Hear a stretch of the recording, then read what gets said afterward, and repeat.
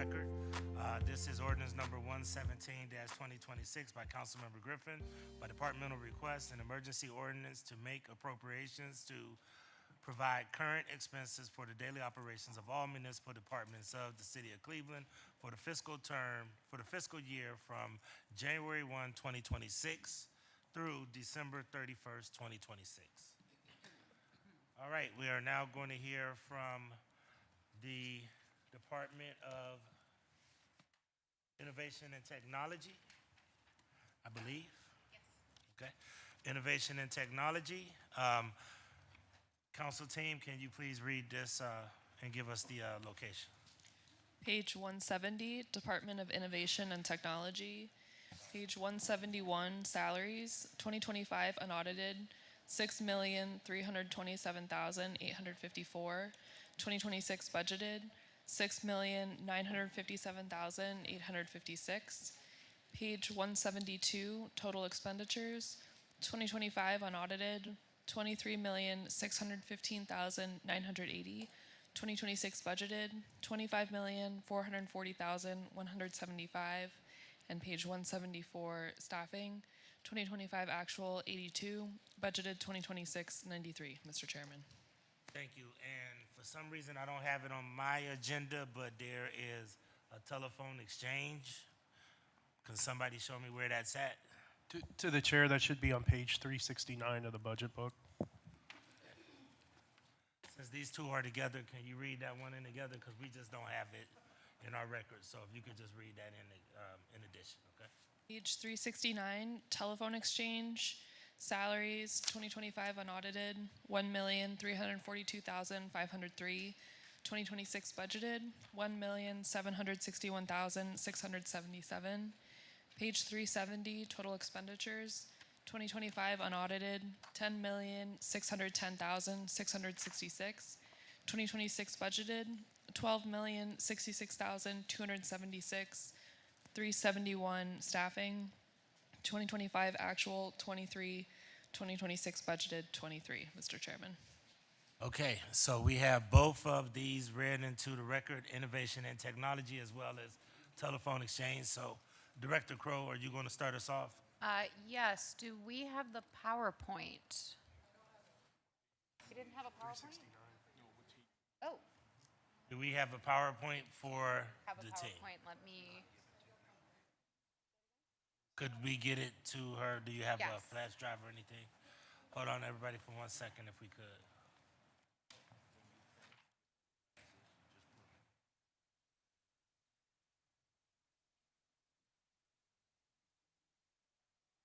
I apologize. We should have checked on this over lunch.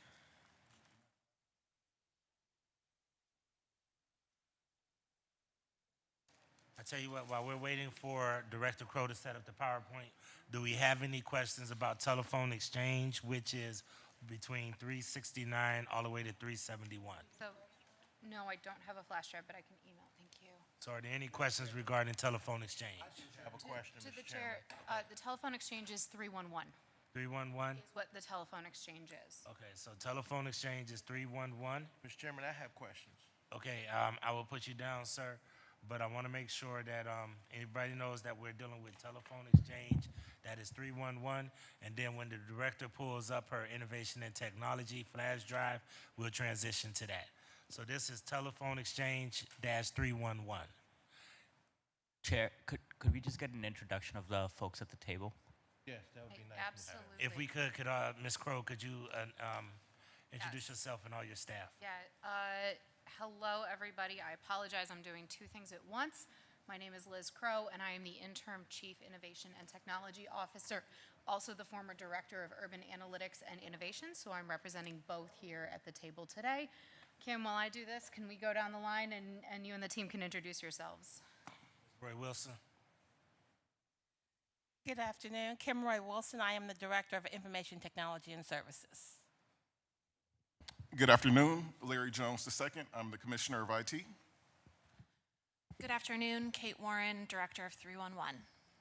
And just so that everybody understands, Mr. Jones also handles a lot of the camera technology as well as that. And then any online platforms that we have regarding Salesforce or dash cams and all of those, this department handles all of that as well. Yeah, I don't have it up. All right, I- we're Oh, gonna you go found into it? any questions for telephone exchange. The Okay. first question that I have for telephone exchange, or did you have any comments first, or did you want to just go? So through the Ready chair, to go? we You have, wanna go we ahead? have got one PowerPoint with everybody Okay, together in why don't you it. just do the PowerPoint then? Yeah. so we can do that. I'm just trying Sorry, to move nope, us I along. know, I So that appreciate we it, don't be and I here until appreciate 12 you. o'clock Yep. midnight tonight. Totally appreciate it. All right. So by way of introduction, good afternoon, everybody. Thank you for being here. Today, we are the Department of Innovation and Technology. We were reorganized in early 2025. The IT department was moved out of the finance department. 311 was moved as its standalone office. And then Urban Analytics and Innovation was moved in alignment. So we have 3 offices within the Department of Innovation and Technology. Our mission is to promote, develop, and enhance and substantiate the cities of Cleveland's use of technology through the effective use of information systems, digital and mobility devices, and modern innovative industry solutions. There we go. The grand irony is that we are the department that is having technical difficulties with the PowerPoint, and we are the technology department. So let's see if we can. There we go. Okay, we got this. So as I said, 3 offices within the department. I am the interim CITO, so I oversee the department. And we have our directors here today to talk about each of their teams respectively and their accomplishments. But before we jump in, innovation or information technology is really our IT shop. So they oversee technology planning, acquisition, testing, deployment, integrations, management of systems, et cetera. Our Office of 311, many of you are very familiar with in terms of taking resident questions, and they use a lot of technology in their work. And then Urban Analytics and Innovation is our data and business process center of excellence. So without further ado, Director Roy Wilson, I'm going to hand this over to you to talk about IT. Good afternoon, and I'd like to just talk a little bit about our top priorities for the Office of Information Technology and Services. We are underway with implementing an enterprise AI adoption strategy, and I'll talk a little bit about what that is. We continue to harden our cybersecurity program, and I'm happy to talk offline in terms of what we're doing, but let me just say on the cybersecurity side, late last year, House Bill 96 came out where it requires all municipalities to have a robust cybersecurity program, and we are moving forward with ensuring that our cybersecurity program is in compliance with the State of Ohio auditors. Alongside that, we continue to work with the departments of HR and Finance to implement Workday, and then we're also continuing to optimize our IT infrastructure, which includes enhancing our data center, firewalls, servers, our disaster recovery locations, and so we continue to do that as well. I will go through the wins real quick, and then I'm going to circle back to the AI adoption strategy. This past year, we implemented a new CAD RMS system for public safety. Along with that, we also completed a citywide M365, Microsoft 365 training series for all of the employees across the city. We resolved 17,671 help desk tickets. We also implemented a new case management system in the law department matrix, and we're also underway with implementing the same one for the Cleveland Municipal Court as well. This past year, we also assisted the Cleveland Municipal Court with their cybersecurity incident, and we continue to work with them to enhance their cybersecurity posture. Alongside that, we also worked with the Department of Building and Housing to develop their new permitting portal. One of my favorite, if you will, initiatives this past year that we launched is working with Cleveland State on a career readiness program. One of the things we see often with students that graduate from college in the field of technology lack real world work experience. They have the academic, but it is challenging for them to come on board or to even get hired as a graduate because they don't have the real world work experience. And minimally, to even come into the technology department, you need minimally 2 years. And so I worked with with Cleveland State Monte Hoosier College of Business, and we put together a career readiness workforce program, which is over the course of 3 years, 2.5 years, we start with sophomores all the way up through their senior year. The IT team, the leaders that we have in our department, during the course of the academic year, we teach college courses in every area: cybersecurity, telecommunications, networking, application. And then throughout the summer, we bring in the college students based off the courses that we're teaching. We bring them in on the summer so that they can apply what they've learned during the course of the academic year in terms of the courses we teach. They apply that knowledge in our internship. We start as their sophomore up through their senior year. And so I kind of align this program with an apprenticeship program. Every year we build upon the information that we're teaching them. Every year they come in during the course of the summer and they work in that capacity. And then their senior year, we are currently working with 5 students. At the senior year, we are given the ability to hire. We will be hiring one of the 5 students that we taught throughout the sophomore and junior and senior year. So it's one of the programs that we're piloting right now with the Cleveland State University. Let me talk a little bit about the AI adoption strategy. The strategy focuses on enabling AI solutions through organizational and technical readiness, responsible AI governance, and the execution of prioritized AI initiatives. And basically what that means is for the better part of this year, we are looking at establishing a very robust governance. Before we can get into looking at use case scenarios or developing AI solutions, we really need a governance model that will be put in place to basically govern how we use technology, how we maintain technology, how we secure how we secure AI. So just a little bit about what that looks like. We start off with identifying what the structure looks like. Who will make decisions about AI strategy? Do you have the support structures in place to build and maintain AI-supported services? We also look at the department's processes. Will you need to adjust your workflows and processes to incorporate AI? Are there opportunities to streamline processes with AI? We look at our people. Do your people understand how to use AI? Are they comfortable and skilled in using AI in their particular roles? And then also AI, we look at performance metrics. What returns will you get on your AI investments? What metrics will we use to track the impact of AI? And then also technology. Do you have the right technology platforms enabled to integrate with AI? Are the platforms ready for ingestion in terms of the data? So we also finally look at information. Do you have a data strategy? Is your data organized and available to support AI functionality? This all goes into the governance that we're looking to put in this year with regard to AI adoption, so that towards the latter part of this year, we can start looking at some pilots for use case scenarios as we move through AI. We're going through a crawl, walk, run approach, and this year we're in the crawl mode of implementing a governance that will support our AI usage and moving into a walk and run approach with regard to piloting use cases through the use of AI.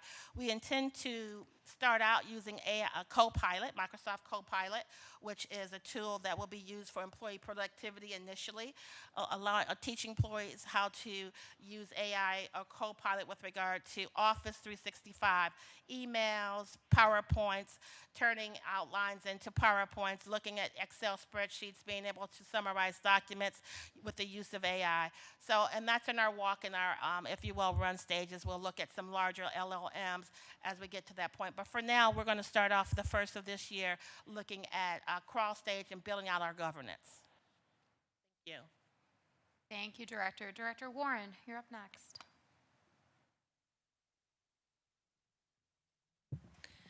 Thank you. Good afternoon, Chair and Council. My name is Kate Warren. I'm the Director of 311.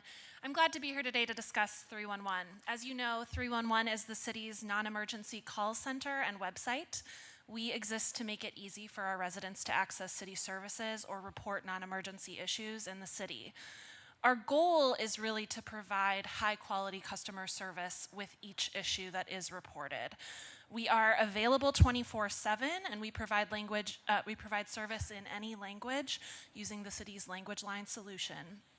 I often say that using 311 is a way for residents of the city to be civically engaged. When people report issues to us, they are trusting the city to resolve their issue, which is usually a quality of life issue in a neighborhood around the city. So I've been director of 311 since October of 2025, and I've been hard at work building on the great work that it was done by Liz Crow and Rick Roscoe before me. And I would like to share some of my top priorities for 2026.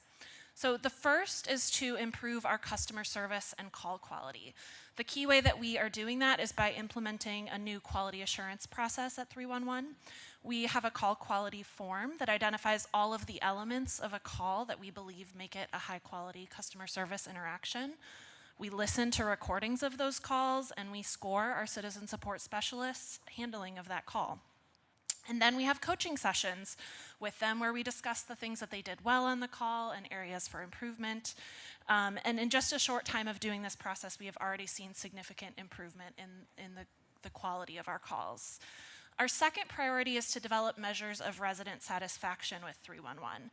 This is a way that we can have that feedback loop with residents and use this information to continually issue spots so that we can constantly be improving at 311.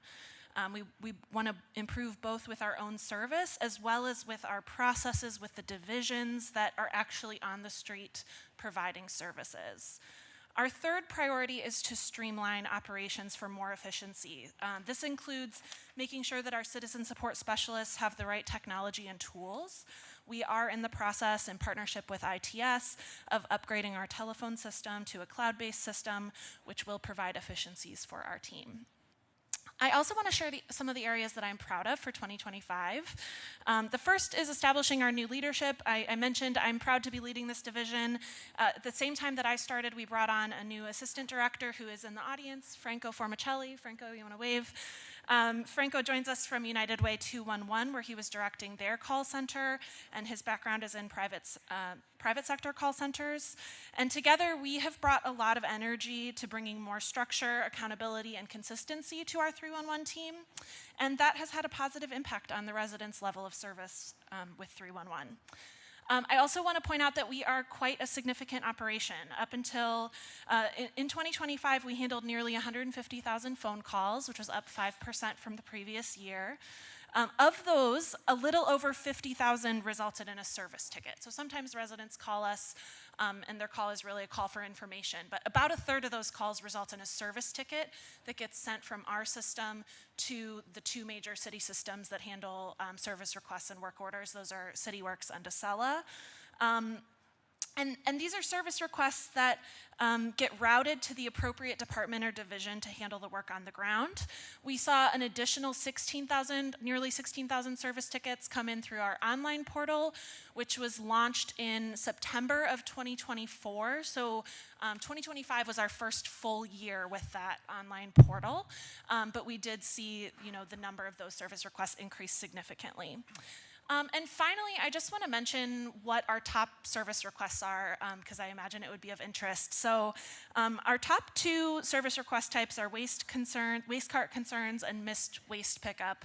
I do want to highlight that I believe this is largely a function of the fact that waste collection is the single service that most City of Cleveland residents are direct customers of that service. So I think that is why we see such a high volume of those requests. Those missed waste pickup, that is also inclusive of if a resident calls and says, they missed my cart. Maybe they didn't set out their cart by 7:30 and the truck came already, but our division of waste provides excellent service and will go back around and pick up that cart even if that is the case. And then the next highest requests are in the areas of illegal dumping, general exterior maintenance, so these are issues that get reported to building and housing, vacant property, and waste cart pickup. That is what I wanted to highlight in my presentation, but after Director Crow presents, I look forward to your questions. And then last but not least, our third office is the Office of Urban Analytics and Innovation. As many of you on council know, this office was established in 2022 with the focus of being the data and business process center of excellence. So our top priorities are to develop departmental key performance indicators, or KPIs, including auto-refreshing dashboards that will display that information, To promote government transparency through our open data portal, we launched Cleveland Open Data in April of 2024. This was the city's first ever open data portal.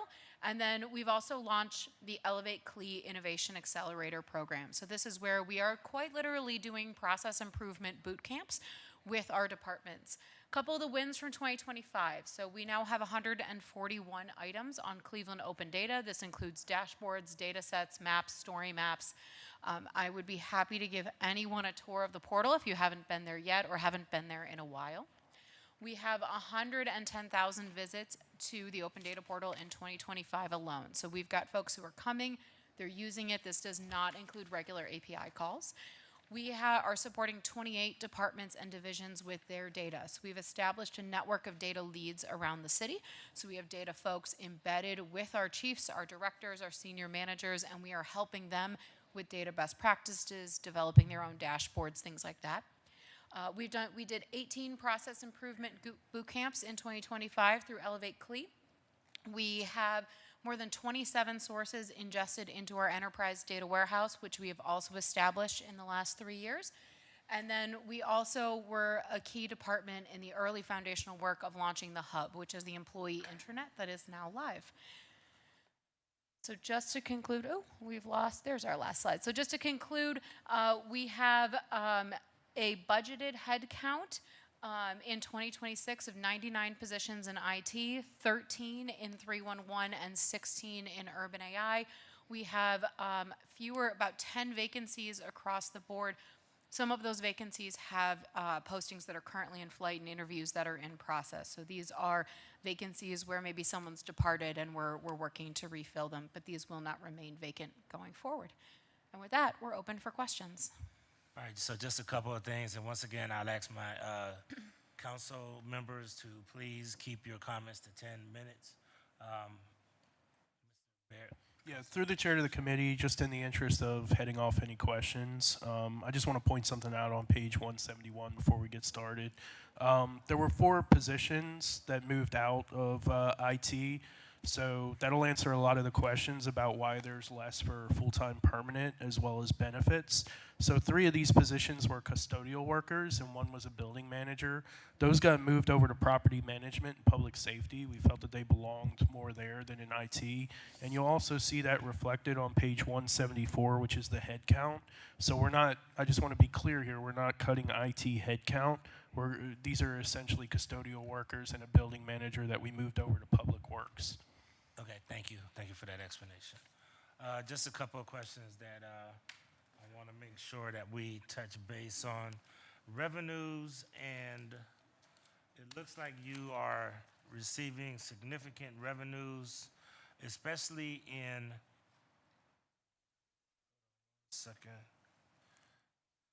in the telephone exchange, which is 311. It looks like you have unaudited about 10 million that you collected, and then it looks like you're budgeted to collect about 12.7 this year. Could you help me? It's on page 370. If I'm reading this, it looks like it's unaudited 2025. It says total revenue. Through the chair, because telephone exchange is an internal service fund for the city, we take a look at is the total budget of expenses, and then what you'll see in all the operating budgets is charges from telephone exchange. And because it's an internal service fund, it's supposed to balance at near zero. So the revenue that you see here is to support the operation of the telephone exchange, and the expense will be in other departments and divisions throughout the book. So just make sure I understand, all of the department individual telephone exchange should add up to this amount. The chair, the councilperson, yes, that's how it should work. Okay. All right, thank you. Then through the chair to the council person, there's also revenues under the Department of Innovation and Technology. Yes, And that's that's my about next question. 425,000. That is the rent from CCA, that because we oversee the 205 building and CCA has offices in 205. So that's CCA's rent. Yes. Okay. So most of those are the Central Collection Agency, the taxing agency. Yep. So 205. So I take it then public safety probably pays you guys a fee as well, don't they? Not pay a fee, but they have offices in 205 as well, right? Through the chair, the reason that CCA pays is because they're an agency that's collecting for several municipalities, not just the city of Cleveland. So they're charged rent. The other ones are fully general fund entities, so they're not charged rent in this case. Okay, thank you. The other question before I turn it over to my colleagues, it looks like training. If I can go to training, it's two sections. One is 172 around that time, and then the other one is around 367 to 370 or so, okay? Training, it looks like you have not done training in this, or you didn't have much of a budget for training. Let me make sure I get to it. This is for 311. Let me get to training. Where is training? Here we are. So on page 369. Through the, It looks to the like chair, yeah. Yeah, like you haven't had training in past, and if I'm hearing you correctly with customer service and everything else, it needs to have intensive training. Why is that not, why is there no expense in there for training? Yeah, to the chair, in the past, we've been able to support the training and travel for our 311 staff out of the IT budget. So we've crossed that budget with them. Okay. Yeah. All But, right. and there's a couple of 311 conferences that the team has just started to attend again. Okay, because this is, I mean, I think the director said it earlier that training is essential, making sure that we are looking at that, okay? Director, can you talk to some of the training you're doing in-house as well? Yeah, so thank you. Through the chair, we do have a consultant that we have a contract with currently called Innosource. They have been providing us some operational assessment to help us with operational efficiencies, and one of the things that they've been providing is some training for our staff. So we actually, you know, because we're a call center, we have to have coverage at all times. We take our staff in sections, and they've been doing training on things like Microsoft Office, the tools that they use, customer service, change management, as we've been rolling out a lot of changes in the department. So we are having an intentional focus on both continuous training and bolstering our new hire training. Okay, thank you. I know that this is a huge point that most of my colleagues, and I know some of the colleagues that are more technically savvy than I am, might want to expound upon this, but one of the challenges that I know that council has always had is that there's an appetite to really try to have, especially by some members of council that are more technologically savvy, to have more of a customer service or a customer management tool. And one of the things that I've been a little bit cautious about is how does a tool, and this is a two-part question, how could we or should we be working with 311 and IT in order to try to build out a customer management tool that council can have access to make sure that we're seeing cases be closed out. And I'm sure that other colleagues will have a chance to do that. Or what is the best system that we can look at to interface with this kind of system? Because I believe there's a strong urgency to try to have some kind of customer management system. Yeah, to the chair, it's a really good question. If I back it up to about 100,000 feet, when I think about software systems, I think of them like houses. And you either have to build the house or you have to renovate the house. And sometimes you can connect the parts of the house together. You know, you can integrate them, and our IT department does a lot of those system integrations, and it's a critical part of what we do. I think the first conversation for us to have is, what are really the requirements that council would need in that system, and to really drill down specifically, because, you know, at some point if you're building a house, and I know that the director of building and housing was just here, but ironically this is an analogy I use all the time. When you're building a house, you need to understand, do I need a 3-bedroom ranch? Do I need a 5-bedroom colonial? What am I looking, like, what kind of house do I want? And at some point, you need to go sit down and actually do the architectural diagram. And that is true of software systems as well. And so from a council perspective, it's a conversation that we are more than open to. And I know we've had some of these early prep conversations, but definitely helping you figure out, like, what is in that architectural diagram. And then that's where we can bring in our technology folks to actually do the system integrations and pass information back and forth among those systems.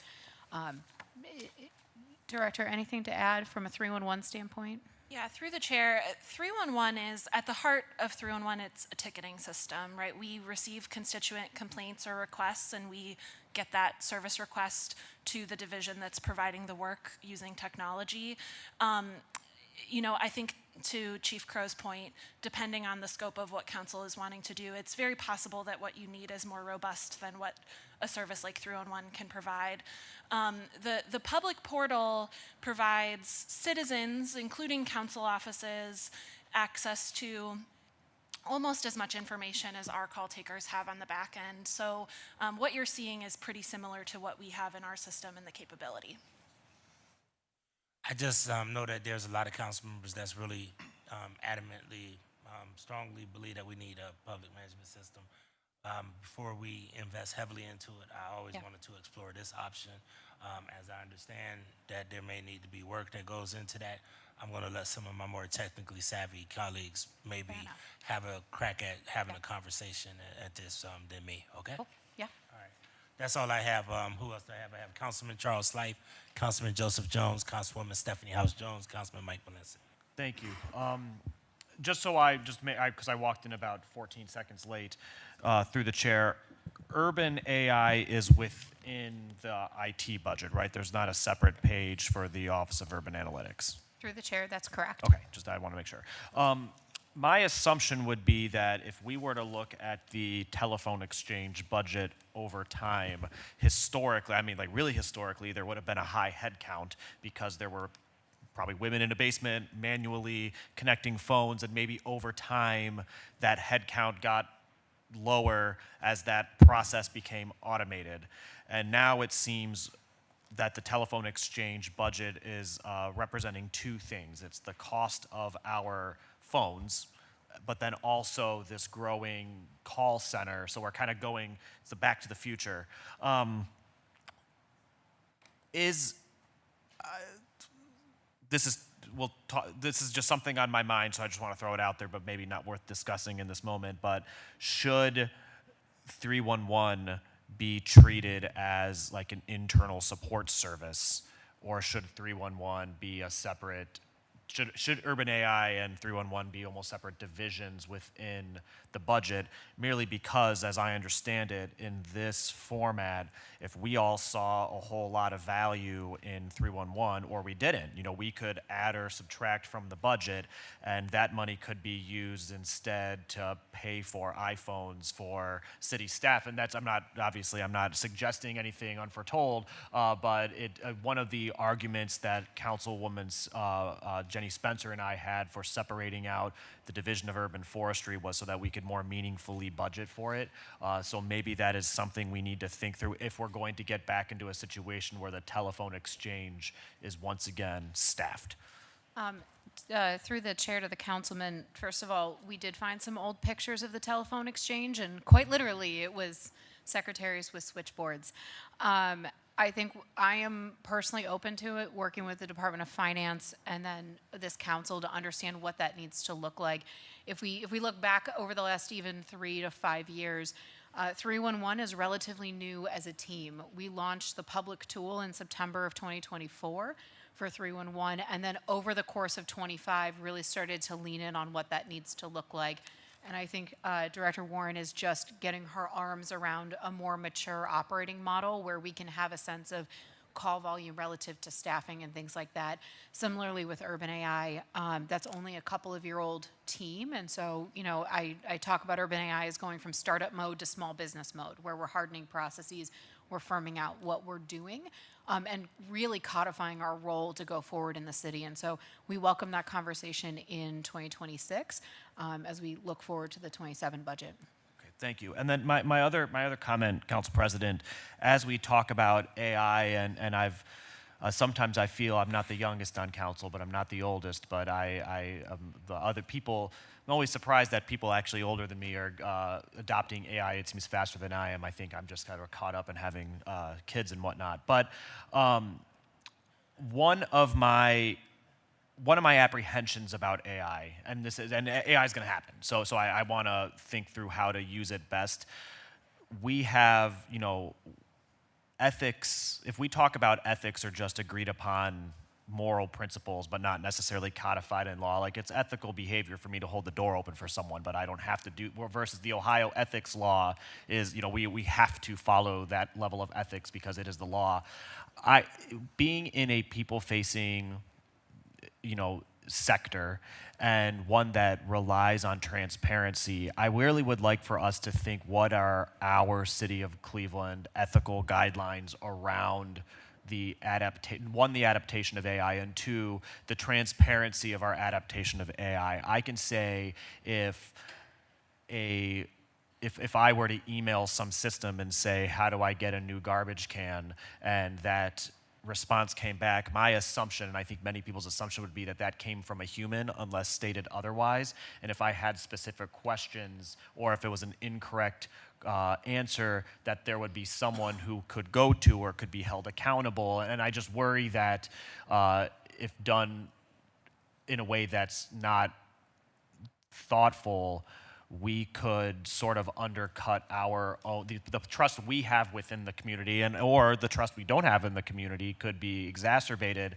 because we are not being forthcoming with how we're using AI. So to me, I think whether that's, we need to have disclaimers and all these, it's really important to me, because I think by and large, the people who call our offices are calling because they are looking for a human to help them through something. And that's not to say that I'm not going to use an Excel formula to add up all the numbers. Like, we don't need to be so arcane that we're not going to use technology around us. But I'd like for us to think through, and maybe this is something Delonte Spencer Thomas could assist on, what are our local ethical guardrails around AI, so that we can think about that before we are tempted to overuse AI in a way that I think undercuts our ability to be open and transparent with those whom we serve.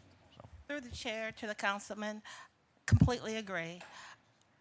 At no point do we intend to use AI to replace humans.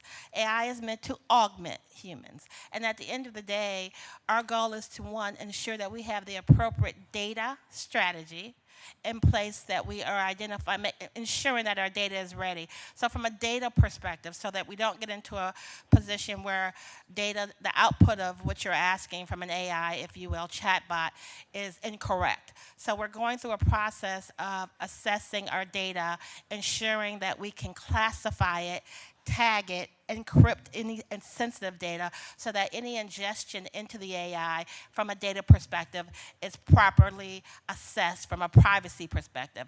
And as it relates to ethics and as it relates to humans, our goal is to train and upscale and educate our users, our staff, on what AI means, or what it means for your operation, on how to use it, how to manage it, and ensure that it's solving the problem that the department has as we move forward. So certainly welcome to work with you and the law department to ensure that we have the right ethical, if you will, regulations in place for that. Yeah, I'll just leave it by saying, we are, and unlike you all, like, we are directly, accountable to our voters, and they could remove us from office. And I want to make sure that we're not in a situation where the entity that is being held accountable for something that goes wrong, which is inevitable to happen, isn't anyone, and what does that mean to the people we serve through representative democracy? So I think we're on the same page, but I just wanted to throw it out there. So thank you. And through the chair to the councilman, this is something we're seeing cities across the country grapple with. So the city that's probably leading the best in the policy space right now is Boston. But in conversations we're having with Boston and DC and Baltimore and Dallas and others through a lot of our AI and civic analytic network exchanges, everyone is grappling with this, and there's extremely appropriate use cases, and then there's like, we shouldn't be doing that. And that is going to be where the line comes in, and we are working to sort those out now. Yeah. All right, thank you. I have House Jones, Polensik Hart. Thank you, Mr. Chairman. Get my time started. Hold on. Don't start me yet. Now you can start me. Mr. Chairman, looking at this budget here, just want to get clarification. So we're looking at two different pages. We're looking at comparison staffing level here on page 172, 173, and it also talks about the budget that we have established for that. Then we go to 371. It also gives us a number on 370 and 371. Is it safe to say, Mr. Chairman, to Director Elizabeth Crowe, that you're running both of these sections? Through the chair to the councilman, yes. Okay. So then that would give us 37.5 million in terms of total budget and 96 employees. Is that correct, Mr. Chairman, to Elizabeth Crowe? To the councilman, I believe so, yes. Okay. So now, in terms of the 311, how many employees are fundamentally working on 311 calls? So to the councilman up on the screen behind you, we have 10 employees right now and 2 vacancies with a 2026 approved positions of 13 in 311. So, and this is just something, and I guess a lot of, and it shows, it breaks a lot of this down in terms of the various different networks, administrators, software. Most of that is captured, I presume, here on page 173? Through the chair to the councilman, yes. Okay. And so then and this is where it's like you're trying to figure out who's doing what and what's happening. So it would take me some time to ask the kind of questions I want, and, you know, I don't have that much time, so certainly want to sit down and kind of like do a little bit deeper dive in who's what and what's what. Is some of this, Mr. Chairman, to the director, a part of public safety? To the councilman, yes. And if you look at the staffing across the 3 offices within the department, ITS is responsible for hardware as well as software, our network infrastructure around the city that includes the public safety hardware, software, and network infrastructure. 311 has largely call takers, as well as our leadership and management team. And then Urban AI is a combination of process folks and data staff that would include BI analysts and data engineers, all of which are maintaining hardware, software, using hardware, software. Well, let me start out, Mr. Chairman, and my colleagues, to the director. First of all, I think that your addition to the city of Cleveland has fundamentally changed the foundation. Thank you. I've seen improvements in departments based upon your analytics, as well as how you've improved certain operations. And I can see that even with some of the work that the previous director brought in as relates to the numbers and the improvements. And I know that you have been working with her department to knock out a number of issues. So I just want to give you kudos on that. Thank you. And then I want to turn to page of your presentation that you made earlier. In your presentation, I believe it's Department of Innovation Technology, and that's Mrs. Kimberly Wilson. You talked about the 365 Microsoft, so that's the fundamental system that you guys are using, where I would presume most of your artificial intelligence is taking place, Mr. Chairman, to Mrs. Kimberly Wilson. Through the chair to the councilman, we are not using AI as of yet through Microsoft 365, but we will as we get our feet under our ground with regard to our governance. I see. You have here, Mr. Chairman, to Mrs. Wilson, you resolved 17,670, or you initiated 17,671 help desk tickets. Do you have that information where I can have an opportunity to work with understanding where some of those are from our ward, or you haven't broken them down by ward, Mr. Chairman, to Mrs. Wilson? Through the chair to the councilman, we don't have them broken down by ward. These are internal service desk tickets, help desk tickets within the city of Cleveland. And so they're by department. We can certainly identify by department if you like. To the councilman, key examples there would be, I need to reset my password. Can I please get a new laptop? Mine broke. I accidentally left it in my car overnight. These are employees asking for help from IT. Or replacing a computer or something Yes. to that effect. Can you? Help desk tickets. And that's good, because you see my notes here, example, so thank you. So where it says implemented new case management system for law, can you just briefly talk about that? Through the chair to the council member, one of the things working with the Department of Law, was implementing a case management system so they could better prioritize what cases they needed to be involved as it relates to appeals, litigation, court cases. So we implemented that for the Division of Law. The next thing we're working on is actually the Cleveland Municipal Court's Prosecutor's Office, the City Prosecutor's Office. They're utilizing the same system, so we're in the process of implementing that as well. Thank you, Mr. Chairman. Moving on to presentation, I don't know what page this is. I want to say it's page 5 of 7. Where you talk about the Department of Innovation Technology Office of 311, and I believe that's Kate Warren who is responsible for that. Is that correct? To the councilman, yes. Thank you, Mr. Chairman. To the director, can you give us a breakdown on the line item under 2025 wins created 15,770 service tickets? Do you have a breakdown of where that was at? How because we talked a little bit about this, how we can access that. The chairman talked about some of our more savvy, technological council people. Through the chair, yes, I can provide a report of, are you asking for a report by ward of the online service tickets? If you have it digital, Yes. that would be great. Yes. And then it allows me an opportunity, maybe we can sit down and you show me how to go through it so I can cipher through how to maneuver through the system. Through the chair, I will point out there is also a dashboard on the Open Data Portal where everyone can access that information themselves, but I'm happy to provide it. And to the councilman, the dashboard on the Open Data Portal refreshes at about 7 o'clock every morning for the data, all of the data that we have for 311, and it is broken down specifically by ward. And so not only can we get you a report, but we can get you the link so you can go look at it yourself every single day. I would love that, and I would love to also take you up on that process of a tour that you talked about earlier, touring this entire process and how it works, and how our office also can be able to access the data and information, because a lot of times we're putting stuff into 311, so it would be really good for us. So as we're talking here about savvy technological elected officials and their staff, one of the things that would be really helpful for me, and I guess getting to it is, how many complaints are coming in out of our area, where it's at, is it in process, is it pending, or has it been completed?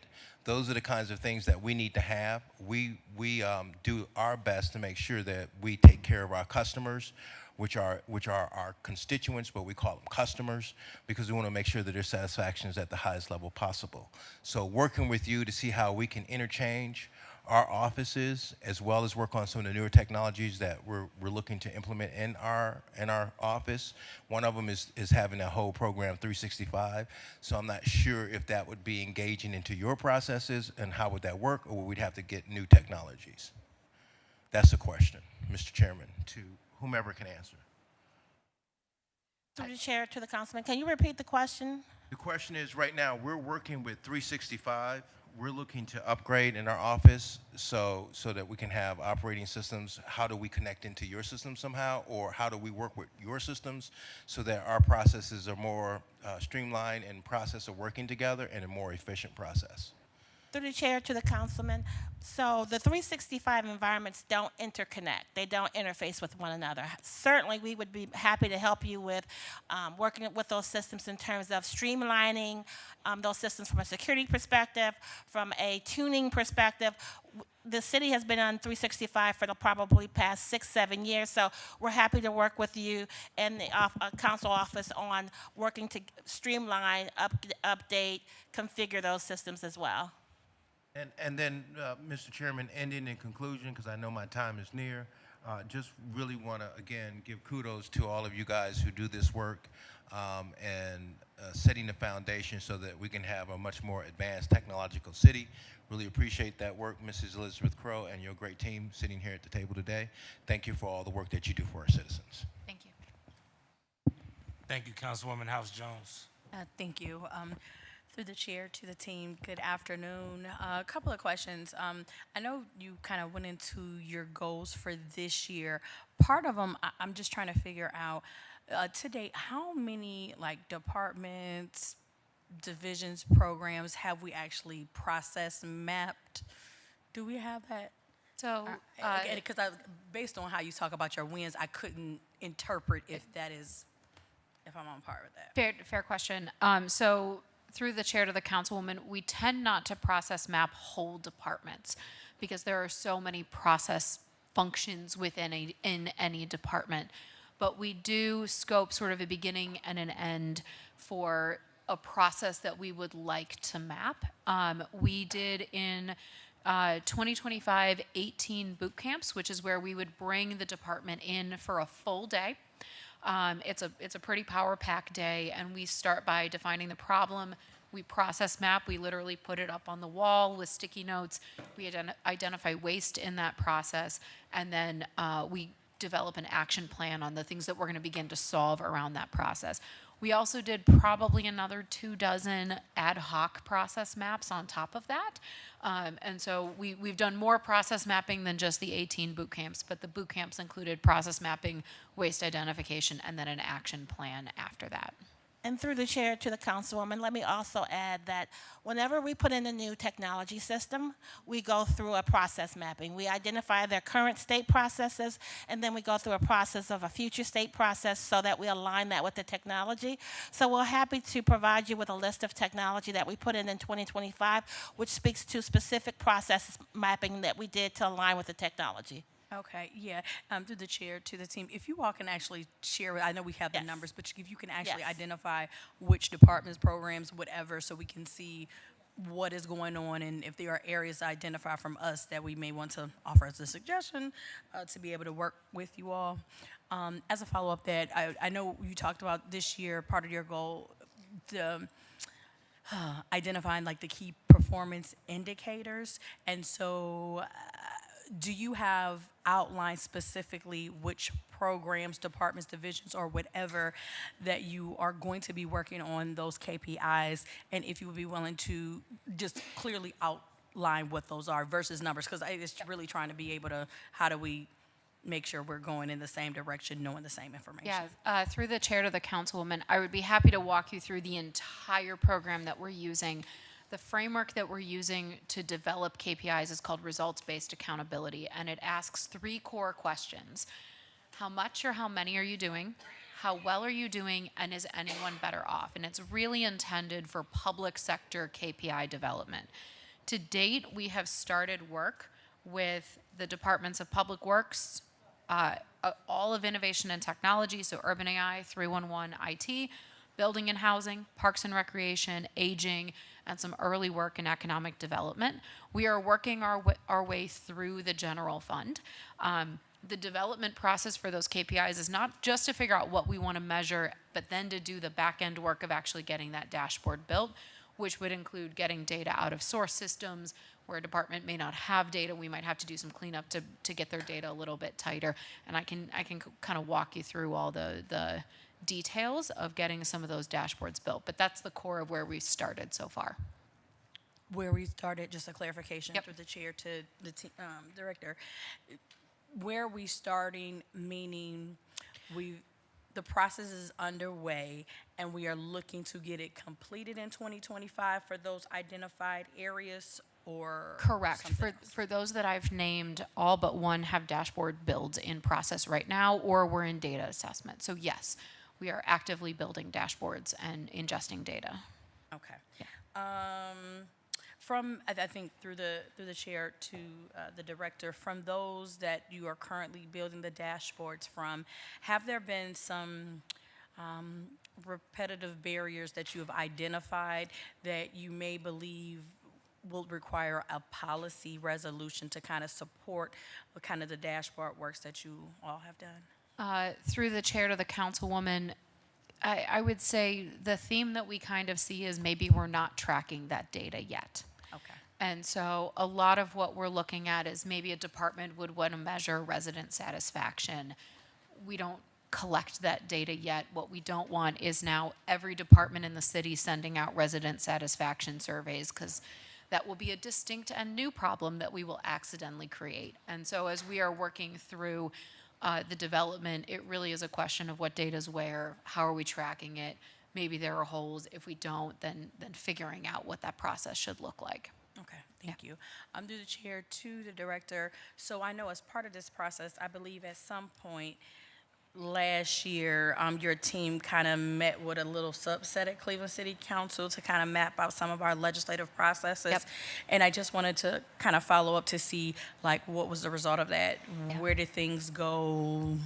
How could Yeah, through the chair to the councilwoman, for that process mapping activity, the number one thing we found is that we would get a new legislative liaison and they wouldn't know what to do. And so they would put documents together incorrectly, things would be a little confusing, they would half fill them out. And so what the team has been focused on is better training for legislative liaisons across the administration. And across the city in totality, and that training is developed by both members of our law department, urban AI staff, as well as staff on Cleveland City Council. Getting that training implemented and then starting to convene those legislative liaisons. That's the first set of process challenges that we figured out. There's plenty more that can be solved around that process, but we really did realize, you know, everybody was developing the documents a little bit differently, and then someone would go to process them and they'd go, okay, well, what flavor of ice cream do I have today, rather than streamlining? Okay. Yep. And with that, for that work that was done, whatever that process is, could that be shared with those of us in Cleveland City Council to Yeah. know what it is? To the councilwoman, sure. Thank Absolutely. you. The other question, through the chair to the director, really trying to figure out if I know we are developing these key performance indicators from all different divisions.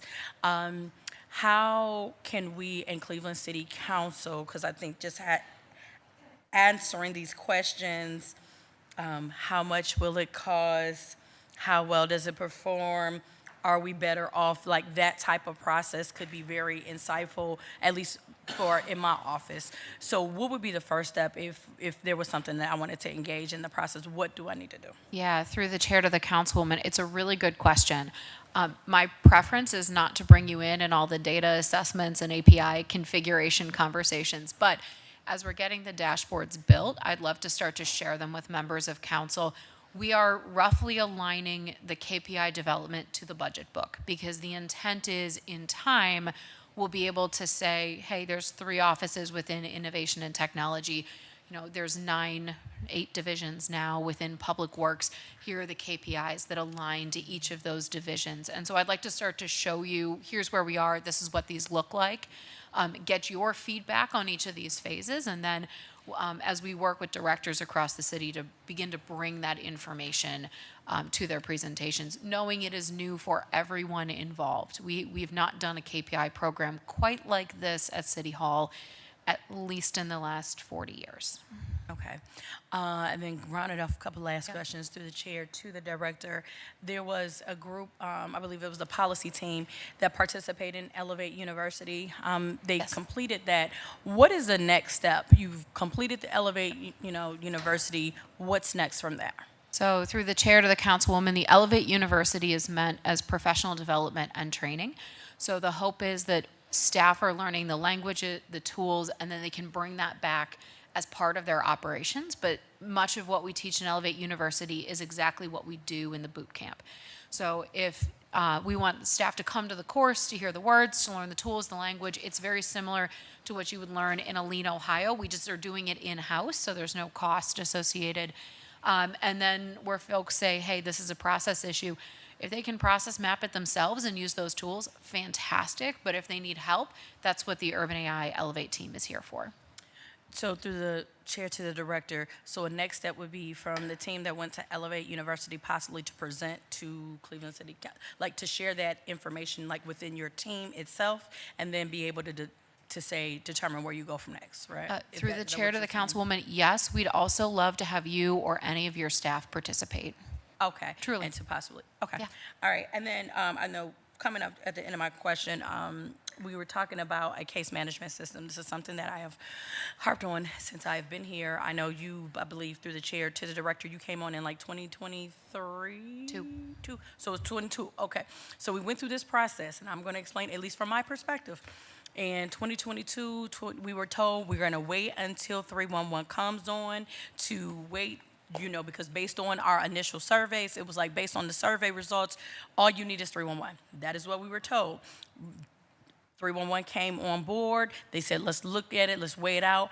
Hence, 311 came out for people like myself. 311 has determined it is not a case management system. Yeah.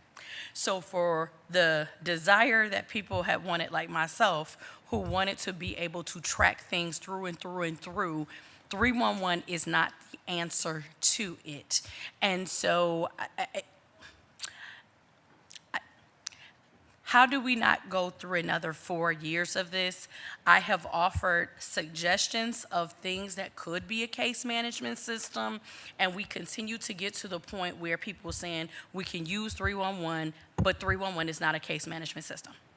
And I do not know how to get beyond this so that it is not just a matter of being, I want to be more efficient with my time, because if you are going through just trying to find out how many times someone talked to you when you have information over cumulatively in various years, it can take a little time just for one person to see that they reached out to you 7 different times, and they might have did a text message, email, a phone call, a drop-in office. How do we begin to advance and make a definitive decision versus the back and forth? Because we just need some answers, or even selectively. If people don't want to do it, that's fine.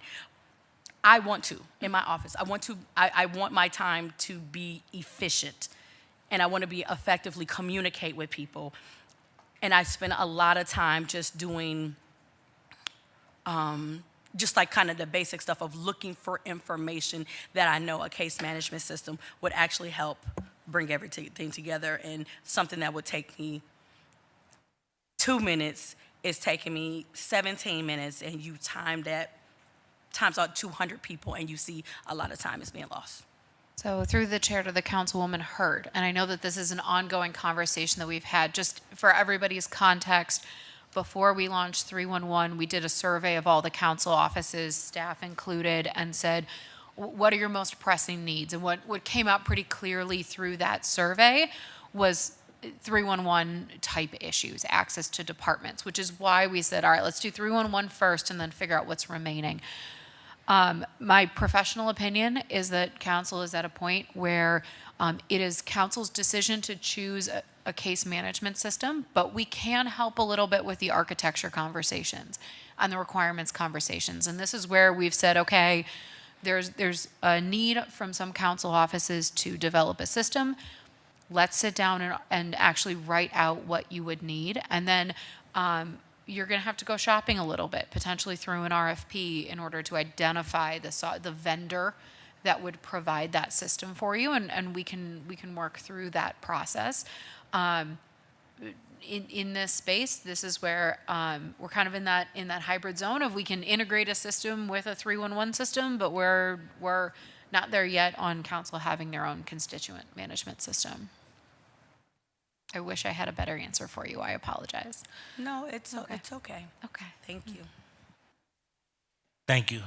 Before I go to Councilman Polinsik, we'll talk to the staff and then maybe Roswell and see whatever. I know that there's several council members that have asked several times for constituent management system.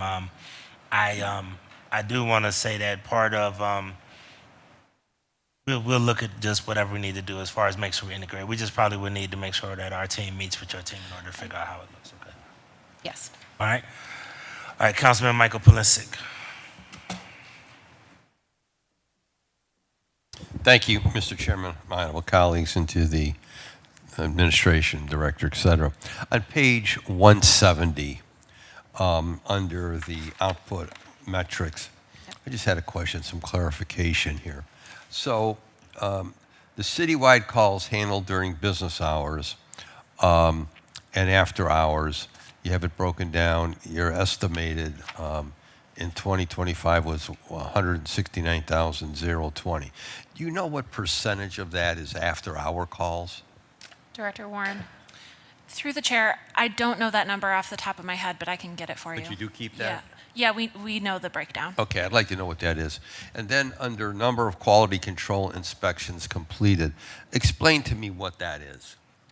Through the chair to the councilman, there are 2 quality control inspectors who work out of Urban AI. These roles have been in place for longer than I have been in that department. And they are now, largely, they check on the status of 311s. They also report in a lot of what they find, predominantly illegal dumping. And they are now very involved in the pilot for the City Detect software and driving that car. Okay. So then, with regard to the citywide camera system, would that fall under this section as well? Through the chair to the council member, yes. Yeah. Okay. So at this point in the scheme of things, I know the flock cameras are under Department of Public Safety, correct? Through the chair to the councilman, those fall under innovation and technology, and we work with public safety on those cameras. Okay. Commissioner, am I right? Yeah. Through the chair to the council member, the Division of Police maintains the contract for the flock cameras. Those are license plate readers. Right. So they would manage that aspect of it, or Through the chair to the council member, correct. So we consult with the Division of Police as it relates to any infrastructure needs related to how the system operates. Yes. However, the Division of Police is the business owner, so they're responsible for the day-to-day operations and Okay. any business rules associated with the license plate readers. okay, so the exact number of flock cameras, could you tell me, or would I have to go back to the Division of Police? Through the chair to the council member, we deployed 100 license plate readers via flock. About 100 in the city. How many of the regular safety and security cameras do we have at this point? Through the chair to the council member, we have 3,338 video surveillance security cameras throughout the city. 3,338? That is correct. Okay, and that's citywide. Yes. Of the cameras, how many of those would you say are operational at this point, working? Through the chair to the council member, to steal the chief's word, we keep a KPI, key performance indicator of 5%. So I prefer 5% down, so 95% up all the time. So currently there are 136 cameras that are down. And okay, go ahead. So just to add to that, as of Friday, there were only 93 cameras down. So as you know, we had high winds over the weekend, which impacted power to some locations. So we're working not only with CPP, but with our vendor to get those resolved. So the 93 would give us about 2.7%. Right now, we're at 4%. Okay.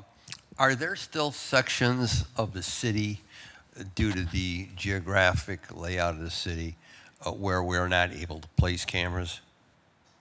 Through the chair to the council member, I wouldn't say we're not able. I would say we would need infrastructure. So depending on the location, where it's at in the city, we may need additional infrastructure to make that connectivity. Okay, I'm not going to ask for it here at the table, but if you could supply like a map of our wards where that infrastructure is needed, because as we get into further discussions with the administration, we want to make sure that all sections of the city are capable of having the safety and security cameras. So if you could provide us that map based on ward breakdown, it would be very helpful for that. And let me go back over here now. On the on page 369,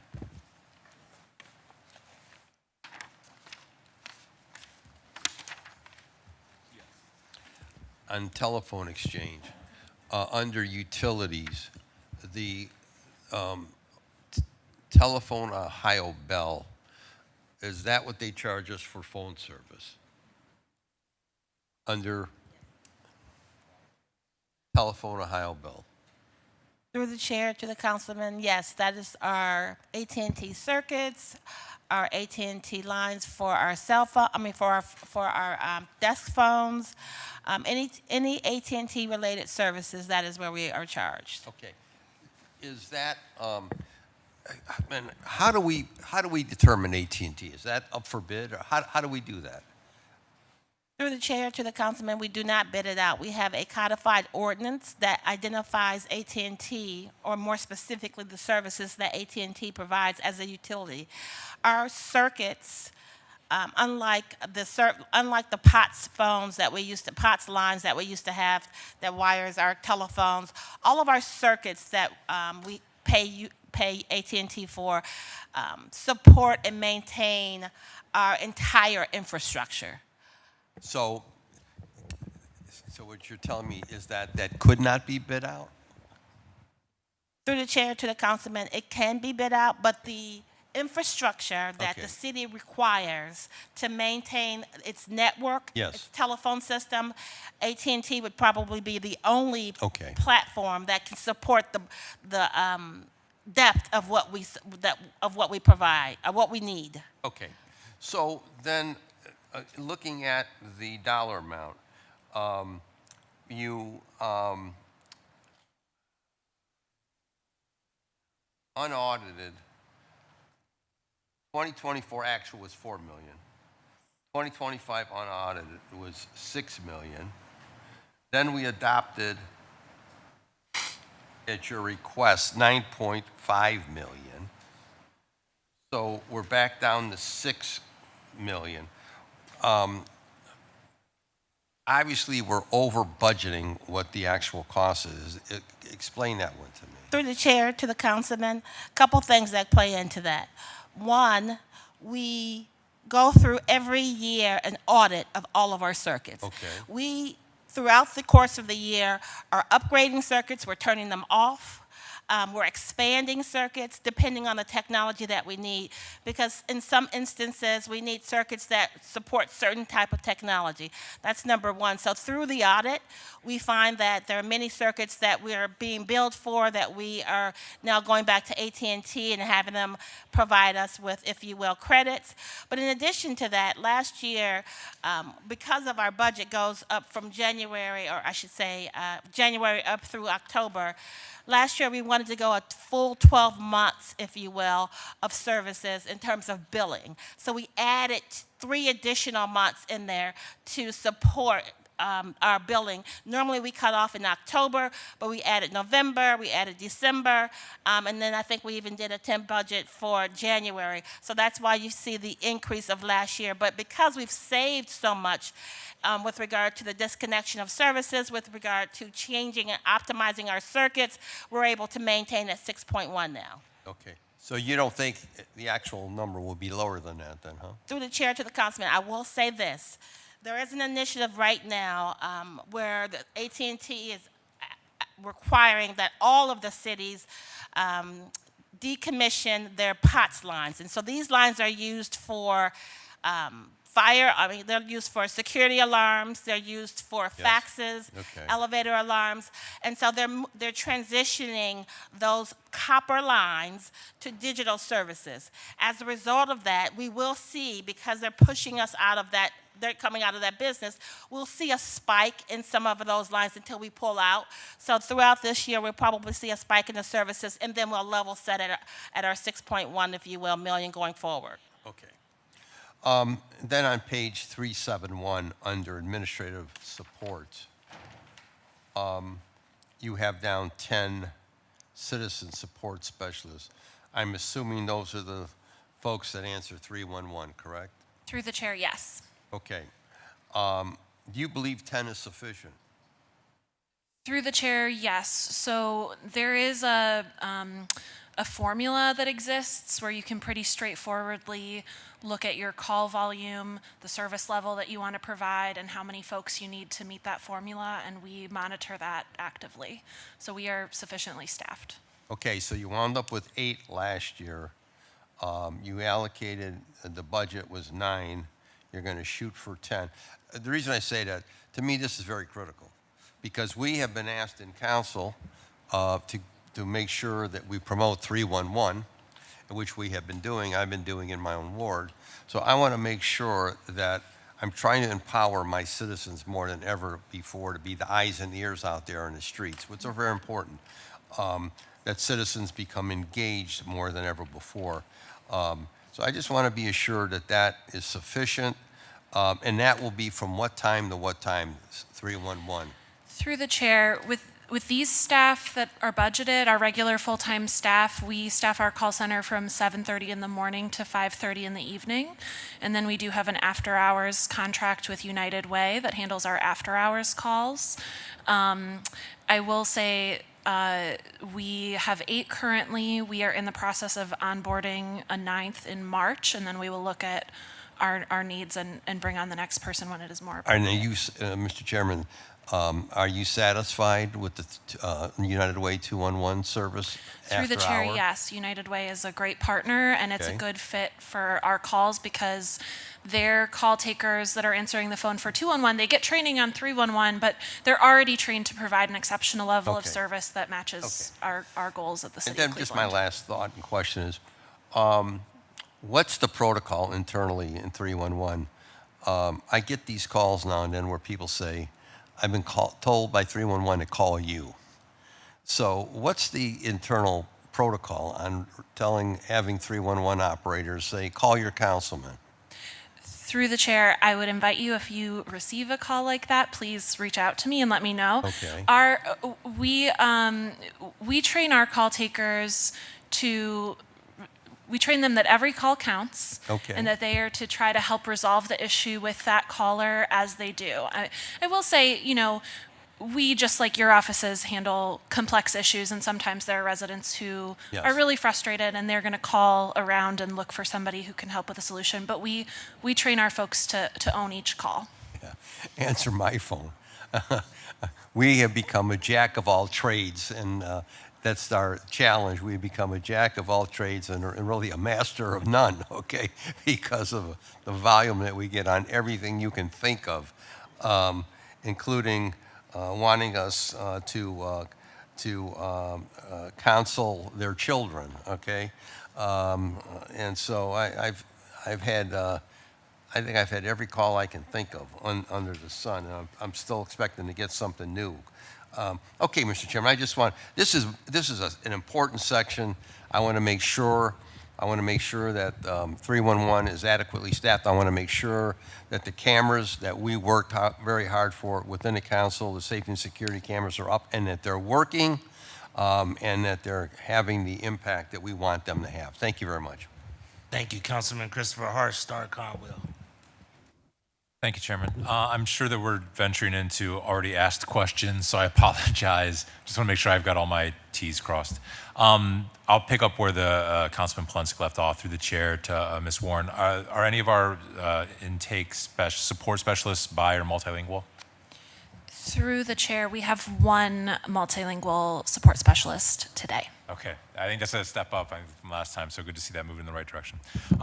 So through the chair then, for the rest of this telephone exchange, just to make sure I got this. So the miscellaneous on page 370 turns into charge for service, right? Those are the same, we just sort of recategorize the revenue, correct? Through the chair? Through the chair, the councilperson, yeah, that's correct. It should be charges for services. Okay, and so through the chair, this is where all of our charges to other departments for telephone services all get sort of centered into here, one big sort of central collection, and then we pay our phone bill as a city. Through the chair, it seems like we collect a little bit more than the actual utility bill on page 369 indicates. I think 8.2 million in 25 unaudited and 10.2 million collected. Through the chair, is this just a happy situation where the telephone exchange goes ahead and pays for 311 and kind of makes that cost of that program built into the telephone itself? Through the chair to the councilperson, yes. Anything that is being run out of the telephone exchange is supported by the charges for services that are charged back to each department and division. Okay. That's interesting to note. Moving back then to innovation and technology on page 172. So I'm very interested in the maintenance contracts that we have, Director Crow. The computer hardware maintenance, I think, is kind of self-explanatory. Equipment breaks, you need new equipment, you upgrade and all that. The computer software maintenance, I'm curious through the chair, how much software maintenance is like subscription services and renewals that we have for licenses and stuff like that? Or could you explain that a little bit better? Yeah, through the chair to the councilman. 90% of our budget, if not 95%, I'll say 90% of our budget consists of maintenance, licensing, and subscription. 80% of our current our current applications, core applications, are cloud-based. So we're paying for subscription services, which are hosted services, right? We're also paying for licensing fees, and we're also paying for managed services. In addition to that, you'll see a number of contractual services, professional services throughout the budget. That entails our managed services. So managed services also includes enhancements to configurations, enhancements to the feature sets. We work with the cloud services, if you will, solution, where we have to upgrade or enhance our systems. There's a managed service that we have to pay for as well, and that's under professional services. So through the chair, then this $6.3 million allocation for software maintenance is only a percentage of our overall cost for maintenance, license, and subscription services for the whole city. It's the total cost, not a percentage. It's baked in throughout the entire budget, right? From professional services to contractual services to computer hardware to computer software. Those are nothing more than maintenance services, licensing fees, and professional services. Okay. And hosted fees. And through the chair, so like the way that the telephone maintenance all goes to that department and it all gets centered there, this isn't a repository for all the other departments, So right? Those for- are separate fees. Yes. Okay. So for IT, we don't charge back. Okay. But we cover for all of the The departments. chair, do we have any idea then what the city pays in aggregate across the board for licenses and subscriptions for software and cloud services and all that sort of never-ending expense? Through the chair to the councilman, general fund, this covers general fund. There is separate costs for utilities and there's separate costs for airport. But this fee here covers the entire general fund. Okay, this is so the other departments that have subscription fees baked into their department budget. Through the chair to the councilman, the other departments shouldn't have fees. All of this is centralized in the IT department. We just don't charge it back in general fund. Okay. So we're spending about $6.3 million, 90% of which is maintenance, license, and subscriptions. Okay. Good to know. Thank you. Over the course of time, over the last 3 years, while the software maintenance has up and down fluctuated, the maintenance contracts themselves have fallen quite a bit, from $2.1 million in 2024 down to $829,000 projected in 2026. Are any of those maintenance contracts being picked up by the software maintenance contracts, or are those contracts that are expiring and we're done with them? Is it true savings, or is it just shifting? Through the chair to the councilman, it's shifting, and Okay. some of it is true savings. Some, if you will, services that we have discontinued and we're picking up, if you will, in certain other areas with regard to applications, but it's more or less shifting. Okay. Okay. Because it's something I always want to keep an eye on. Once you are dependent upon a third-party service provider for essential city services, they can pretty much start charging you increases annually, and you're kind of on the hook for it because your entire infrastructure is built out around their support, right? And through the chair to the councilman, typically what we do with our contracts, there is a ceiling. Yeah. We negotiate based on maintenance, based on licensing, and based on, if you will, managed services. So within every single contract, there is a ceiling. And it's typically with maintenance, it's usually anywhere from 15 to 20% each year that they will increase by. But it's all baked into the contract. It is not something that they just willy-nilly charge. Okay. 15% annual increases would be pretty rough after a couple of years. Okay, that was almost all of my questions. I got to ask about the car wash. Did anybody ask about the car wash? Did I miss that? We got a $90 car wash in here. Yeah, through the chair to the councilman, for our 2 quality control inspectors, they each drive a city car, and that was a former charge where they were charging back because they had city cars. I saw it and I had to ask. Okay, Yep, fair question. that's all. Thank you, Chairman. Thank you, Councilman Starr, Conwell, Casey. My goal is to be very brief, but my question would be from the chair to the table. Currently, from this order chart, we have Director of Innovation and Technology, which is Dr. Crow. Yes. And then we have Assistant Director of 311, which is the chair. Who's Assistant Director called 331? So that's me. My civil service title is Assistant Director, Kate Warren. And then Assistant Director of Technology Services. That would be me. That would be me, Kimroy Wilson. And then we have the Assistant Director of Urban Analytics and Innovation. So through the chair to the councilman, I have only been the interim CITO for about 2 weeks. So we haven't solved that one yet, but are working on it. And then we do got the Director, Assistant Director of Technology, or Yep. what's the formal title? Commissioner of Technology? Of IT, yes. Okay, so through the chair to the director, Dr. Crow, you will be revamping this org chart, correct? So through the chair to the councilman, no, not entirely. I think we're in the right 3 operating units because they all have distinct purposes but connect across.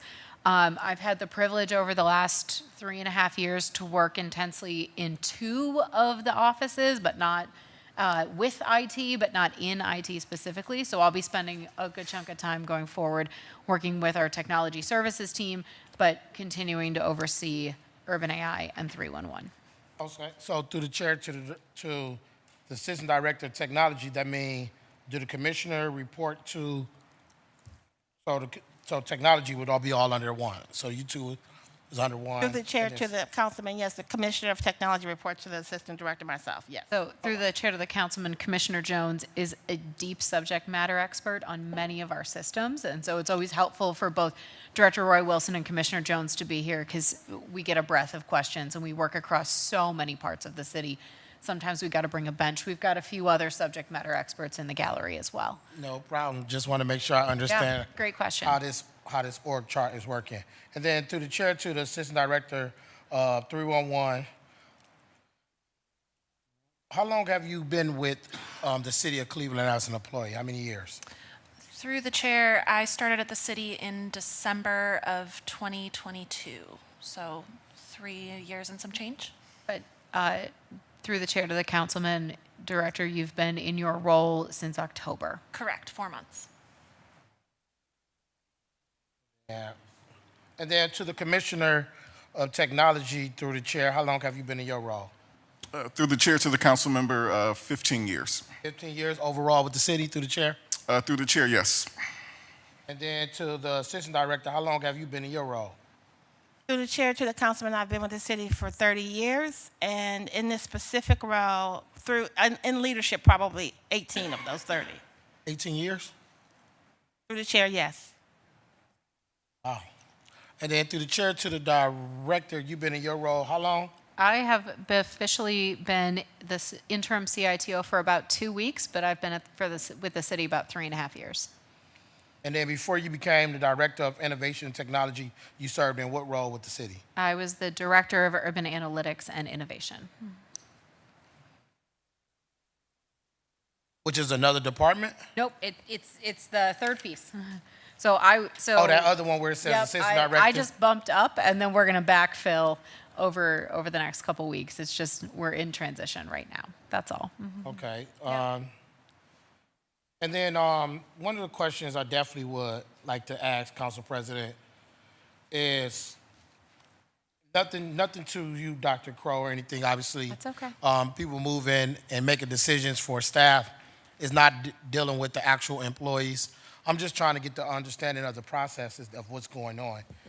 I mean, 15 years with a technology director, and then which is a commissioner, and then assistant director has been here 30 years and 18 years of leadership, and then the position of director opens up, and I don't know if they get selected or not.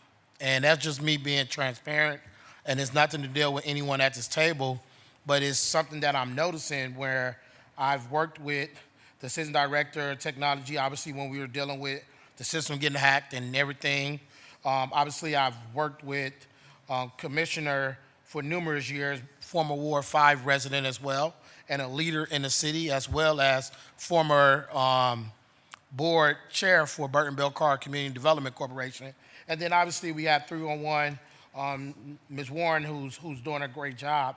I just don't understand how these two, who potentially got combined 45 years of experience within technology, when it becomes a position from assistant director and a director position open up, I don't see how they are not viewed as an opportunity to be in that position. And it's not nothing towards you, Director. I definitely will take this up with the administration just to see the understanding, because I've worked in organizations where it changed the morale, where you've worked and gave 30 years, 15 years, and a position opened up, and you're not seen as a potential leader. And not saying you are not qualified or is qualified, Director Crow. I know you have an extensive resume. I follow you on LinkedIn, so I know your resume is really good.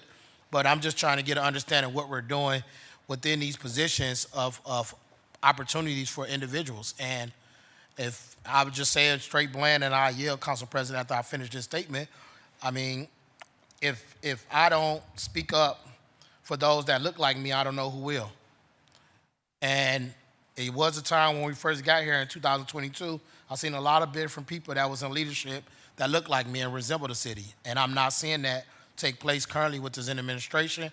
And I do have some questions about that I would like to talk to you, Council President, as well as the administration, to see what are we doing when it comes to different upper mobility off of experience as well along. So I yield, Chair. Thank you. Go to Councilman Conwell and Councilman Casey. One of the pieces when I legislated 311 is that through the chair to the finance director, as well as, when people call in for 311 and you have an issue and concern, let's say if you're in Tremont or on the southeast side, or the issue may be about senior citizens in Collinwood, we could take those complaints, and when you create a budget, a really true budget, and you want to know through the chair where your residents are at and who need what in all cities, instead of just spreading it out on assumptions, the 311 can be used as a beautiful, beautiful tool to help us to pinpoint where our citywide issues and concerns are located, through the chair to the finance director. Do you ever correlate the numbers with 311 statistically?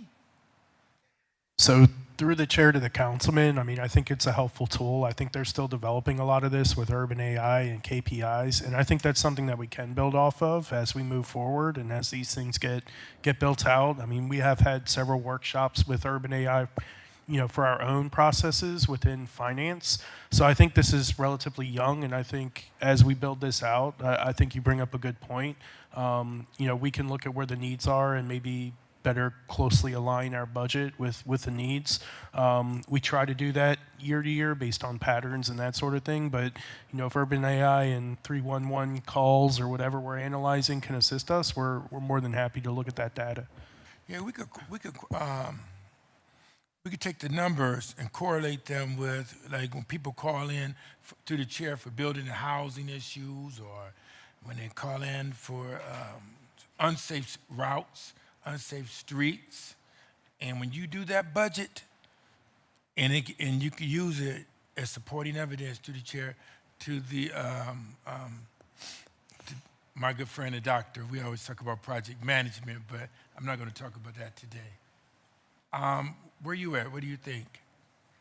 Through the chair to the councilman, I think it's one really important input, and folks write dissertations on 311 data. There's a litany of theses out there that the individuals have written. The challenge with 311 data, and I can let Director Warren speak to this because she is actively doing this analysis, is that we often get the fewest number of calls from the neighborhoods that are most in need. And we can go into the systemic issues around poverty or access, or just the fact that those are folks who are often working incredibly long hours. And so 311 data is one really important piece of input, but it can't be the only piece of input. And this is where a department like Urban AI, sitting in a position where we can look at data across departments as an input into the system to help inform where we need work on our roads, where we need work, where our houses are in the most trouble. We can pull data from Cuyahoga County to look at tax delinquency, which we are already doing, as well as, just general property conditions, where owners are located, all that kind of stuff we can pull together to get a really comprehensive picture. But 311 is a critical input to that, but it can't be the only one. You know what, through the chair, I think that, because I look at it and watch it a lot, I just don't meddle, and I don't say anything about it, and I don't believe in meddling, because that's on the administration side. However, with 311, I don't see any LSM with it, like the marketing being strong, LSM, local store marketing, on some of the vehicles that we own, on the trash containers or whatever the case may be. You got to push it. You have to be excited about it. You have to do the chair. You have to constantly keep pushing it and driving it through the chair. I'm going to defer this question to Director Warren, but yes, and we are working on it. Through the chair to the councilman, yes, we're working on our communications and marketing plan for 2026. As you know, we had the biggest marketing push that 311 has ever had, starting in 2024 under Director Crow's leadership. We're just going to build from there. We already have decals printed to go on city trucks, and we're just in the process of working with motor vehicle maintenance to get them applied to city trucks. We want to tell the story of 311 everywhere that we possibly can, because I believe that when our call volume goes up, it doesn't mean that our problems are going up in the city of Cleveland. It means that our residents are trusting us more to solve the problems that they have. And so, the best problem that I could have in 311 would be our phones ringing off the hook, because it means that our residents are trusting us with that problem, and then we'll go figure out with our divisions how to solve it. Yeah, because, through the chair, it's about prevention as well. And if they know that, and then you could work with, through the chair, other key stakeholders and partners. Someone just mentioned 211. Well, when they reach out to 211, some of the issues and concerns maybe are ours. And then we could tell them to call 311. So you got to drive it. You have to work with your stakeholders and partners as well. Through the chair, absolutely. We are looking to bolster those relationships with other key stakeholders in the community. Okay, that's all I had to say. I was looking at it. I see it. I study it. Might not say anything about it, because you got to watch sometime if you meddle in the other affairs, and I don't want to do any meddling. That's Through just the me. chair, I welcome your meddling. You can come talk to me anytime about your ideas. Okay, thank you. To the Thank councilman, you very I was much. going to say the same thing. We welcome your meddling. Okay, thank you. Thank you very much. Thank you, Councilman Brian Casey. Thank you, Mr. Chairman. Mr. Chairman, to the director, on page 369, can you kind of give us the difference between Telephone Ohio Bell and telephone? Director Roy Wilson, can you want to take this one? We're all getting to the right page. It's under utilities on 369. Through the chair to the councilman, I can preamble it a little bit with my notes, and then they can kind of expand. So Ohio Bell is specific. I think Director Kim Roy Wilson mentioned earlier our AT&T services.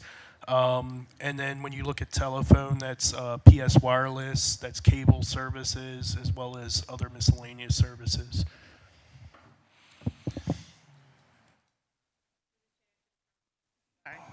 Through the chair to the councilman, that is correct. It's a combination of both. We could, through the chair to council, we could do a much better job of really specifying more specifically what services are in what buckets. The way it's broken down, this budget in terms of how it is, it's been embedded for years. So next year I will commit to doing a better job of specifying where hosting fees are, where maintenance fees are, so you have a clear picture. But it's all baked in together through the chair. All right, and then Mr. Chairman, whoever can answer it, do you know how many cell phones the city has that comes out of this? Through the chair to the councilman, we have approximately 3,000 cell phones.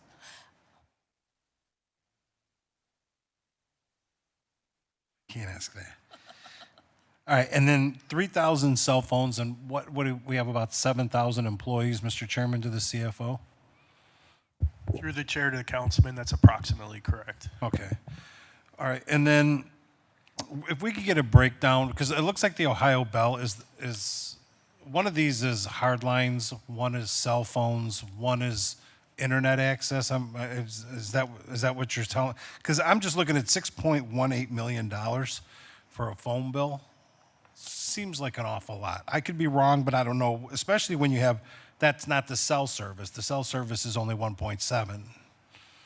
Through the chair to the councilman, the 6.7 million, if you will, 6.1 is for telephone, it's for circuits. All of the circuits that feed all of our facilities across the entire city. Public Works, recreations, all of the cities, all of the connectivity that feeds our if you will, dash cams and all, or surveillance cameras. All of our circuits are baked into that, along with our internet services. So all of that's baked into that number. All right. And then what's just the regular telephone, Mr. Chairman, to the commissioner? Or assistant director? No, assistant director. Commissioner, right? Director. Commissioner. To whomever can answer. Public safety. Oh, through the chair to the councilman, that is Verizon Wireless. That's the public safety network. Okay, so that is for public safety, right? The chair, correct. Okay. Public safety, Mr. Chairman, the commissioner, they don't pay for their own? Through the chair to the councilman, we pay for it. No, they do not. Okay. This is a Verizon private network for the cars. All right, Mr. Chairman, the commissioner, if we can get a breakdown of where what we're spending this money on. Through the chair to the councilman, I'm happy to give it to you. Okay, and then, Mr. Chairman, to the director, your parking in city facilities, 35,000, seems like a lot, looking at other departments who only spend 1,000 or 2,000. Why so much for parking in city facilities for this 311?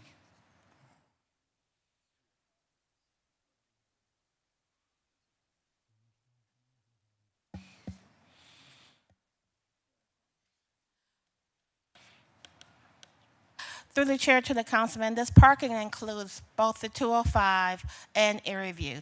Through the chair to the councilman, parking for 205 for IT includes approximately 10 cars. It also includes the director and assistant director cars, as well as all the parking that occurs at Erie View as well. And I believe we also have parking at Willard as well. Our computer technicians travel throughout the city, going back and forth to City Hall, which require parking, and then as well as the parking at 205 and Erie View. So, Mr. Chairman, to the commissioner, does this include parking for any other departments? Because somebody like the Department of Public Health, for all those employees, their parking is like 1,700. Through the chair to the councilman, no, it only includes the Department of IT. Through the chair to the councilman, we can get a specific breakdown for you of Can exactly what's, you, yeah, can we you can get that please? for you. It just seems like an Yep, awful lot. absolutely. And then, Mr. Chairman, to the director, if I heard correctly, 311 is supplemented by every other department in the city through telephone exchange, correct? Through the chair to the councilman, that's correct. Okay, and then Mr. Chairman, to the CFO, how do we determine then how much each department owes? Because each department's not paying the same amount of money for telephone exchange. So how is that breakdown come from telephone exchange to supplement this division? Through the chair to the councilman, it's based on usage of each department, and that's how they're charged back. Mr. Chairman, to the CFO, how do you determine usage on a telephone when we have landlines and, I mean, we're not breaking down minutes of people talking on a phone compared to, we got cell phones now. I mean, I'm just trying, since now that we know, because we've been using telephone exchange for years and years, and now we're learning that telephone exchange is supplementing 311, which is relatively new, right? So now, because then I'm going to think, for all these years we've been doing telephone exchange, then where has that money been going to? So through the chair to the councilman, the finance department is getting more specifics, but the call takers who work in 311 have been here continuously. So the vast majority of the folks who are working there today were working here over the last 10, 15, some of them have been here 20 years. So we've always had folks who have answered phones, All right, but right. we've improved their role in terms of how they're working. But I will let finance answer the question about how we determine the rebilling. So through the chair to the councilman, to be more specific about the breakdown, so it's a pro rata based on budget. So we basically break down the total charges based on whatever the budget is for an individual division as part of the total budget of those divisions that are using the telephone services. And that's how it's broken down into the budget. All right, so Mr. Chairman, to the CFO, it's based on a percentage of your budget. Through the chair to the councilman, that's correct. Thanks, Nicole. Mr. Chairman, to the director, you have a rock star over at 311 in Val, right? She is just, anytime that we've contacted her, she's amazing.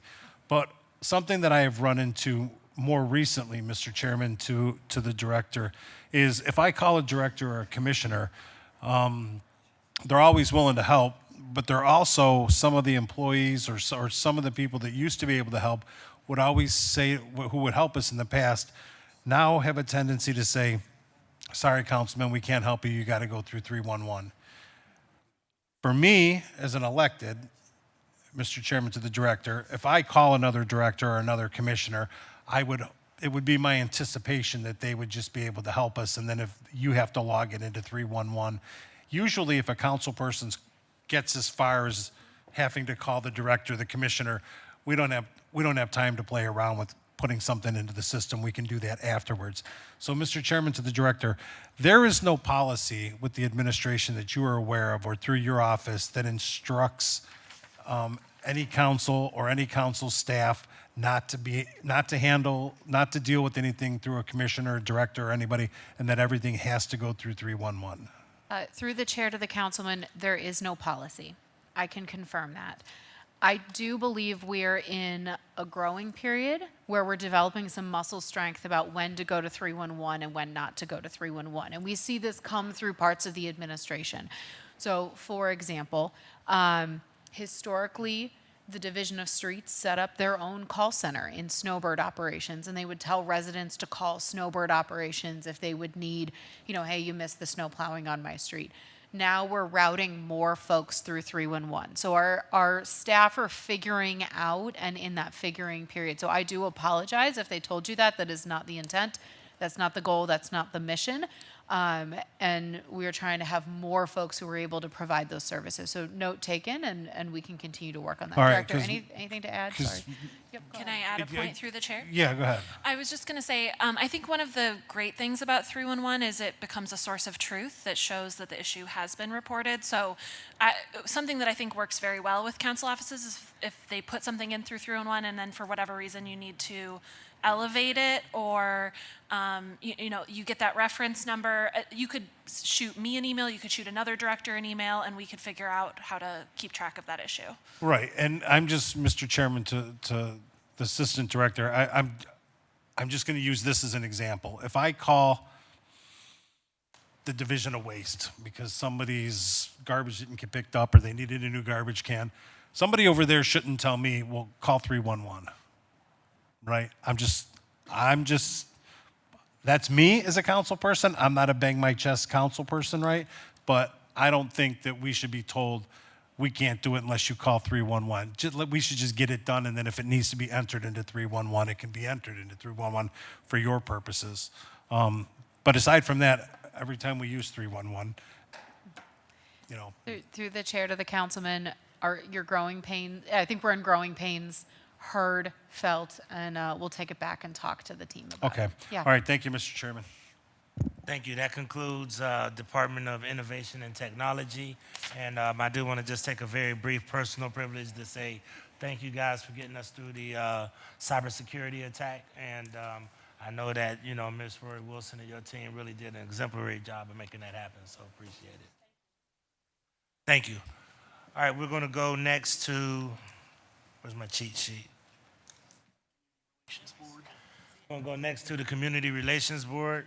Please read it into the record.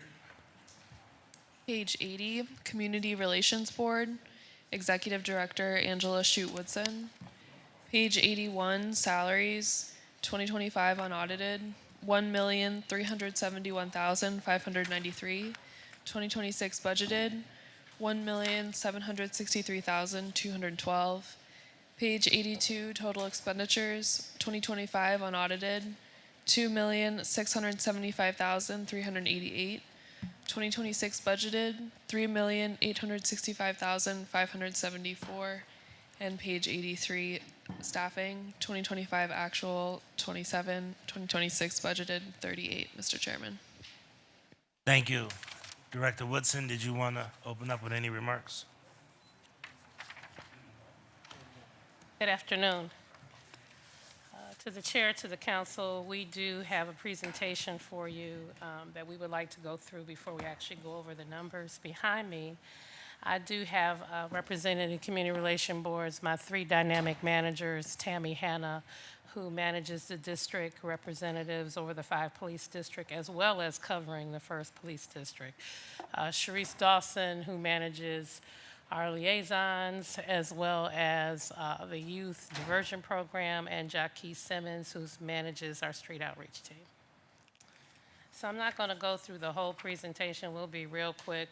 Basically, we were talking about our departmental overview, which you know, CRB provides services to all 5 police districts across the city, with our district reps that provide conflict mediation, promoting Block Club organization and sustainability, providing also criminal violence interruption when needed. Also, the division is responsible for promoting understanding, cooperation among racial and culturally diverse groups, and the board that's made up of 14 members also assists us with to elevate inequalities, to avoid prejudice, and also intergroup conflicts. Right now, the staff is at 24. Really and truly, we're at 23. And 5 full-time grant-funded positions that was of last year, which ended, which I'll talk a little bit in the overview. We had a state grant. We did have 5 youth navigators that worked with us. That did end December 31st of 2025. So we kind of wrote this previously because we thought we were going to be at the table in October when we did this, put this particular deck together. We do have 14 members on our board. We have 24 full-time positions, and we're currently have 5 vacancies. So just giving you a snapshot about the district representatives, and I talked about how they cover all 5 districts and basically what they do. They have been noted to coordinate the community builders events for residents, leaders assisting residents, and also the community district police relations committees. They work with them. For the cultural liaison, we were happy, and thank you to this council, we hired our first-time, full-time LGBTQ liaison, who has really hit the ground running across the city, making sure we build the relations, but as well as connecting city services to that constituency, along with Hispanic and faith. We are currently we just closed advertising for the Hispanic liaison, and we've conducted a series of interviews, and we're getting down to the finals of interviews next week for the Hispanic liaison to be filled. Also, our outreach specialist team, for our newer council members that may not be aware, this team is the one that works with violent interruption, community engagement, critical incident stress management, but mainly what this team has been noted for is working in CMSD schools. Since we've been working in certain identified schools by CMSD, fighting in the schools have went down tremendously, such as A.J. Rickoff, which is in the 4th district. We have gotten Kennedy to go down tremendously in the 4th district, as well as Collinwood, Ginn, and Glenville have had 0 fights in their schools that we've been working in this year. Mainly also we started working in the schools because this particular group does work with those youth that are returning back into the community. These are youth that are either in the Cuyahoga County Detention Facility to the Ohio youth services facilities, and we try to make sure that they are adjusting back in a correct and wholesome way versus having to return back to kind of some of the bad life that got them in trouble. And with our youth diversion program, and especially for our new council members, this program's been in existence since 1999. We actually work very closely with the Cuyahoga County Juvenile Court. We meet with them bi-weekly. We work with low-level offenses who've committed also low-level misdemeanors. The court usually assigns these cases to us, but we have also been grateful to get a grant working in partnership with them called our PASS program, which is piloting in the 1st and the 5th district. What the purpose of this grant is to help us early on, the police make referrals of young people with low-level offenses, first time being picked up for the police to be referred to our diversion program.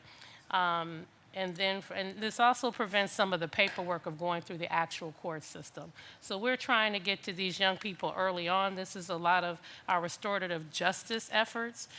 Through you all passing my budget last year, I was able to send staff to the National Restorative Justice Training. We hope to do that again this year, which is trying to do a little bit different methods of how we interact with those youth that come from high violent communities or have created violent crime. So just to go to the next slide about my budget for this year, we have asked for an increase, and mainly in contractual, and I can explain the contractual very clearly. We do know we've taken, because of our work progressing in the schools, we have found that we need more help. And also to provide safe, as we like to say, safe pathways for those students that are using public transportation and so forth. We are on calls with our Chief of Education, with the Office of PIO and Youth and Family Success pretty much every other week to discuss some of the fighting upticks that have happened on Public Square. This is not only from CMSD students, but they're also from students from our other schools. For those that may not know, the Public Square right over by the Cleveland Hotel is a main location transfer stop for young people to get on and off the bus. So we have been working with Tower City and others to make sure we maintain the fights for that. We haven't had any fights recently, but I'm sure you all had heard last year they had a couple of outbreaks in Public Square at those particular locations. So we've had to hire some violent interrupter organizations to assist us with that. Also, we've had to hire some violent interrupters to assist us with the growing population of John Marshall High School. We were aware at the beginning of the year how there were certain locations on Lorraine, there was a Wendy's and as well as a Pizza Fan that seems to congregate a lot of the students, but to make sure that the students are boarding the buses safely, making transfers safely, and also acting orderly in front of the business, we have had to hire these contractors. In addition to other things, we've had to hire the contractors to just kind of help us cover, because the street outreach team is only, manpower is about, they are now 5 people. So 5 people for the whole city. We've had to reach out for that. The other thing is in the contractual, why it went up this year, is we still have a partnership with Ohio Guidestone. Ohio Guidestone goes into the DYS system 60 to 90 days and helps us kind of with the group formation with the young men and women that are going to be returning home, but also helps with some of the incentives of trying to help them get a job, help them kind of map out what the roadmap looks like for them to go back into the community. And another thing with the contractual services, we were able to find some partners in Esperanza and others to help us with just finding these individuals jobs that are youth returning to the community. It is not as easy as people think once these young men and women have a record to just find a job in the YOU programs and all these programs that you may think that are set up in the city. So we have partnered with some organizations to help us with that, along with addressing the mental health illness and some of the challenges they're facing at home. When a lot of these young men and women are returning home, The one thing a lot of them share with the staff and as well as myself is home is where the problem started, and I've shared that with this table before. So we are trying to work with a lot of partners and identify the experts to help us with that growing request of young people that just do not want to go home because they're afraid that home is not stable from what they are returning back to or returning from now that they've been rehabilitated, and they don't want to be around the temptation. And so we are trying desperately to match with individuals to help us with that. So I wanted to make sure I was very clear of why you're seeing a glaring number from last year to this year with regards to contractual services. As far as materials, we've went up a little bit with that because cost inflation. I'll just be blunt honest with that. That's a lot of that. We do a lot of printing. As you all have heard in the table, technology is one we hear a lot about in the community. People still want to have paper things in their hands. We have printed out the Quality of Life book. And thank you to Councilman Slife for helping us with that and making sure that we got that done last year and out into the community. But now we have to revise it. So that will be a heavy cost because we like to put all of your pictures in it and your information. And as well as some interdepartmental charges as well that I wanted to make sure you were aware were some of the costs that we wanted to increase. And as far as training, we're increasing in training because we would like to send more people to the restorative justice training this year. It is in New Orleans, and instead of just sending 2 members, I would like to try to send 4 to 5 this year. And so they can stay longer because we don't send them for the whole entire time. We would like for them to get the whole amount of time of the training. And then next slide. So this is our organizational chart. As I tell people, and we're 80 years, now we're going into 81 years next month of the Community Relations Board that was legislative in 1945. As you can see, we're the mayor, we have the board, and it's myself, the executive director. The vacancies I have put into gray for you all to see the actual vacancies that we have available at this time. We also are hoping to hire 2 student interns this year. Last year we had a pool, but then a lot of them turned down the opportunity, mainly because they couldn't serve in the time frame that we wanted them to serve, which does go into September.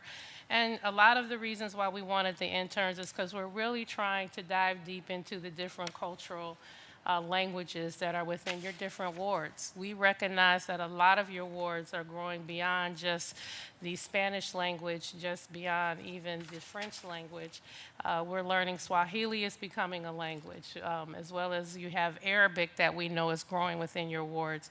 So we want to make sure that these 2 individuals, and of course beyond Mandarin, we have Vietnamese, we have Bhutanese that is growing within the community, as well as Korean. And we want them to help us kind of identify where these pockets are growing.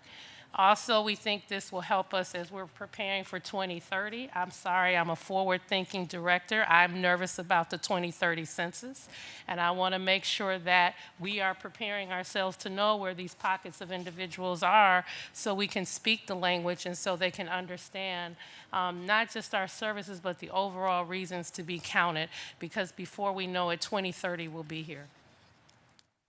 Next slide. So I talk a little bit in the next slide about the personnel increase to have competitive wages. It's also to be attractive to the talent we need in our department. I did touch on the training already and the contractual services, so I think we can go to the next slide. And that's our justification for our requests. As you see, in 2020, currently we have 7 CRB staff, 5 contractors. Now we want to go to 8 contractors. I was sharing with the other contractors, we're trying to look and offer opportunities to bring that expertise to work alongside of us, as well as trying to have 2 language liaisons and have 2 interns to work with them this year. And the last slide is about, well, going to the last slide is return of investment. So our outputs, we service all 5 police districts in community outreach and violent interruption and prevention. We connect over residents to city service programming. We're currently in 10 high schools. And remember, I said Mr. Simmons' street outreach team only has 6 people, but we're in 10 high schools. We're in 20 K through 8 high schools, which they staff on site 5 days a week. We've assisted 115 individuals in securing permanent housing, working alongside Councilman Starr with Garden Valley. We were boots on the ground with that last year. We worked with 73 youth diversion cases by assisting them with community service, job placement, and mentorship. We hosted over 27 cultural and faith-based and community events last year. Our partnerships are the Cleveland Metropolitan School District, the Ohio Department of Youth Services, and Cuyahoga County Juvenile Court. Our crime with youth have decreased for a second year, and we have 110 attendees attend our Community Builders Conference last year that we're getting ready to prepare for this year. And as far as complaints, our complaints last year were 442 to our district reps, as well as intimidation, ethnic intimidation cases we had were 14.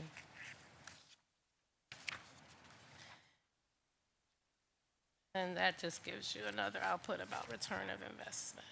So every dollar for the Community Relations Board, you can go to the last slide. Basically, we said on our last slide, every dollar for the community is allocated to very significant community impact. We want to reprint our quality of life booklets and update with legislation and any new council information. We're trying to strengthen relationships among community members and fostering a sense of belonging. Creating support networks for our residents, bridging the gap with our residents and police, which we're definitely trying to work harder on. And I just not only want to emphasize police, I also want to emphasize the overall safety forces. Because some of our walks and touching base with residents, we've learned that some of our cultural friends are afraid of even our EMS. They're still culturally shocked about people in uniform. And so they are not responding when someone from EMS shows up in a uniform that looks like it's medical help, but for them it's the uniform. And we're trying to explain to them how they're there to help them and how they're to help their loved one that needs. So we're putting a heavy emphasis on that this year to improve the community safety, overall well-being, increase participation in community events and programs, increase cultural awareness, maintaining our data and our infrastructure, which we are working very closely with Urban AI. We were able to get the street outreach team's data up, and we hope to have that on the portal at some juncture so people can follow the trends within the schools we're working in and the fights and what have you. Successful outreach to attract additional funding and support for local businesses and organizations, and to continue hosting our Coffee with Cops, support for our police precincts at various community events. And so I'm going to stop there. Is that it? That's it. Okay. To my colleagues, I'm going to chair this portion along with PIO when it comes up. First of all, I want to thank the director for her dedicated service to the city of Cleveland and her personal engagement with me. We have a good working relationship with my office, and I appreciate that. It's interesting that you mentioned the ethnic and cultural diversity in our city, because I was thinking about it, listening to you. On any given Sunday in my own ward, you could hear religious services in German, in Lithuanian, Italian, Slovenian, besides all the other churches, African-American churches in my community. So it only reinforces to me how diverse that we are in our city, and we all should be blessed by that and very appreciative of that.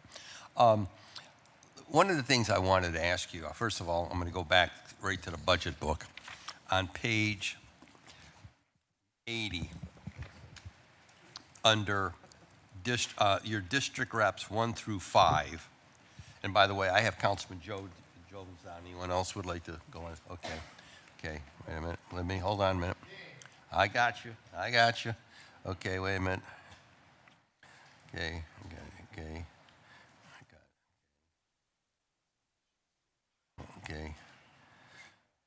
Okay.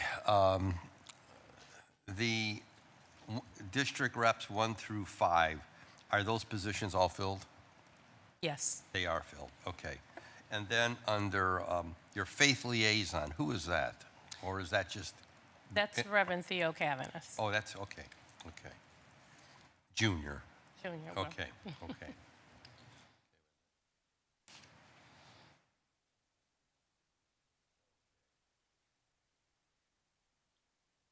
Okay, on page 81, under overtime, there's been a big jump in overtime. You care to explain that to us? Sure. So to the chair and to the body, the overtime is, we've been working on a project last year that was grant funded. We had ARPA dollars within our safety department that asked, could our street outreach team work during the summer warm months from 10 p.m. at night to literally 3 a.m. in the morning. So the men and women monitored actually hot spot locations, the gas stations. They monitored smoke shops, which were in your wards, as well as some of the club activities that were happening in your wards. Mainly to, first, to make sure youth weren't out at that hour. That was one of the main things we wanted to make sure. And to get a better understanding why youth were out at that hour. So the cost of that ended up, by Labor Day, when the grant ran out, because the grant ran out on August 31st. If you notice, Labor Day weekend, someone noticed we were no longer in those locations. And then we had fights back to back that weekend and violence. And then the next weekend we had violence. So we were asked what would it take to bring that initiative back as a part of our Safe Streets program. And so that's why those dollars are back. Okay, so then on page 83, under project coordinators, is that your violence interrupters? To the chair and to the body, yes, that's the violent interrupters we have. But we also try to use some of this resources to contract, because again, it's just 6 individuals. And I try to use icons, renounce, denounce, as well as children at play. So where would they fall under? Under what's contractual? They would fall under contractual to help us in some of those areas. Okay. So and what's the dollar amount for that? For those outside groups? Sorry to the chair, I didn't hear what your For question. the outside groups, what would be that dollar amount for the outside contractors? Right now, the outside contractors with a 3-year agreement that we're currently in place with the exception of renounce, denounce, we have to come to this body for legislation. The current ones, icons and children at play, are at about 200,000 combined together. Renounce, denounce will be coming back to the table for probably an additional 100,000. So that's professional services? That would be, to the chair and to the body, yes, that would be under professional So if services. you could supply us the names of the groups and the organizations, who the point person is, the dollar amount, and what neighborhoods, or what, if they are working areas or schools, give us a breakdown of what they're actually doing, those groups. Yeah, to the chair. So finance at least has the programs and the dollar amounts, so we'll have that distributed to council and we'll follow up with the rest. We certainly would like that. So the question is, before I open up to colleagues, and I have down Joe Jones, Jasmine Santana, Councilwoman House Jones, Starr, Conwell, anyone else, please want to be added? Okay. Okay. We fund right now, you're proposing fund 13 violence interrupters, correct? To the chair and to the body, right now, currently, that's full-time under the general fund, we have 6. Well, really 5 we have that are employed. The manager is the other person that we put in our Well, in the book, it says budgeted 11. Correct. Okay, then actual was 10. So you're telling me you only have 6 left? We only have 6 left because those were grant funded. When our previous fiscal manager was counting, she had added in the actual grant people that we had at the time in that number. So then, in essence, you're going to hire 7 more. To the chair, to the councilman, so some of our project managers too are district representatives. We have some that are union, and we have some that are district representatives that might be in that number as well. And I can break that out better for everyone. Okay. And it's also on the organizational chart. Okay, so we're going to need that, because I think the district reps, this is my own observation, district reps should be separate than the violence interrupter. Should be a separate job classification, separate job. And I really want to say, and I really appreciate the job that Miguel Booker does out there on the northeast side. I mean, he does a heck of a job working with it. Yeah. And and at the end of the day, okay, we're going to find violence interrupters. And I want our colleagues, my colleagues to listen, because this is critical, because you've indicated that you're working on issues downtown. Is that with the violence interrupters? To the chairman and to the body, we have a professional service organization that's working. We don't actually have someone out the general fund working downtown. So that's one of your professional services? To the chairman, yes. Okay, well, that's what we want to know, who they are, where they're working. And then you also said you're dealing with issues at John Marshall. To the chairman, yes. And that is one of the professional service contractors. As well. So it's not your violence interrupters. To the chairman, yes. Okay. That's correct. So then you're going to tell us where your violence interrupters are working as well. So we just have, again, because I think part of the challenge, and you and I have spoken about this, we are funding Community Relations Board, the operations. We're funding the district liaisons. We're funding the violence interrupters. But then PIO is funding groups as well. We supplied the Cleveland Foundation $10 million to fund neighborhood groups to deal with violence and youth-related violence. We also have the Community Police Commission, which identified groups for funding, but they have not received any funding yet for 2 years in a row. So we're trying to get, I guess the bottom line is, I've said to you, we're trying to find out who's on first and who's on second, who's working our neighborhoods, because I have two groups that are allegedly working my neighborhood outside of Icons. I don't know what they do. They have no contact engagement with me at all. So what I've said to the council president, we're going to have to get everybody at this table to find out who's doing what. Is everybody working in silos or their own little bunker here? Director, you should know every group that's involved in violence interruption in the city of Cleveland and who's funding them. Do you know that? To the chair and to the body, to a certain degree I do, but also understand within our umbrella in community relations, we have a very unique, like I said, group of youth that we're looking at. Okay. We are specifically looking at youth that are returning back to the community and trying to make sure and monitor that they're not engaged in some of the activities of the streets. But the point I'm trying to make, the mayor should be making it loud and clear that every agency that is funding youth-related violence or violence interruption or however we want to define it, community engagement, that he should know through you who these groups are and who these organizations are. We got to figure out, are we duplicating services? Are we working in the same neighborhoods but maybe working against one another? All I know is I'm trying to figure out, and this has been a frustrating avenue for me, to figure out who's on first here and who's not on first.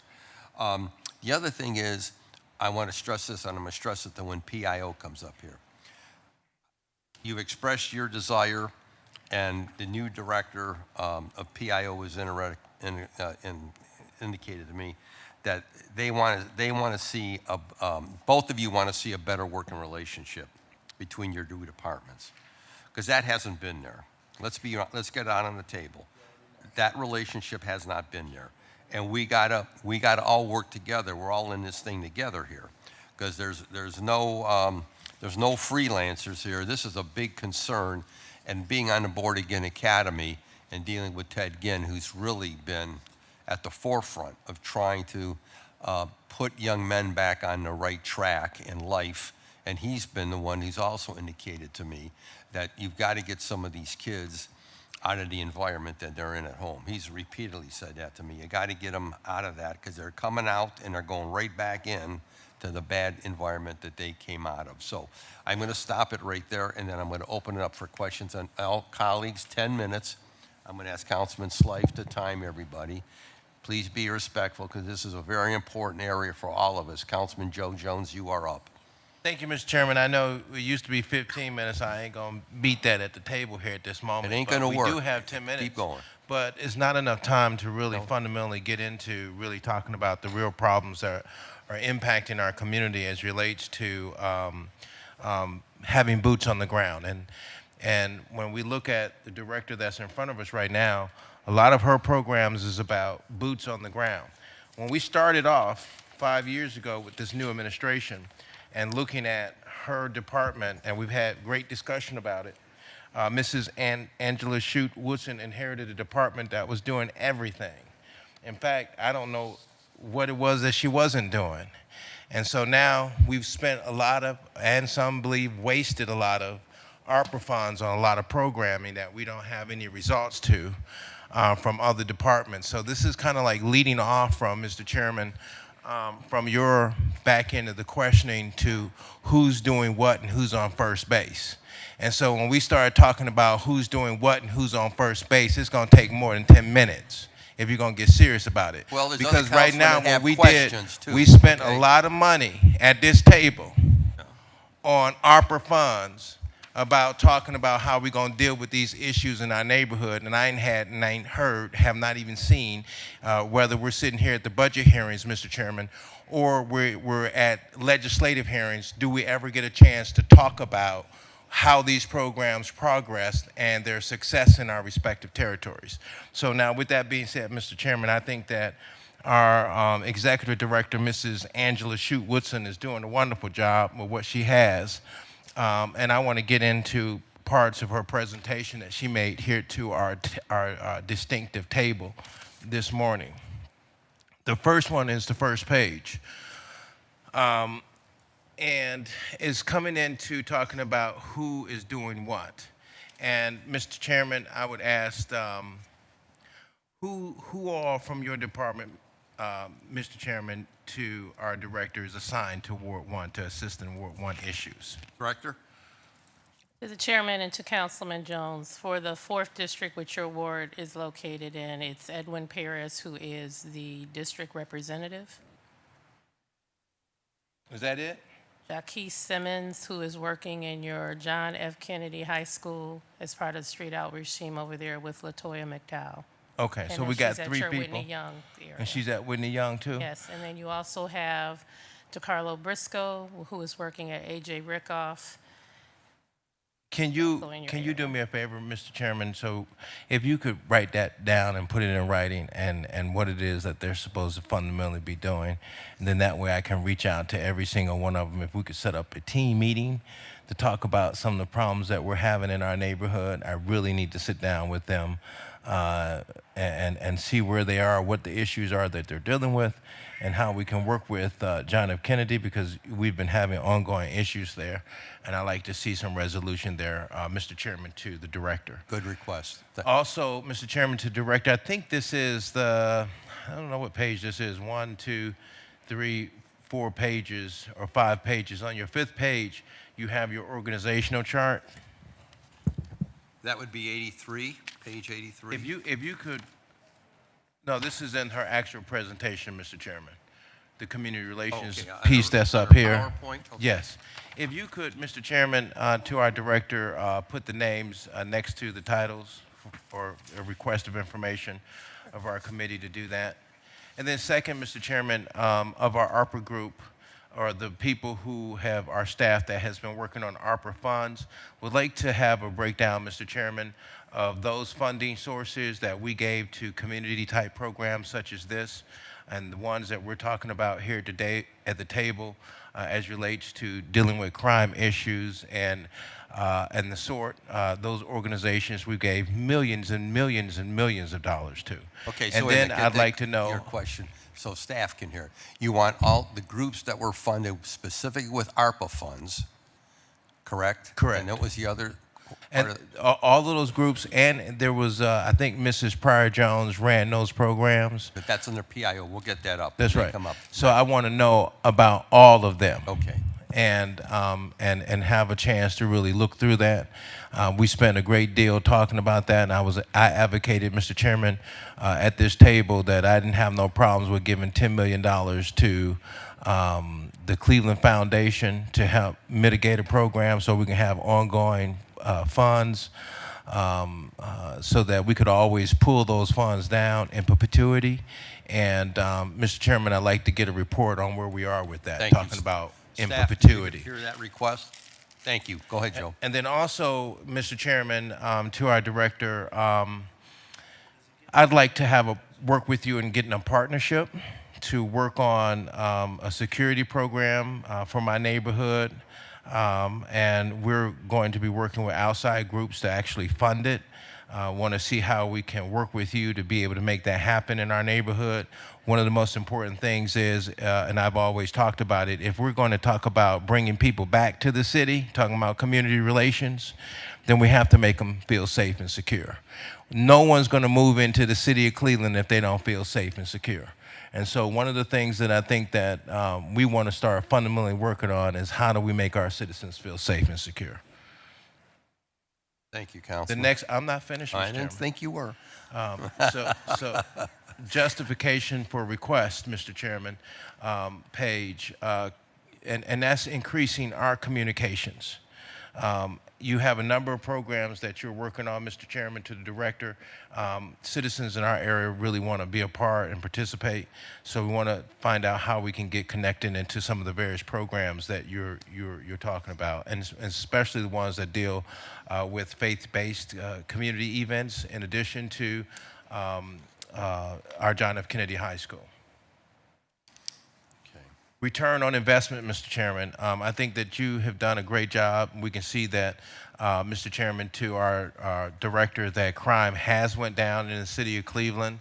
I do see improvements in the investments that have been made, probably in both this program as well as the one that Sire Pryor Jones was working on. So I'm waiting. I want to hear from them when they come to the table and see what their outcomes have been.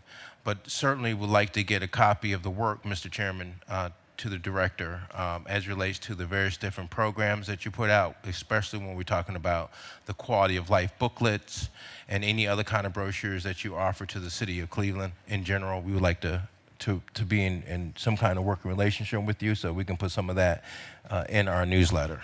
Thank you. And then at the end of the day, Mr. Chairman, I think I have at least 3 good minutes left on my time, but I'm going to yield it to the floor to my colleagues. Just want to say to our director, keep on doing the great work that you're doing. I look forward to working with you. Now, see, that wasn't too bad at all, now was it, Mr. Chairman? No, check to see if it has a temperature or not, okay? Okay. Okay. Thank you, Joe. I appreciate that. Councilwoman Santana. Thank you, Mr. Chair. Through the chair to the director, first of all, thank you for all your work. We all know community relation plays a critical role in building that trust and, of course, relationship, and we have a very diverse city. So with that in mind, I have some questions regarding, of course, our Hispanic liaison positions. But before that, through the chair, professional service increase, that was the ARPA dollars. That was the answer for that, right? I just had that written down. To the chair, to the councilwoman, yes. And is this the list that we received here? That's the Community list Relations of Board what, contract? to the chair, to the councilwoman. So the list that you have in front of you are actual, that 115,000 like increase amount. Those are not everyone on that list is in a contract as of yet. Those are some of the contractors we want to come back to the table to request support for this year. So who has been funded? So on the list that has been funded is Children at Play, Joe, okay. Icons, and I need to look at it myself, I'm sorry. I'm just saying off the top of my head. And let's see, Esperanza. Which that was a new contract. Yeah, it was a new contract. Ohio Guidestone. And the Mount Olive Missionary Baptist Church, which they have done a wonderful job on the southeast side with a paint program and training, getting a lot of the youth that we work with into summer jobs with paint and programs, with Sherwin-Williams doing the training for that. So that's 5 groups. Correct. Okay.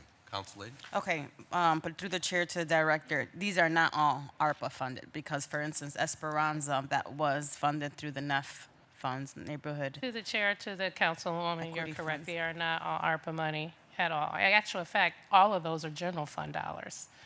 We don't have any ARPA funds. We've operated solely off of the general fund dollars. The only grant that ended last December was from the state of Ohio, which was a part of a state of Ohio ARPA-funded grant that allowed us to have youth navigators.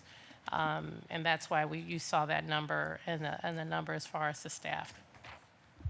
Council Lady? 3. I'm trying to see how this matches. So this is on the professional service 1.39. Okay, but then it shouldn't include the Esperanza one. That's why right? If you have in professional services, you have 1.3, and then it says 1. Through the chair to the councilwoman, so you have 1,030,000 on that sheet. There's an additional 9,400 just as contingency should they need it, or should a contract amount go up. But otherwise, it should tie to what you have in professional services. Okay, thank you. But through the finance director, I guess where I'm trying to get at is Esperanza came out of council NEF funds.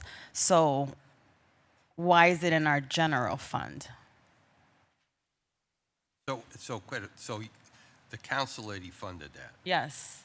To the chair, to the councilwoman, yes. Okay, so that needs to be clearly delineated. That came out of her ward funds.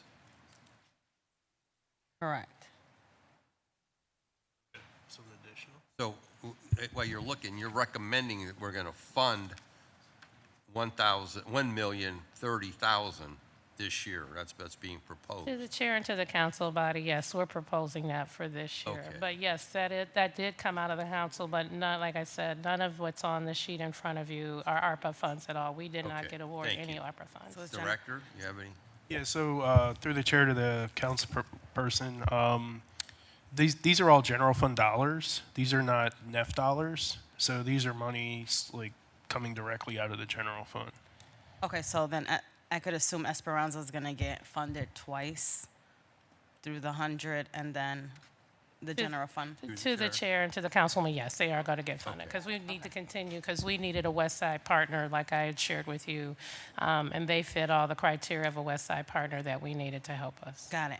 Thank you. Through the chair, director, with these programs that have been in place, how do we measure the success? To the chairman and to the councilman and to the body, I have talked with the chair about we probably need to come in and do a presentation. We do collect their data in real time. So most of them have to, those that work in schools or work like on the streets each day have to do a reporting form in real time for us where we do have graphs. We do measure what we've done over the years of if we're increasing or decreasing, as well as our partners at Esperanza and Ohio Guidestone do submit us monthly reports that we probably should just bring everyone in so you could see the overall data. So if you all would host us in a session, we could probably walk everybody through that because it's probably be better if we're all here going over it together versus just giving you all a report. Yeah, got it. And maybe to the chair, if you could add to that report, you mentioned 28 schools. If you could get us the list of the 28 schools. Let me see, another question around that. It was, and maybe how many students throughout those in each school is served. And the reason I'm asking this question is, Director, you know how I feel about this. For me, this last summer, I didn't see crime decrease. You know what I mean? Like, I'm in it, I saw it, I experienced it. So when, many open up with crime has decreased, I would tell you my residents and myself, we did not feel that. And I know that there's some crimes that are just not reported, right? But then I also know crime is, being done between the ages of 17 to 24. So when I see us putting in millions of dollars in violence prevention, or maybe it's not prevention, maybe it's more reactive, I'm not sure, but I just want to see how I could kind of really look at that data and see how we could help as council members really with this crime reduction, because I'm hoping that this summer it's not as bad as it was last time. And, it's all about also proactive approach. So I know that PIO does more of the proactive, and then community relations does more of the reactive.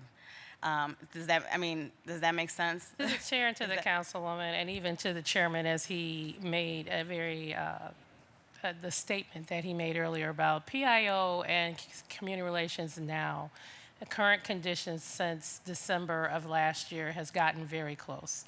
The interim director and I probably talk every other day. Our teams talk on a regular basis. We are trying to team up more and more in community to be of support of each other, because we are clear we need their expertise. They're clear we need their expertise. So we are trying to mend and build as much as we can.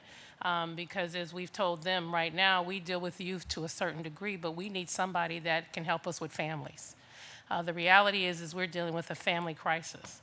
When many of you come to me and ask me about why is a young person out at 2 a.m. and they're 11 years old, I don't have any other explanation, but that's something at home.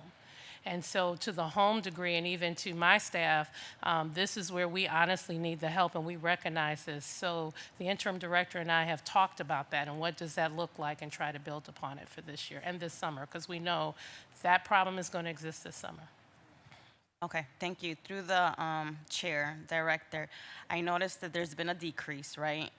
There's been 1,100 engagements previously, went down to 525. And I'm assuming that this has a lot to do with the Hispanic liaison position being vacant. Once I posted that on social media, I got all the questions. Why did it take so long to hire a Hispanic liaison? And I know that you mentioned you're close, but I'm just curious, because we haven't filled that position, nor have we filled the support, the interim support.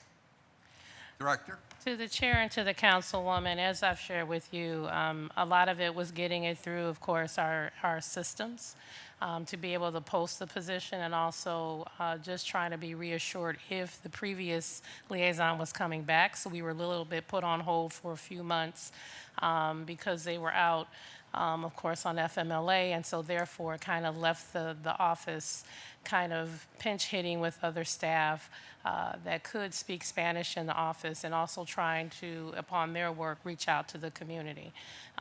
So that was a lot of the delay, but we are excited, and we're doing the final interviews like I shared with you next week. So we should be interviewing the final 3. And we hope to be making that announcement early in March, of course, so they can hit the ground running and get started with that. Because, yes, you're correct, our numbers dropped. Even though we kept the Heritage Months and the flag raisins going within the community, it still was missing of us being visible in the community like we normally are. Got it. And does that include the intern position, the Hispanic intern position? Yes, we didn't get that many. To the chair and to the councilwoman, we didn't get as many Hispanic applicants for the student intern position as we would like. We got kind of adults where we were looking for more students, whereas the Asian student internship, we were kind of bombarded with a lot of college and high school students. So we're hoping we get a better pool of high school students, and actually are going to go out to the high schools to aggressively try to urge them to apply. Got it. And I will close with this. Just, one thing that I've been bringing up for years is the improving language. The mayor always talks about modernizing, sorry, I can't ever say that word, but City Hall, but we can't do that unless we improve language. And this is outside of, Spanish. So I'm hoping that we, get a department with different languages. If you look at how much money we're spending on third party or, calling language lines or interpretation, we could definitely hire some bodies here, City Hall, to be able to interpret in different departments. So thank you. All you. Thank you, Council Lady. Councilwoman Stephanie House Jones. I have Councilman Starr up next, then Conwell, then Davis. Council Lady. Yes, so through the director to the team here, good afternoon. I just had a question. I was looking in, oh shoot, I'm at the wrong page, in the outputs that talked about engagements. Can you talk a little bit about how do you all define like engagements? Because I know all engagements are not equal. Sure. Director? To the chair and to the councilwoman, so you are correct. With the representatives, their engagement is actually how many neighbors that they are actually going to meet out in community physically. That's not necessarily, even though I know most of my reps would love to count that within their overall monthly data, the number of meetings that they host and the attendance sheets. But we really do look at to see, besides that, how many residents' home did you actually go to resolve a matter or had to assist them with something of a matter. The attendance sheets and how many people they get at events are important. I don't want to belittle that because that takes a lot of work too. And they have, but it all begins when they start off with the more pertinent of one-on-ones and making sure that they are speaking to residents. And of course, for my street outreach team, theirs is youth, and theirs is a lot of them in the schools. They conduct group sessions, but they do a lot of one-on-ones. And the principals in the schools they work on really do rely on them to kind of talk to a lot of the students that they have come and maybe just having a bad day or just maybe something happened at home or that they need to talk about. So they do a lot of that and they report that as well. That's why I suggest to the chair if we could come back and present that information. We could really do a deep dive, show you the age groups in both scenarios of what it looks like from the residential standpoint to what it looks like even with the youth side of it. Okay, thank you for that. Through the chair to the director, I was looking at your organizational chart, and one of the things is I know that you had talked about getting a downtown rep. Can you please give, like, what is the status of that position? And it is needed. It has been needed. I mean, it's, Yes. so if you can just share. So to the chair and to the councilwoman and to the council body, this is one where we have been struggling with how we are actually going to title this, because I understand how it lists a lot of project coordinators. Understand when you see project coordinators, that's because the salary is an attractive salary. I do still have labor, local 100 within some of my department. That salary is not as attractive as we would love for it to be. And I know they're in the middle of negotiations now, but it's been tough to get someone in that particular position with the salary not being competitive and comparable. Plus, we were trying to explore with the Downtown Cleveland Alliance of what would we look like if we could split the cost of the salary, which I know that we're still trying to explore what that looks like also. Just a follow-up from that through the chair to the director. So just getting a clarification. So are you saying part of your team members are part of Local 100? That's and they are currently undergoing, so are your liaisons a part of Local 100? To the chairman and to the chair and to the councilwoman, so the liaisons are not, Okay. but the district reps are, and the downtown rep would be considered under kind of that district rep umbrella. Okay. Okay. All right. Trust me, we're trying to explore with HR how else we could retitle it to make it work, because we would like the downtown. The goal is to get the person in place before summer hits, if we can make that happen, because we know it's needed. We know with the condos and the rising of residents in downtown, it is desperately needed. The third district. It's too big. Yes, it is. It's too big. And that's why we know we need someone to address that Okay. ASAP. The one thing is, I know that, I guess through the chair to the director, can you talk about what participation, engagement, your street outreach kind of team has been a part of the Cleveland Thrives initiative? To the chair and to the councilwoman, unfortunately, we have not been a part of Thrive in the capacity that we wish we could be, because at the time that they meet, they're in schools. So that has been a major hurdle for us, because that's when they were meeting on Fridays that's tough because that's when principals kind of need us the most, is on Fridays during the school hours. When the manager, Jackie Simmons, can get there, he would try to get there as much as he could, but we have not been able to get there on a basis that we would like to. Through the chair to the director, outside of the actual meetings themselves, are there opportunities that are conducive just to understand the plan, you know, to be able, because again, the mayor has put a lot of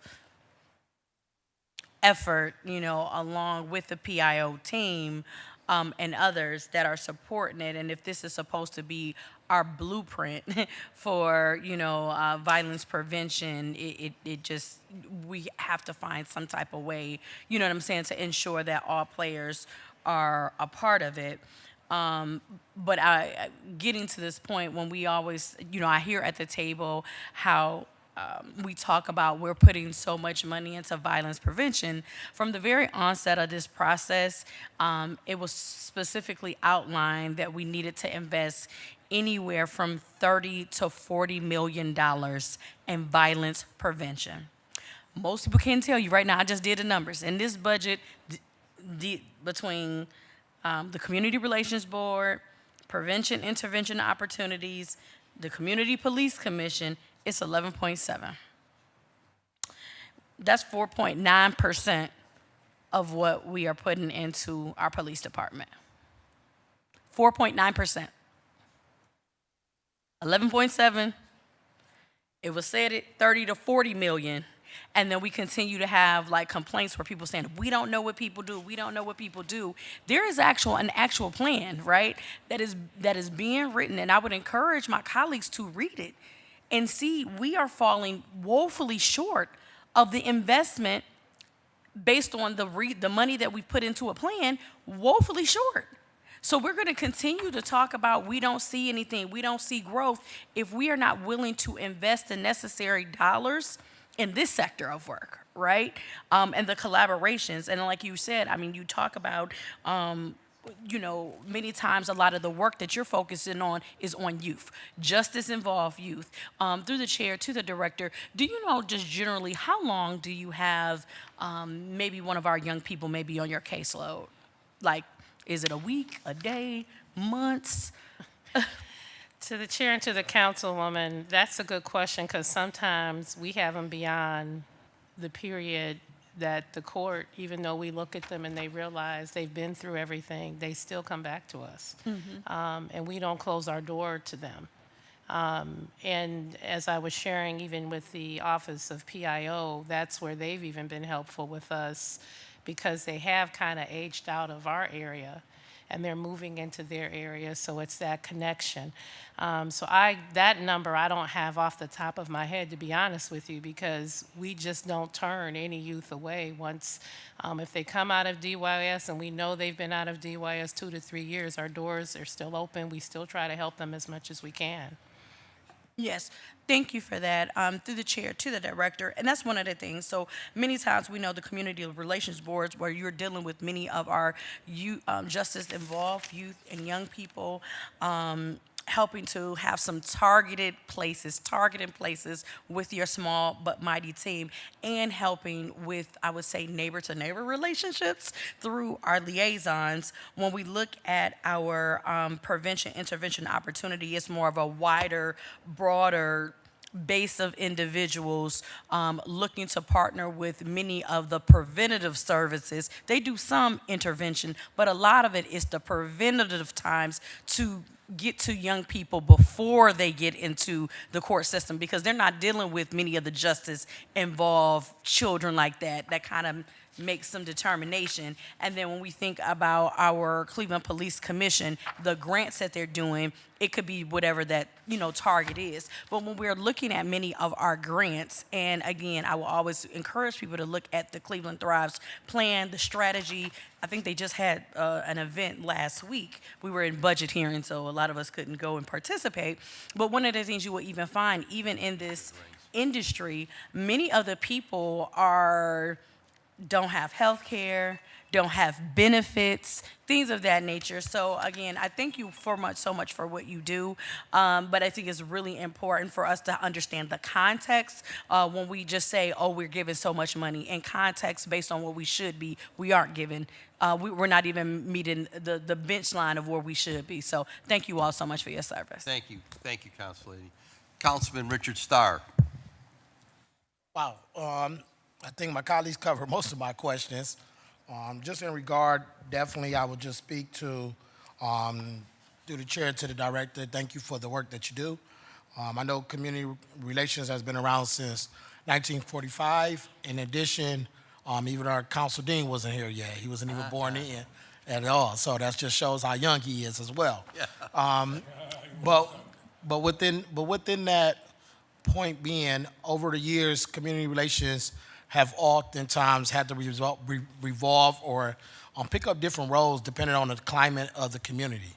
And when you talk about the formation and when you talk about what was going on back in the history, when you're talking about just the Huff riots and you start talking about those different things, it was the community relation board that was on boots on the ground to be able to resolve a lot of conflict interest in your neighborhoods. And you fast forward today, you deal with a lot of different issues in the neighborhoods. Those are the ones that you call. And what I mean by that is, obviously to my new colleagues, if you understand any different neighborhood disputes, if you're talking about residents not seeing eye to eye, you can reach out to Community Relations Board and they have a district rep that can actually go out there and do some mediating for you.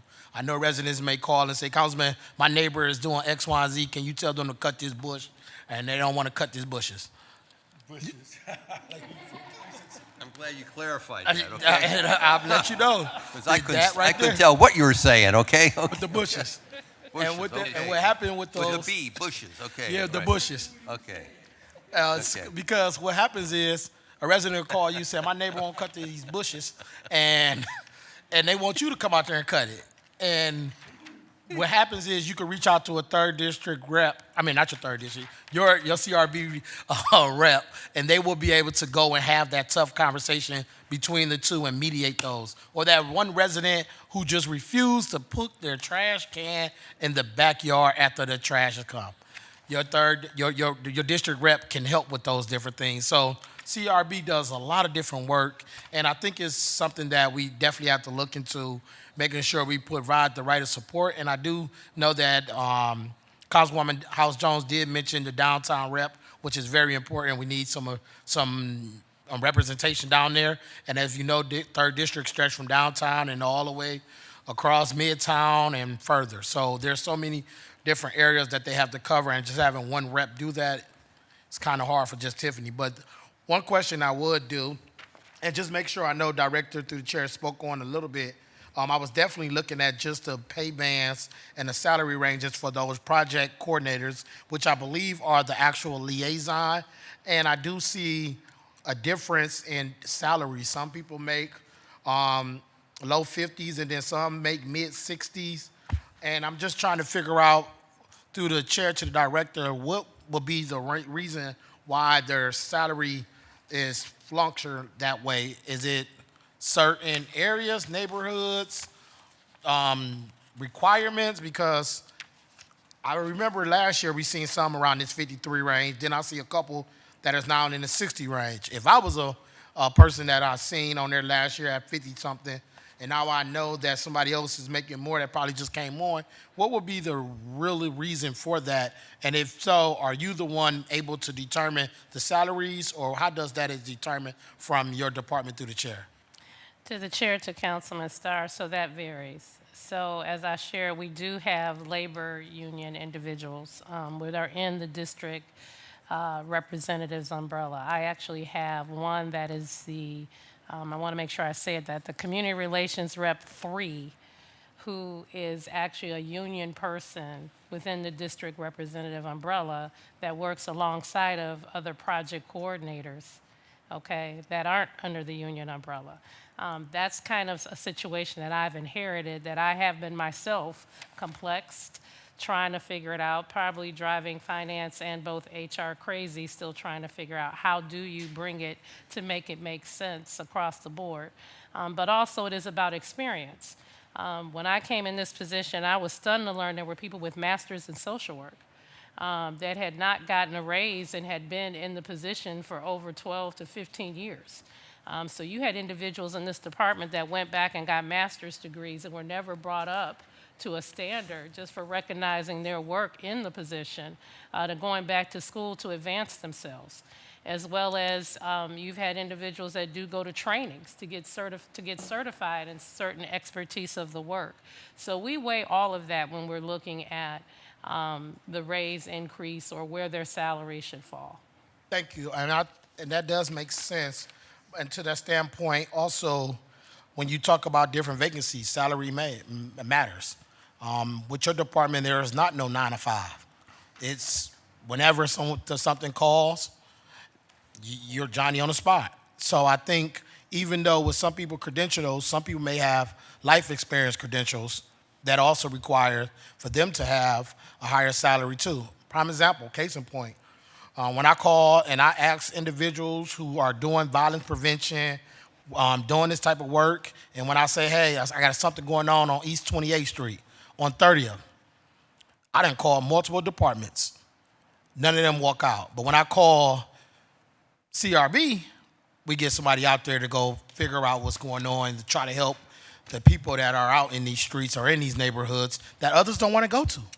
And I can't pinpoint what the rep position is or what the salary is, but that person might not necessarily have the master's degree. But guess what? They got that street knowledge. They got that PhD in conflict in the neighborhood. I believe they should be compensated for their experience, because just because you have multiple degrees, that don't mean you can get to the kin folks. And I know I know there's some things that we definitely will have to discuss possibly offline to get just the pay band that fit the job. You know, it's every neighborhood ain't the same, and every area that you focus on is not the same type of issues. So having those individuals, you know, meet certain criteria or salary ranges, I definitely would get further from you, talk further to you, directed through the chair about that. To the chair and to the councilman, I agree. I think the table has heard me say that the street outreach team is a unique team. No, they may not have master's degrees out of a four-year institution or a high accredited university, but what they do have is a PhD to the streets. These men and women have credibility to go in places that no one in this city I've noticed will go. And they're not afraid to go. And a lot of them go alone. And understand, my staff is operating without any type of body armor. They don't carry any weapons when they go into this area. They go into the area. So when you call about homeless individuals that are sleeping out at a cemetery, believe it or not, a lot of my street outreach team just goes over there just to talk to them and try to get them aid to see if they can coach them into moving into a shelter. Or as well as bringing them food and providing what they can to help them or help assisting the other department staff. I mean, when we did Garden Valley, it was my street team that walked those individual family members into a very horrific environment of a building that was no more to go collect what items they could.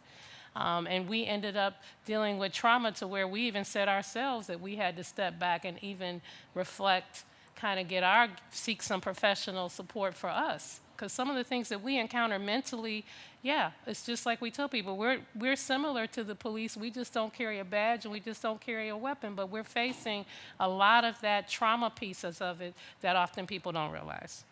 Thank you, and then also just to the point that you spoke of, directed through the chair. I know there's 11 vacancies and you're trying to fill those voids. Within those voids or the vacancies, what do you believe you will be able to do to get all 11 of those positions?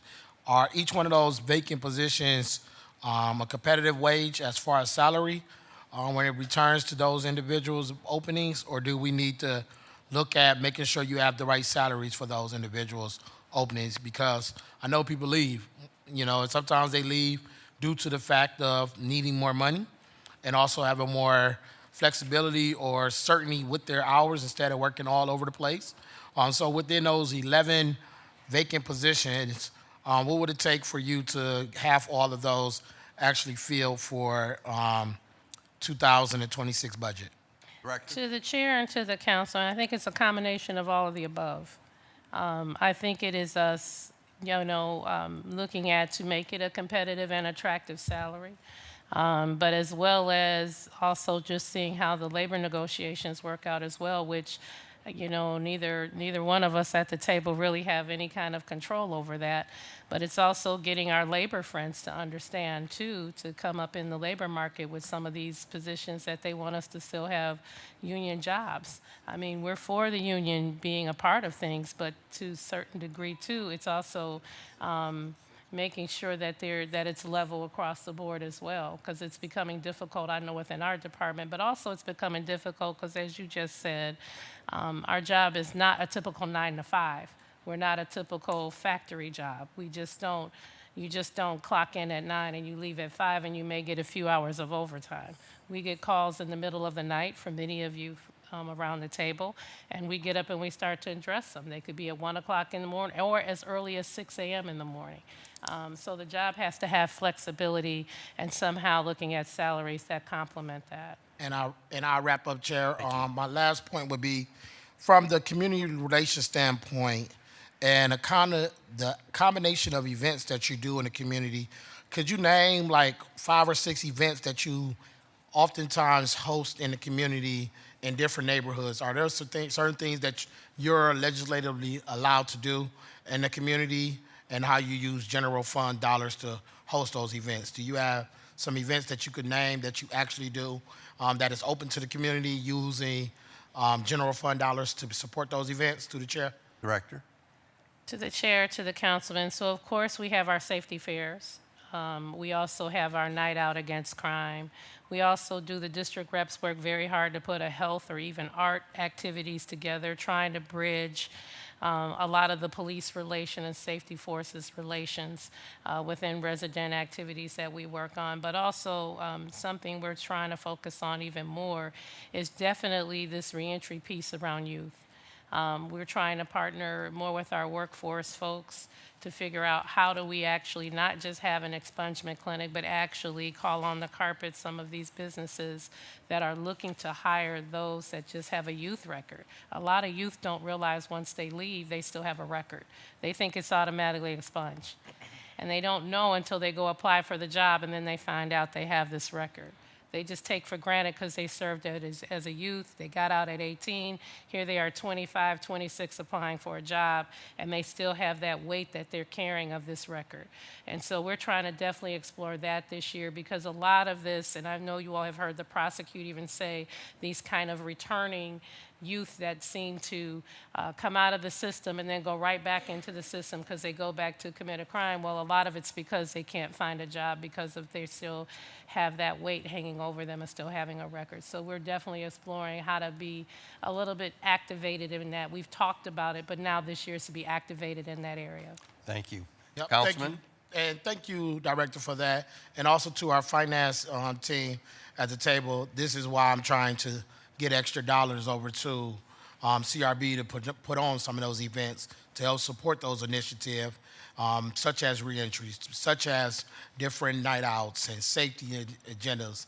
And it's hard for me to be able to front load, ask for a CDC to front load dollars that they don't have when we got money in these different discretionary accounts. So I definitely want to work offline and figure out how we can get the dollars out, because there's ways that the administration can be able to accept invoices as opposed to making a CDC put up fronts. And I definitely yield, Chair. Thank you. Thank you for your leadership, and thank you, Director, Thank as you, well. Councilman. Councilman Conwell. Chair, to the, so looking at the positions that you have open, I definitely need some help. I was just speaking to Councilwoman Santana. When was this? It was during the holidays. A young lady reached out to me, a Spanish sister, and she lives on Parkgate. And so I had to reach out to Santana to ask her for help. And so I find myself constantly, because in my community, I'm starting to get more and more, and it's cool beans, become more and more diverse, as well as more and more Latinos in my community. And I talked with the councilwoman about it, And when you come up, I said I was going to mention to you, we really need someone in that position. When do you think we might be able, through the chair, to get someone? Sure. Director? To the chair, to Councilman Conwell, as I had said earlier, we're in the final stages of our interviews for that position.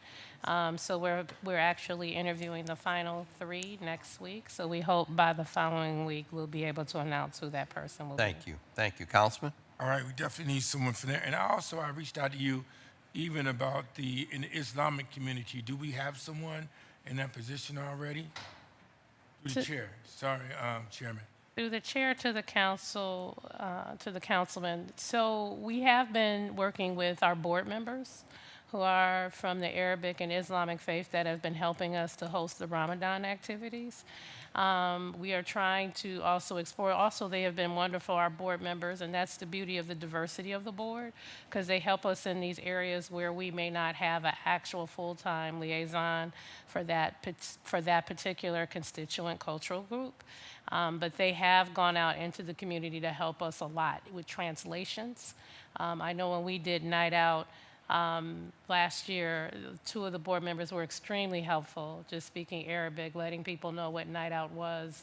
And that's why I think Night Out on Crime, where it was the Mayor's Night Out, was so diverse the way it was, because we had them translating and helping us explain. And we actually put it in Arabic, and they translated what the flyer would look like. So the board is very diverse in languages, and so that has been very helpful to us in a lot of ways, too. Thank you. Councilman? All right, thank you. I'm going to need your help at 2 p.m. through the chair at Glenville High School Thursday, 2 p.m. And I know my assistant reached out to Councilmember Mike Polensek also. We're going to do a meet and greet. We're going to talk with some of the key leaders because of the integration of Glenville High School and Collinwood. And you mentioned through the chair 2 individuals. You got Miguel and who else?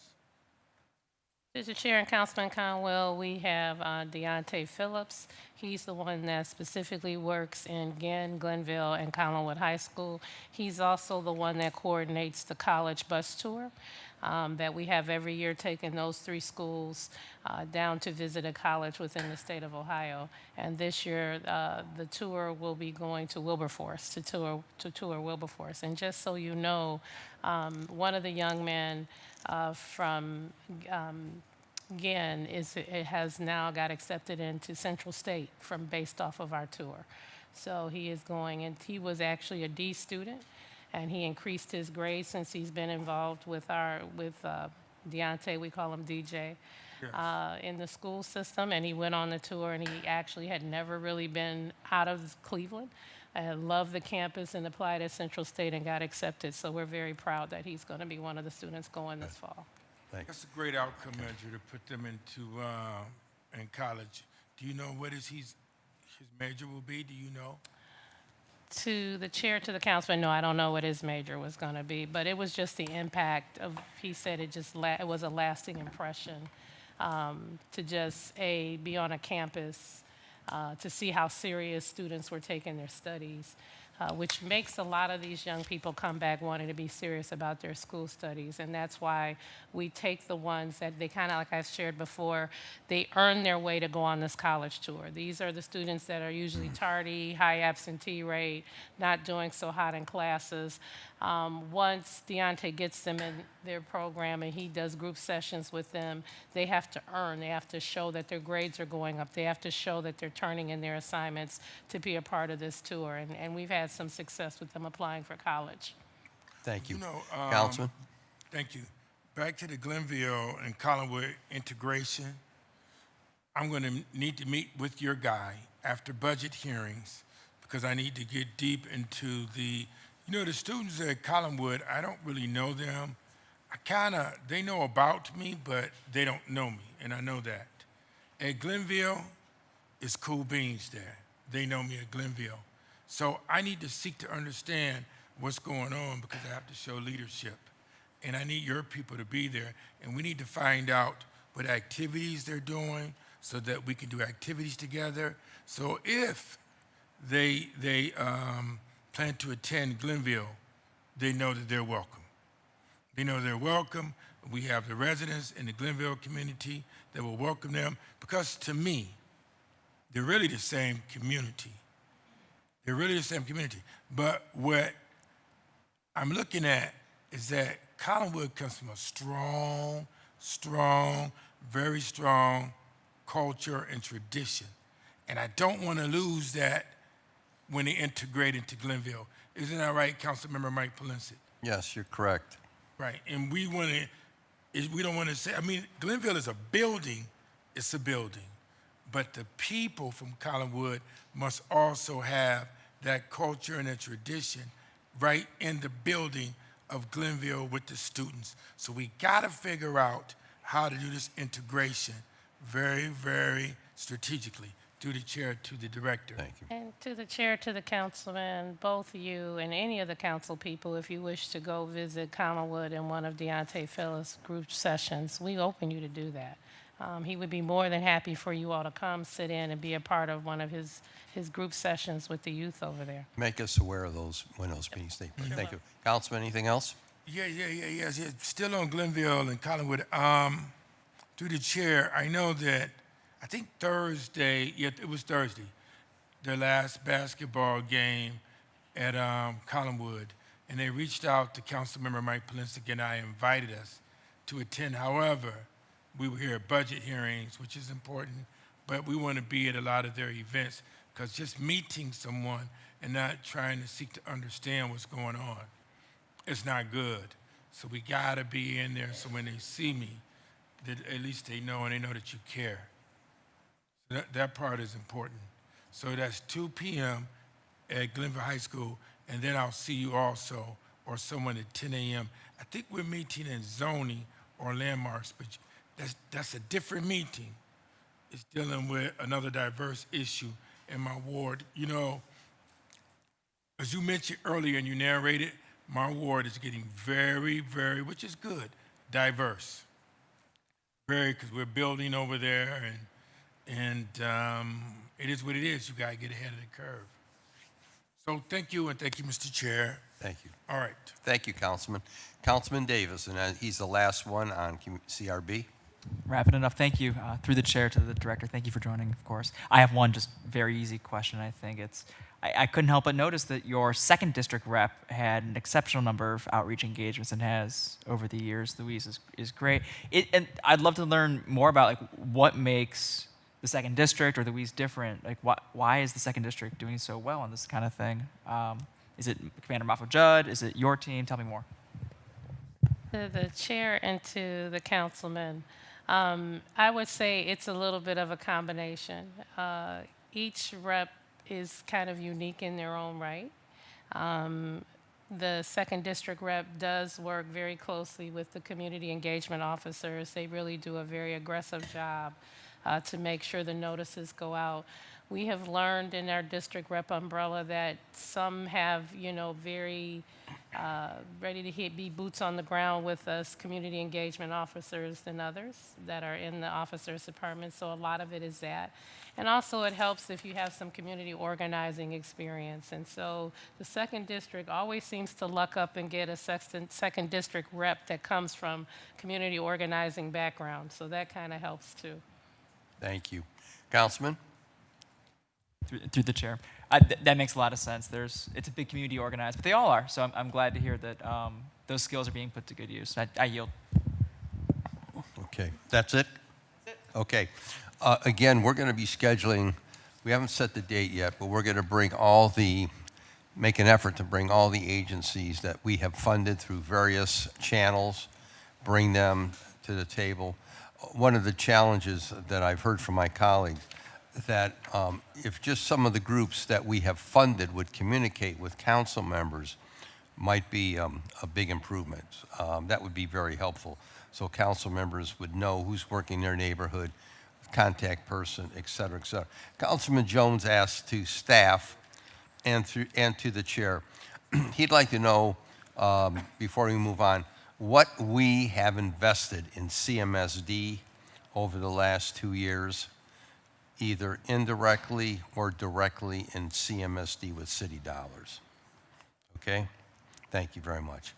Okay.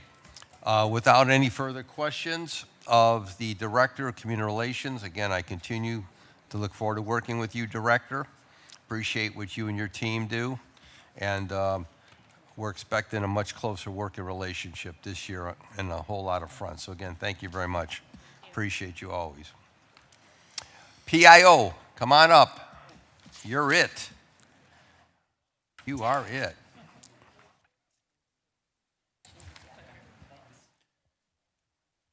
Mr. Chair, as the interim director is... Listen up. As the interim director is taking her seat, getting prepared to present, I just wanted to let everybody know there are some green sheets with this section. This stems from the change in leadership. So obviously Chief Pryor Jones has left the city. In her stead is interim director Sherry Ulrey. Finance has been working with her to kind of shape her vision, and that's the reason for the green sheets is we've made some changes to headcount.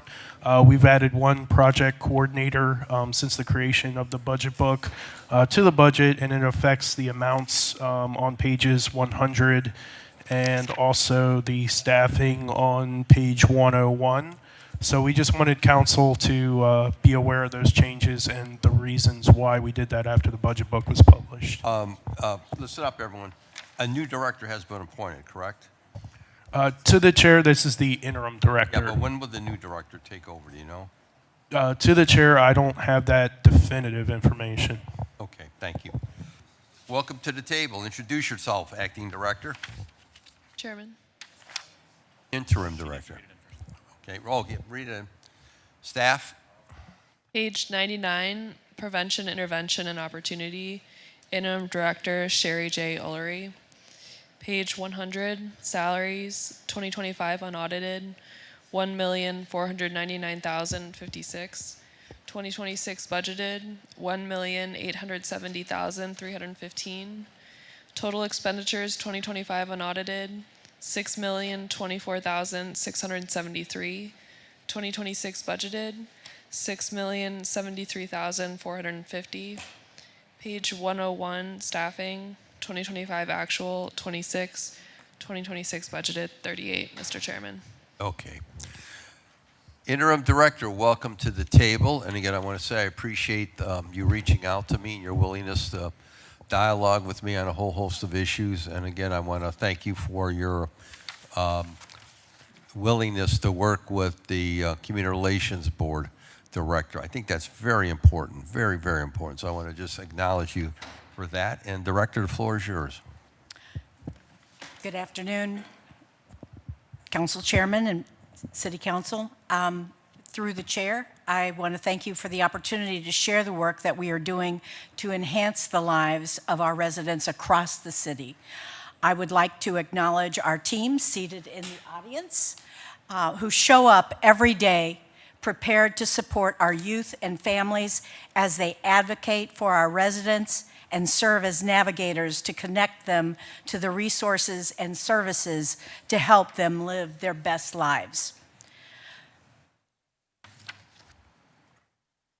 This graphic illustrates our key areas of focus. This includes the systems level development and coordination, which concentrates on helping to break down the silos and encourages cross-systems work, all in support of the mayor's all-of-government approach.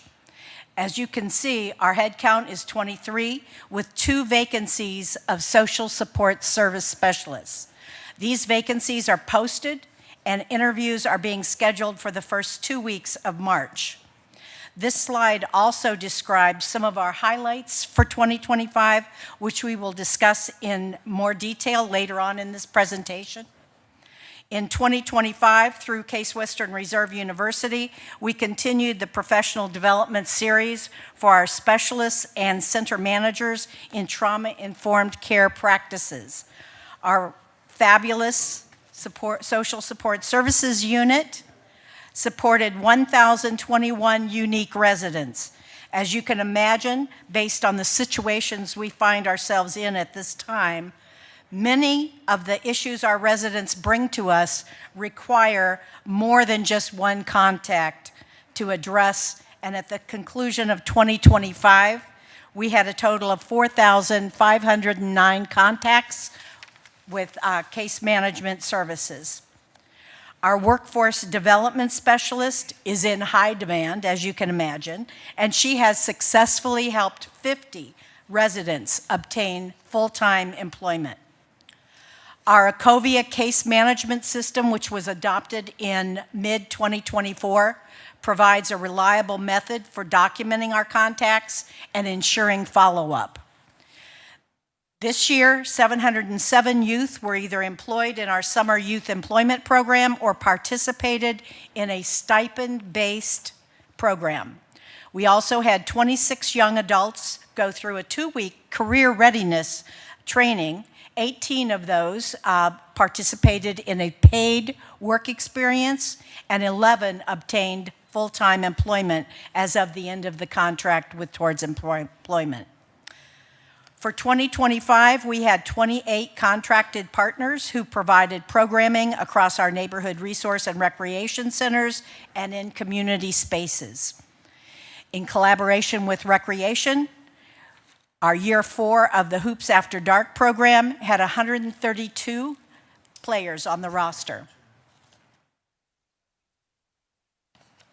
As we dive deeper into the data supporting these highlights, you see that of the 1,021 unique patrons served by our specialists, 465 of them were youth, 405 were ages 19 to 59, and 140 were our senior citizens.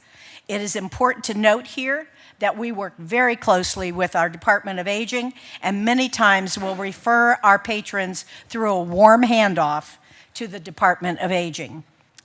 You will notice that the unique patrons served has gone down from 2024, and part of that lies in the complexity of the issues being addressed.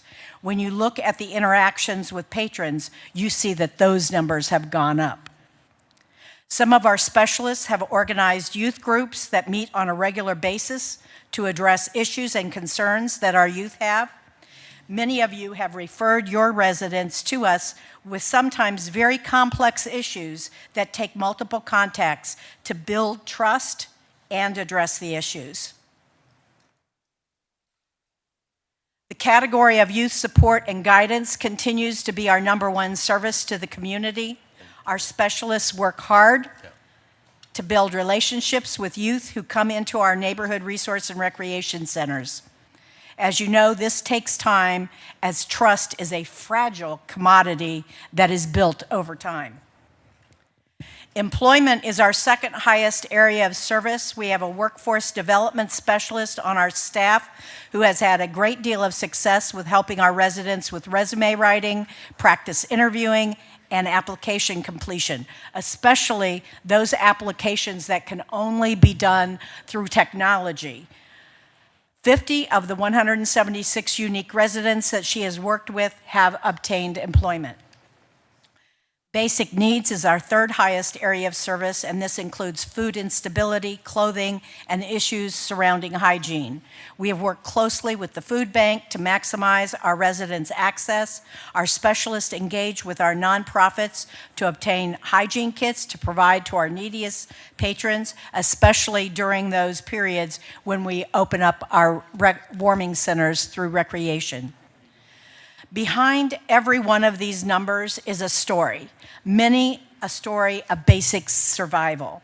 Our workforce development specialist works very closely with our social support service specialists, and one such example of this is a man came to us who had been out of work for quite a while due to health issues.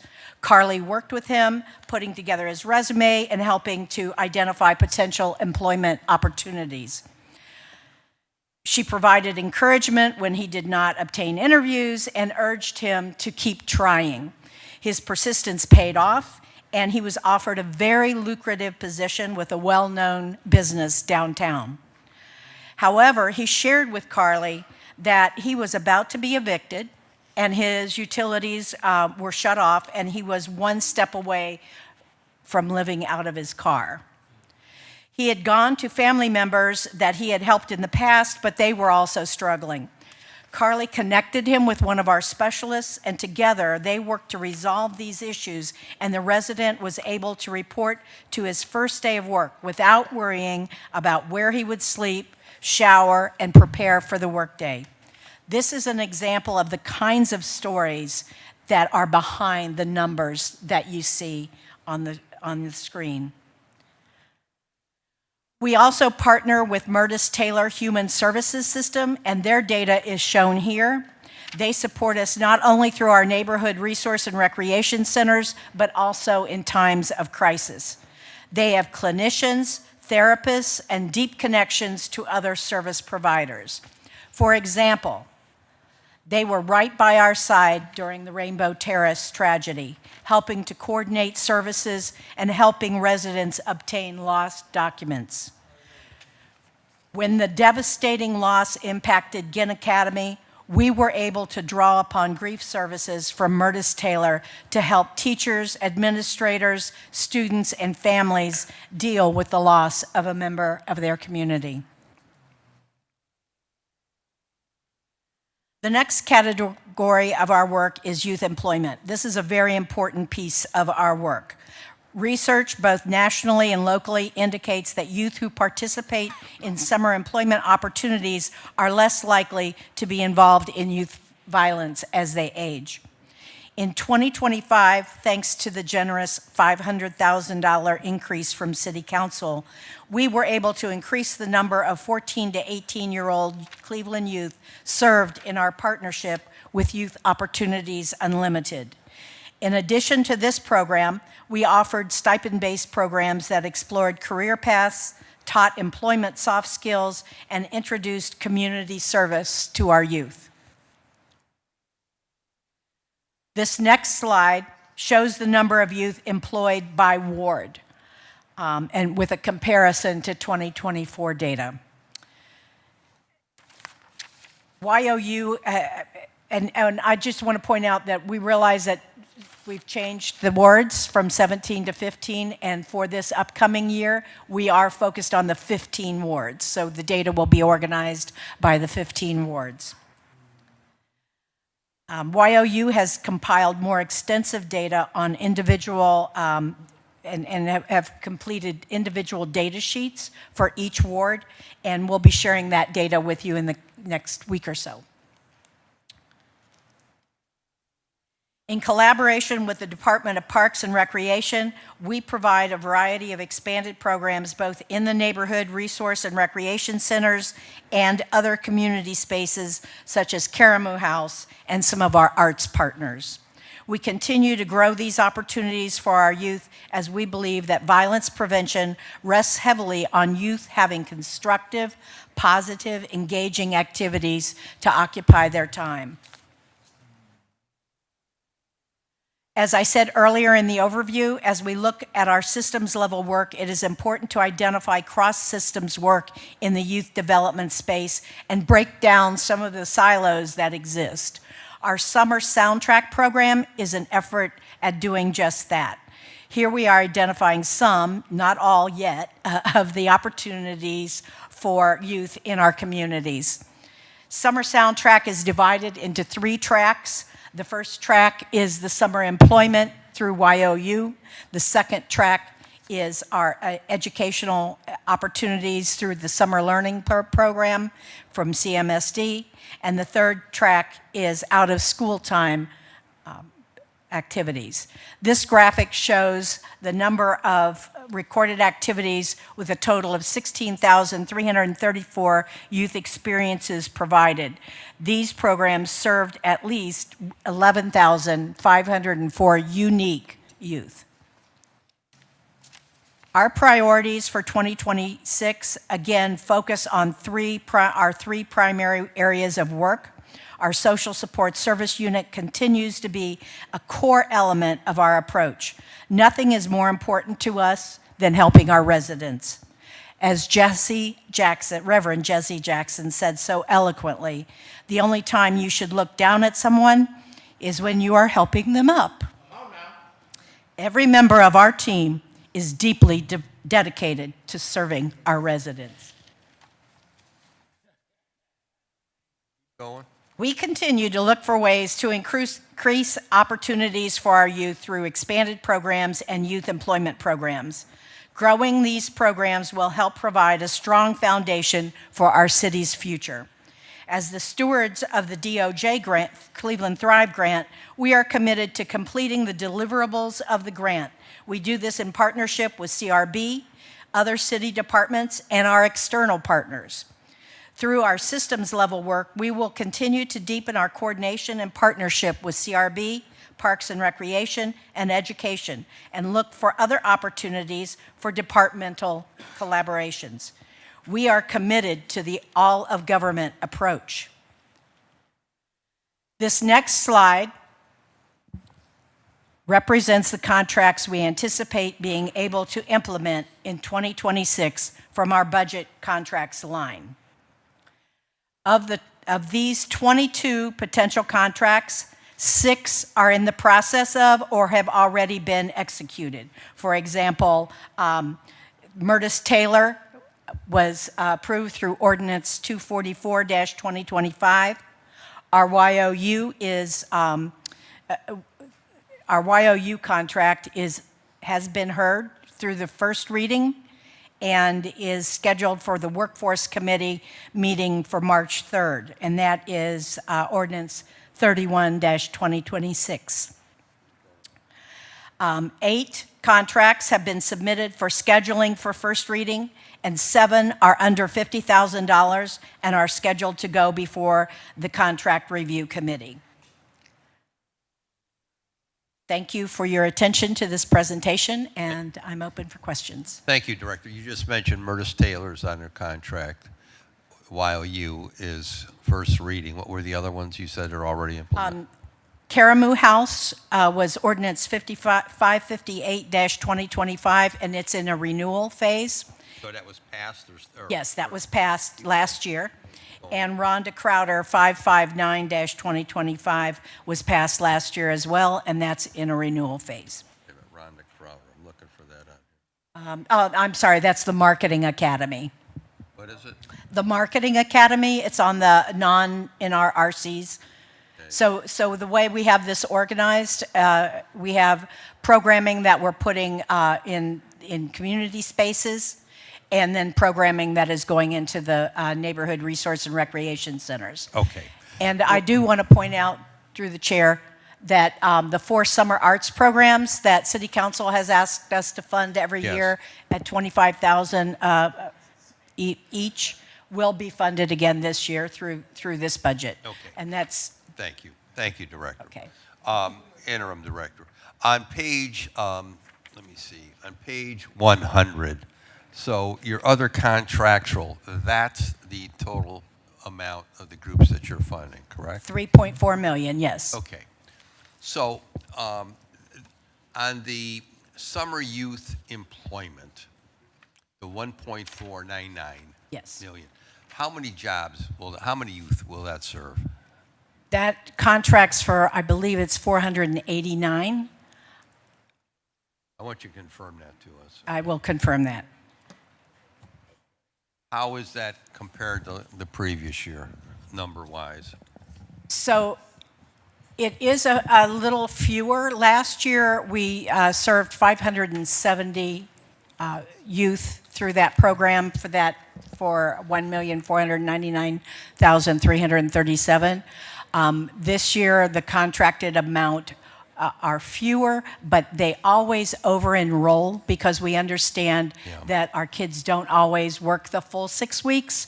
They may work 3 weeks and then fall off. So we over-enroll, so we're hoping that we will be able to hit the same number. When's the enrollment period? The enrollment through the chair, the enrollment period is February 1st to May 1st, and I will point out that at this point, they have over 3,000 Cleveland youth who have applied for jobs. Now, that's a duplicated number because some of our kids apply several times. Yes. One young man applied 5 times. Okay. So that's duplicated. But you basically answered what's going to be my next question. There's a greater demand than there is affordability or the spots that we have. Absolutely. What does it cost per student? I don't have that number at my fingertips. We had, for 3,000 kids, we estimated that would be about $11 million to do 3,000 youth. So then while you expanded employment at 34,000, what is that number? That was a couple of years ago, in 2024, there was a partnership with the county. Right. And those were for young people who are graduated from high school, went through the YOU program, and didn't have any plans for college, job, anything like that. So they extended their term of employment. Okay. So besides the 1.499 that you're asking us to fund, is there any outside dollars that come in from nonprofits, from the foundations, from the corporate community, et cetera? Yes, that is the case. And the county funds quite a few children from Cleveland, Okay. as well as across the county. So we do have a presentation prepared for March the 3rd for the Workforce Development Committee that has a lot of those details. If you can bring for that the to the program. table as to what outside agencies or dollars are coming in, because it's my opinion that all of us want to figure out how we can increase the number of students. That's, to me, critical. I didn't have the ability to have a summer job like this. I worked in a factory on St. Clair during the summer when I was a kid, and that's why I got bent fingers working in that factory. But we know there's a tremendous need out there. So we have to figure out how we can get additional dollars or how we can appeal to the corporate community or private benefactors for them to understand how critical it is to put kids to work. You put kids to work, they're not out in the street. Right. And so that, to me, is a very critical component. This is what I would ask of you. Of the providers you're going to provide to us, because some of these I don't know, and some I'm assuming some of my colleagues might not know either. Some colleagues might know who they are. If you could provide to us what they're supposed to be doing, where they're located at, if there is a point person, like if they're working a specific neighborhood or ward, I think it would be very helpful to us, because again, I'd say half of these groups I've never heard of. I've never had any engagement with them. And they might be doing great work out there, but I personally am not aware of it. So I would look for that information for the administration to supply to us. That would be very helpful. The last thing I want to say before I open up, I have Councilman Conwell, Councilman Jones, and Councilman Shaw on the list. Are all rec centers a part of this program now, PIO? To the council, Yes. to the council chair, Right. we provide as many programs as we can to as many recreation centers as possible. Okay, so what rec centers are not, where you do not have people staffed at? Oh, are you talking about the social support specialist? Yes. So right now, we cover all of them. So All the rec every cen- one of them. So Okay. we have 2 supervisors on staff that, so for like Hamilton and Woodland that are smaller, they cover those rec centers. Estabrook, we just hired someone for Estabrook, and we also do provide services in the Cleveland Public Library downtown.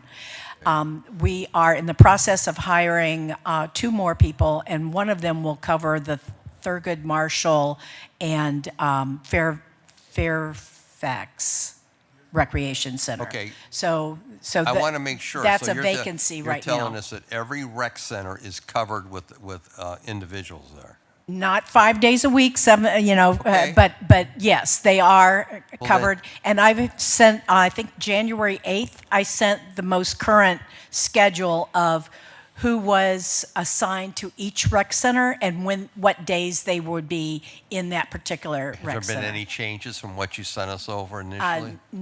The only change would be I didn't have a phone number, a cell phone number yet for Shelley Woods Ferguson, and she has now received a cell phone, so I'll be sending an update with that. And then as soon as we hire the other two people, I'll send an updated there. Make sure our staff has all of that information. And again, I'm going to I just want to say this again to the director and to the administration. I believe it's critical going forward that PIO and CRB work very closely together, work extremely close together, work hand in hand, know what each other's doing, interact with one another. That did not happen in the past. And I think that was a mistake, a big mistake, because we can't operate in silos here. We gotta work together collectively. So, and again, I want to thank the interim director for reaching out to me and talking with me and sitting down to discuss some of these issues. And the new director that's coming on, that's Tiffany, she's coming on? To the chair, Tiffany is on board as a senior member, but I'm not clear if she just came on board. I'm not sure that she's the chief or going to be a different role. Okay, but I've known her for a long time. I have the utmost confidence in her because she's over at the food bank. She worked there for years. I work very closely with her, so I have great confidence in her ability. Okay, I have Councilman Kevin Conwell up first. Batter up. Thank you very, very much, Mr. Chairman. When you, for example, to the chair, tonight we will have Murtis Taylor here, correct? Through the chair, yes, that is correct. Can you narrate what's going on with that? Some other colleagues, they can hear about it. Yes, so through the chair, you'll recall at a couple of weeks ago, we had some people come to the microphone with some serious issues around housing and just in general needing some social support services. She had two little boys with her that and really was living in an apartment that was unfit to be rented. So Sally O'Toole is handling that part of it, but we also connected her with Murtis Taylor, and Murtis Taylor is working with her to find additional housing, new housing, help with first month's rent and with the deposit. So they'll be working with her, and they're also working with the other woman that came through that had experienced some things with Rainbow Terrace. So Murtis Taylor is working with them, and they have committed that they will start coming to all of our city council meetings to make sure that if there are people who come to the microphone that have severe problems that we can help them with, that they'll be there on site to address those. Thank you. Councilman? Which is very, very great. We don't want to just sit back and people come and they narrate us about their issues and concerns, and then we don't do anything about it. So the outcome measures, if they come and they talk about, let's say, Councilman Conwell or Councilmember Mike Polensek, we'll have someone, and then they'll take the individuals to a room for confidentiality, and then they will talk with them. So that way we can get some outcome measures, and so we can help.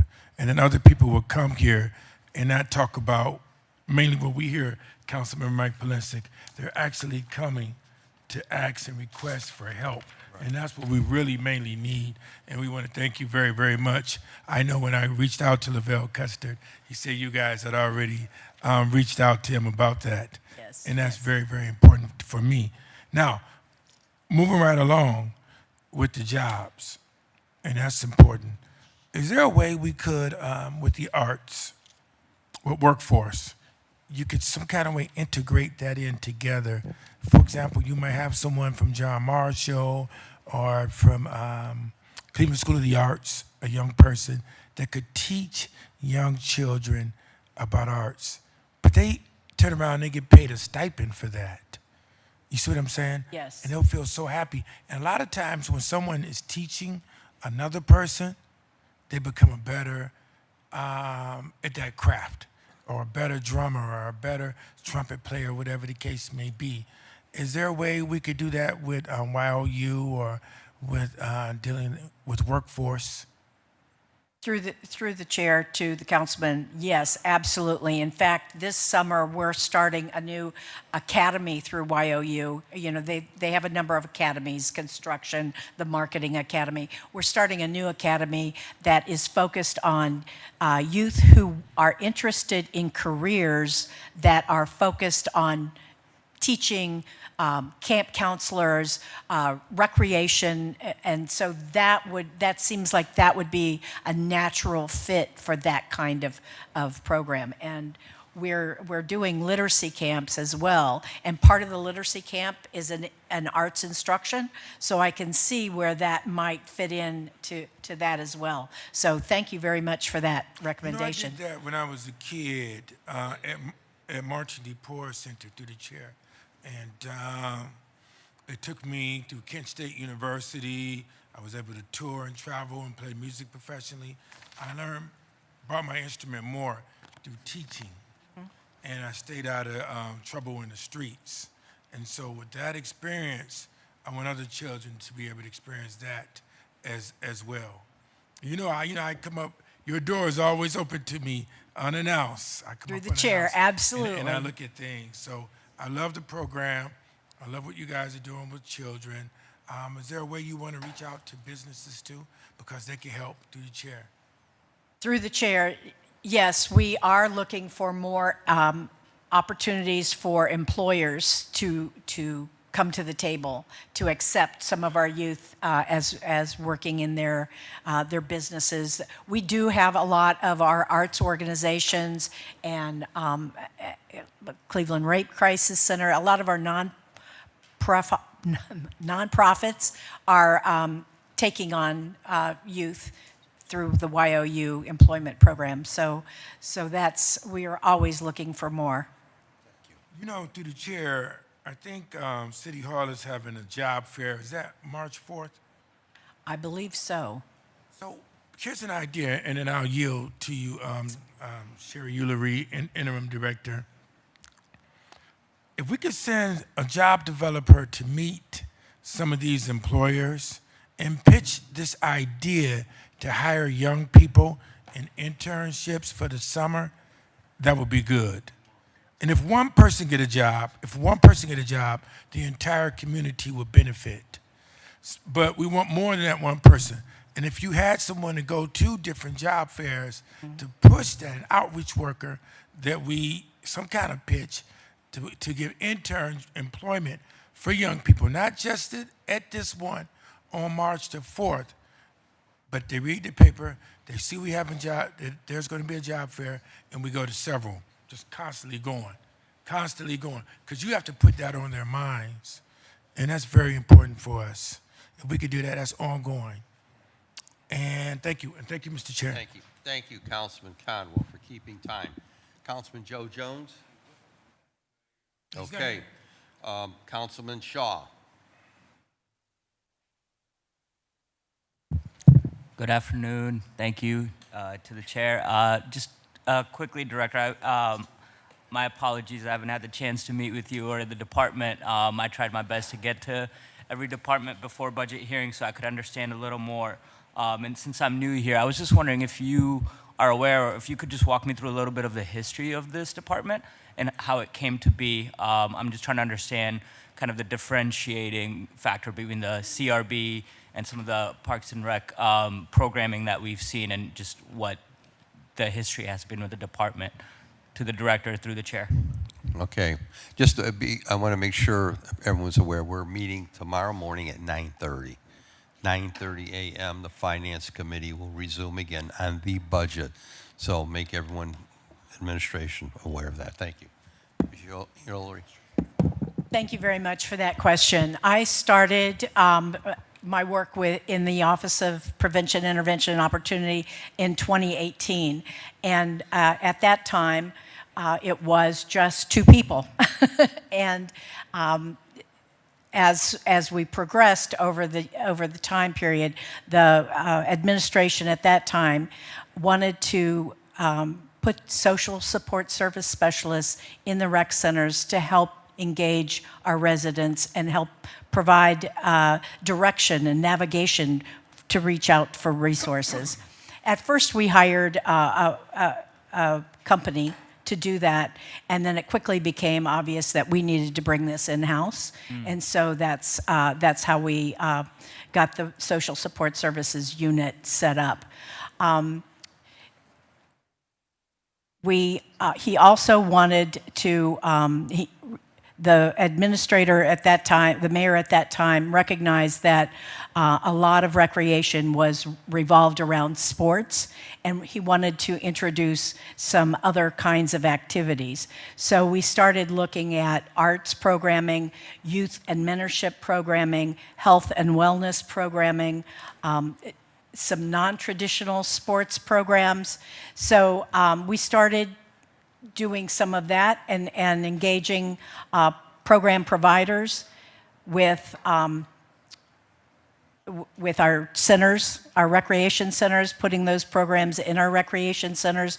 It's been a slow build, but we're at a point now where this is a very successful, I would term it as a very successful program where we've got a lot of youth involved in activities that they may not have been able to be involved in before. For example, during this mayor's administration, one of his meetings that he had with a group of youth, they brought up the fact that they wanted to have some esports opportunities in the recreation centers. So we started out with 4 esports programs, and we've expanded to, I believe we have 7 esports programs now in our rec centers. So, so that's kind of how we've evolved over time. We are constantly evolving and growing, and so I hope that gives you a little background. I wanted to be quick. No, thank you, and that I appreciate the context. Thank you. I yield my time. Thank you, Chair. Thank you. Thank you, Councilman. Okay, let me see who else I have up on the list here. You got me, Mr. Chairman. I got you, man. I got you. Okay, Councilman Jones, you're up next. Well, Mr. Chairman, I'm disappointed, I'm going to tell you. And here's why I'm disappointed. The young lady was there before. I had no clue she was leaving. And she really sold us on these programs that was brought before the table. And now she's not here.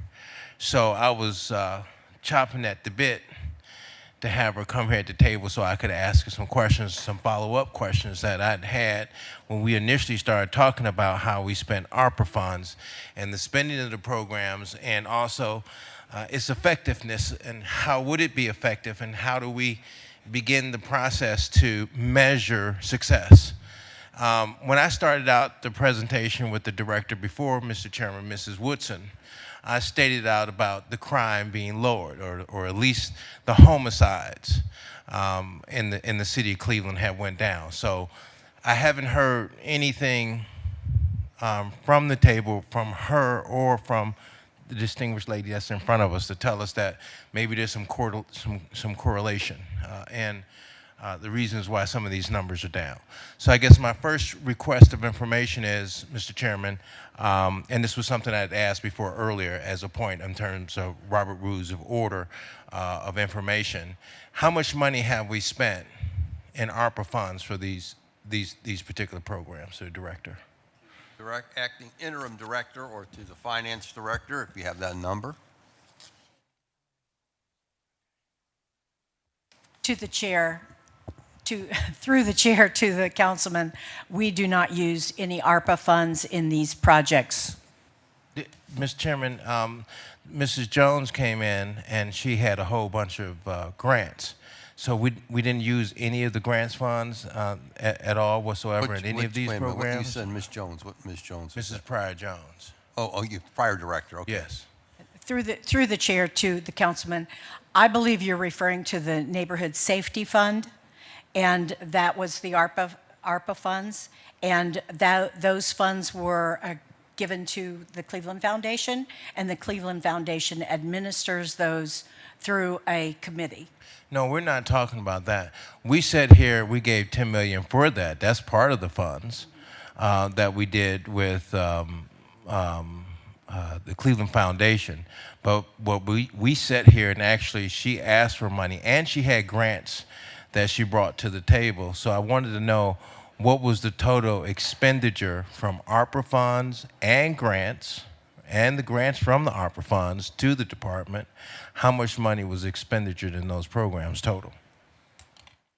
Director? So through the chair to the councilman, finance doesn't Sit up, believe that they everyone, got please. any, but we'd be happy to follow up with a report of where the ARPA dollars overall It's were all allocated. on film. It's all on the TV. If we can go back to Mrs. Pryor Jones' television processes, I'm quite sure we can find all of the times we sat here and we're talking about $1 million here, $2 million there, $3 million for this, $2 million for that. You know, and then we got $10 million for the one program. So I don't know how much is all in play here, Mr. Chairman, but I would like to know what that total is because I'm not so sure of it, what's all been spent. So these programs here, Mr. Chairman, to the director, so I can have clarification, all of these funds came out of where? Through the chair. Madam Director? to- Go ahead. The funds that I've talked about on this presentation are all general fund dollars. All of these things have been funded out of the general fund. I believe you may be referring to the Department of Justice grant that we've received, Cleveland Thrives, and that was 1.994 something. And so we had 3 deliverables on that. We have completed the first 2 deliverables. We're finalizing the blueprint, which is a document that was our deliverable 2. And we're working on deliverable 3 now, and that we will be doing between March and August of this year. I see. And then the grant expires September of 2026. I got that, Mr. Chairman, but there's so much money flying around the table. So the question I would ask, Mr. Chairman, these funds right here are grants out of our general fund? These are all grants that have been granted to the... We touched on it while you were out a little bit, but go ahead. Yeah, through the chair to the councilman, they're not grants. These are general fund dollars. General We just gave it to them, and they came to the table, asked for it, and we gave it to them. No, not all of it's been expended. Not all of this has been expended. So let me ask this question. What we have right now in terms of expenditures is a total of $6 million. This is just for you running the operation. Is that correct? Their operation. Yeah, through the chair to the councilman, 3.4 million is contractual. And through the chair to the councilman, we have 3.4 million for our contracts. Okay,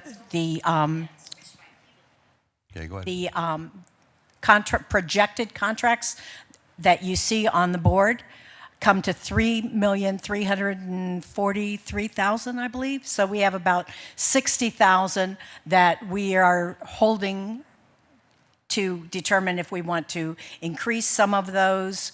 Maybe we want to add an extra rec center or add a different program. So we have $60,000 that is not accounted for out of the 3.4 that we are still working with. And to my honorable colleagues, anything over 50,000 has to come back to us. Right. Absolutely. So Mr. Chairman, it would just be good to get, so I won't be confused, because we got $3.4 million in the contract here now, and that's going to be dealing with, I would presume, continuing the programs we already have in place. Is that correct, Mr. Chairman? That's what's Director up there, Ellery? Councilman. That's the 3.4 right there. I know, but is that correct, Mr. Chairman, to Mrs. Ellery? Because she knows it, right, Ms. Ellery? Through the chair to the councilman, yes, many of these programs are continuation programs, but there are a few new programs that have been identified. Again, we went through the RFP process. Okay. I don't want you to go too far because you eat up my time. Keep going, Councilman. So, Mr. Chairman, to Mrs. I'm going to get on you, Director Ellery. You sound like a professional who knows how to eat this time up. It says, now on page 1, actually page 2, Mr. Chairman, is there a breakdown for the residents who have received these services? We talk about support, social support services. Yes, if you'll look at, so this is our breakdown of the patron interactions. We can provide this by recreation center, neighborhood resource and recreation center, if you'd like. So I'm going to do the same thing, Mr. Chairman, that, I'm going to be holding these systems a little bit more accountable moving forward, just like I did with the previous director, Mr. Chairman, to Mrs. Sherry Ellery.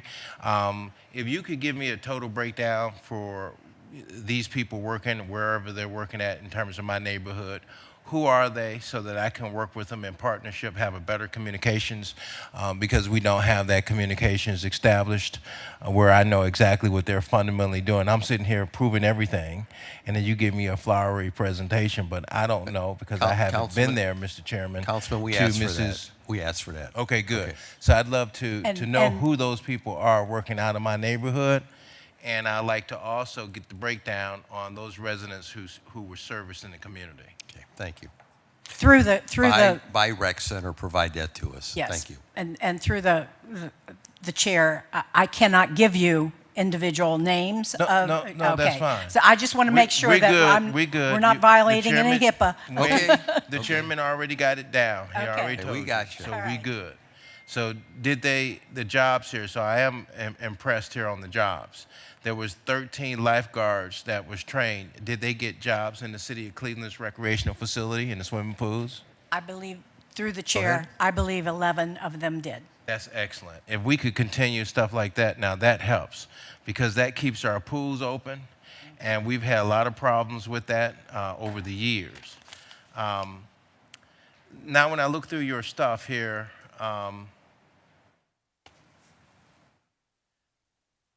and I'm moving on some of these because some of these have already been answered. Now, who is the biggest supporter of your jobs? Because I'm impressed with that. Is it YOU? Through the chair, yes. YOU is our largest employer. And how many people do they employ, Mr. Chairman? To the director, Mrs. Sherry Ellery. Through the chair, 570 youth were provided summer employment opportunities for 2025. And Mr. Chairman, to the director, what I would like to see, if that's all possible, we had a small program years ago that was ran by a young lady by the name of Gwendolyn Rogers, and she was able to get a number of businesses. It was actually, she was funding this out of her own pocket. And she was able to get a diversity of businesses, even Cleveland Public Library. And she would place young folks there at earlier ages, started reaching down at 12 and 13 and 14 and getting them like little job experiences at these places. And I think it was very efficient and effective. Do you guys reach out to Cleveland employers to do that? Or could you look at trying to do that to expand the experience of the young folks? Okay. Can you respond? Because the councilman's time's up, but I want you to respond to him. Through the chair to the councilman, we do have some stipend-based programs for our younger 10 to 14 age youth. Thank you. And you have to be at least 14 to actually work. Thank you. And Mr. Chairman, can I just have some more questions on Well, one more I'll on put page you- 11. I'll If put you can put me back on. I It's will. real quick. It's less Okay. than a minute or so. Okay, but there's 3 council people ahead of you. I got you, Mr. Okay, Chairman. Councilman Slife. Thank you. I'll get you there quick, Joe, because I have to run to Menards. So we got council tonight. Save big money. So thank you for being here. Shout out to Lydia, who's the support specialist, I think at Gunning, allegedly 2 to 3 days a week, but you're there every time I'm there, so it's 5 as far as I know. And look, I obviously this is a department that I've had some struggles with in the past, and I think that Councilman Shaw's question is kind of expected because to the average person, understanding the difference between kind of PIO as it exists right now kind of exists at the intersection of a lot of CRB and parks work. So trying to understand what is supplemental, what is duplicative, and where the value add is also a struggle that I've had. And I will say that I've gone through a lot of this thinking, and I will fully acknowledge that the neighborhood I represent is not a monolith, but if my neighborhood has a stereotype, I probably comport with it, and I'm not dealing with a lot of the challenges we face citywide as acutely as other parts of town are. However, I am here and I live in Cleveland and I'm on this body because I want to be part of fixing these greater problems, and we're not going to move the needle on society if society doesn't accept to get involved with societal issues. My primary concern in the past with PIO has been the supplemental contracting. If we could flip back over to that slide, actually. So it looks like we're doing a little less total this year. I think we're cutting it by about $500,000. Give or take, and I know you said what rough percentage of these are new organizations that are seeking these dollars through the chair versus repeat? Director? Through the chair. I won't hold you to the number. I think maybe 3 That's okay. or 4 about are new It's to about us. what I would You have can guessed. provide that to us. Yes. Thank you. And through the chair, for those organizations that are returning, one of my concerns has been what we are paying versus the number of participants. So if we could get the number of participants who have participated in past programs when it's available, meaning that they are returning. And I ask because I recall a couple years ago, I don't have those figures in front of me, but if you did the math for how much we paid an organization versus how many children participated in it, it would have been cheaper just to send all of those kids to a 2-week YMCA camp. And I don't, to the degree that we have this and we have CRB programs and we have the Cleveland Foundation, I don't want to end up where we are unintentionally failing to serve the target audience, but we're doing a very good job of getting contracts out to organizations and paying people money while we still fail to kind of serve the larger mission, right? To go back to Councilman Shaw's question about the original intent of this office, because I was in Mayor Jackson's office when this was created under Dwayne Deskins, I always took it to be a role of a convener and a connector. And I will say, credit where credit's due, I think that the support specialists are a good start in connecting people to programs. I have 2 thoughts that I would sort of add on that's maybe this is, instead of me leading with cynicism, kind of offer some potential ideas. One is, we heard your colleague a couple hours ago say that, you know, when we ask questions, why is this 11-year-old out at 2 o'clock in the morning? And it kind of points back to something's going on in the house. How can we use this office to also connect back to not just the kid that's at the rec center, but at the family in the home? And one thought is there's a universe where instead of paying an organization to come in and offer a program, could the city offer a program through parks, and we're able to pay parents to come and participate as I know you're getting paid, but as a volunteer, That makes to sense. try to get parents more involved. I think what we see in the suburbs, many of the suburbs, is they don't have to worry about, Lakewood doesn't have to worry about soccer coaches. The parents just sign up and coach. And then people will say, well, why can't they do that in Cleveland? And I think that those who ask the question sort of expose their ignorance to the challenges we're facing, that we're dealing with people who, in the best circumstance, often don't have the time available to do that sort of thing because they're struggling to make ends meet. They got to be at work at that time. And could we be using this as a way to help parents get more involved and maybe create a more wraparound community rather than focusing exclusively on the children because, as we've said, the children will go home.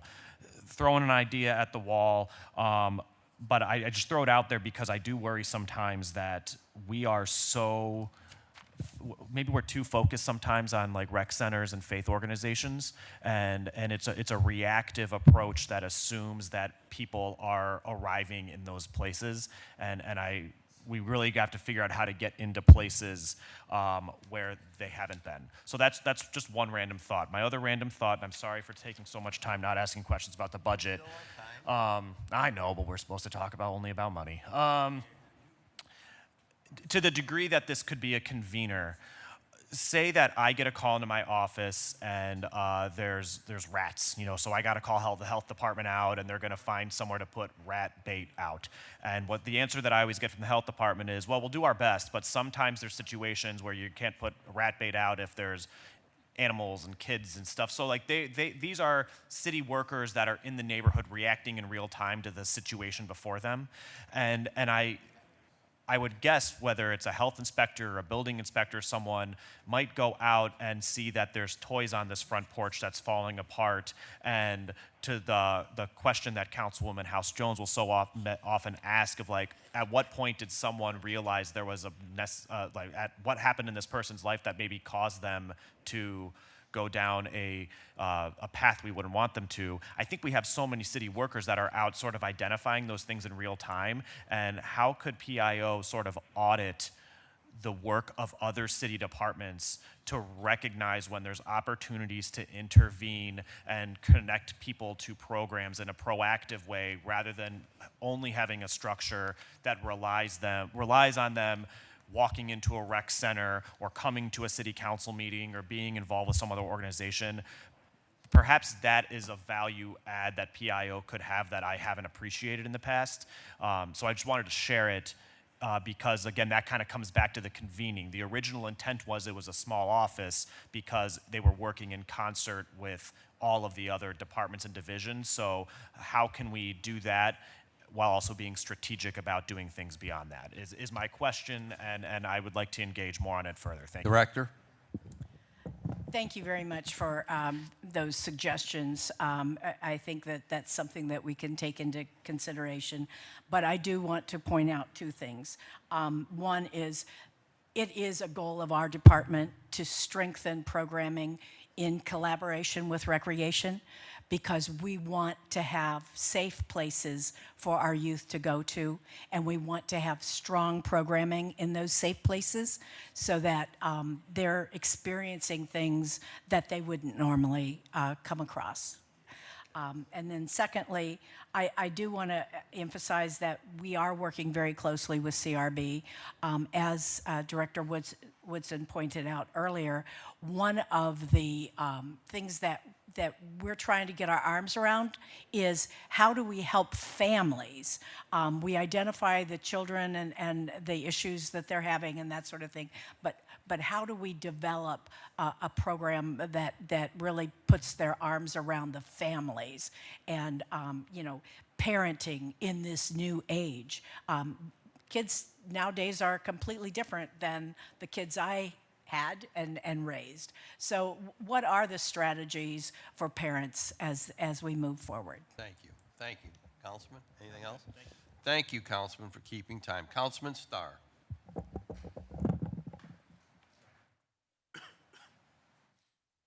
Thank you, Dean. And just for clarification, going forward, PIO does fall under Workforce Education, Training and Youth Development Committee. So going forward, just for the viewing public as well as members of the council, that this will be coming to the Workforce Committee on all items related to any legislation that is passed, just so we can know that, as well as other different departments that we will definitely talk about in the near future. But through the chair to the interim director, right? I said it right, make sure I got it right.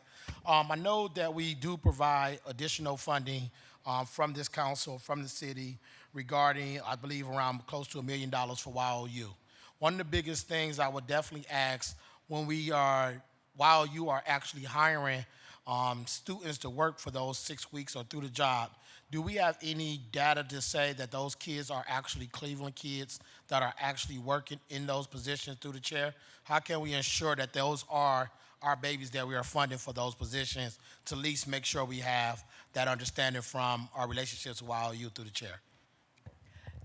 Through the chair to the councilman, YOU does a very rigorous job of making sure that they identify which children live in Cleveland and which children are living in the county, because the county does provide funding to hire those youth, as well as some of the Cleveland youth are paid for out of the county money.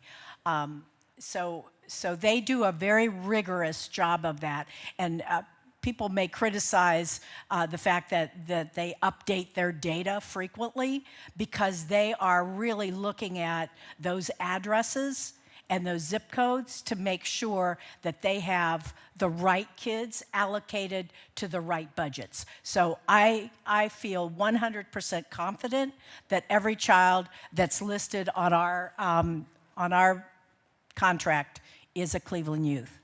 And I think that is very important. And also, when talking about the county, I can't think of the number right off top. Outside of our $1 million, you did mention that the county is funding all the rest of the jobs.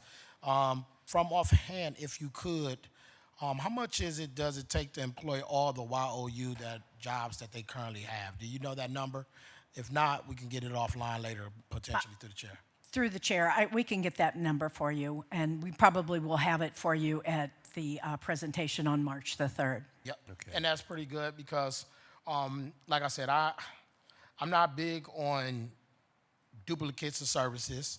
I believe it is something that we need to hone in as a council to make sure our colleagues over in Cuyahoga County is doing their part. You know, when you talk about those levy dollars, a lot of that is coming from taxpayers of the largest part of the county, the city of Cleveland. A lot of those dollars are available because of our residents and what they pay in taxes. So I think they should bear majority of the cost, if not all of the costs, when it comes to making sure our kids have jobs. And I know we're still trying to figure out an actual solution to make sure more employers are opening up their doors for opportunities for our kids. So I look forward to, from our Committee on Workforce Education, Training, and Youth Development Committee, for us to dial in and double up on making sure that happens. I know my colleague, Councilwoman Stephanie House-Jones, been saying this for 3 years about how do we get the philanthropic community, how do we get other entities and organizations to be able to be a part of this solution. And I do quote Mr. Councilman Zach Reed, nothing stops a bullet but a job.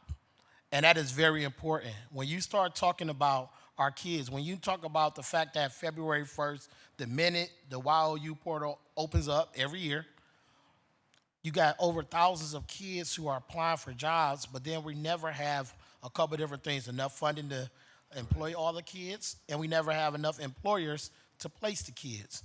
So therefore, we must do something together to figure out how do we close that gap, and work with my colleagues will be something that is very much so important. And then I'm glad that you spoke on, through the chair, your relationships in working with interdepartmental departments. I think that is important. We cannot do this independent.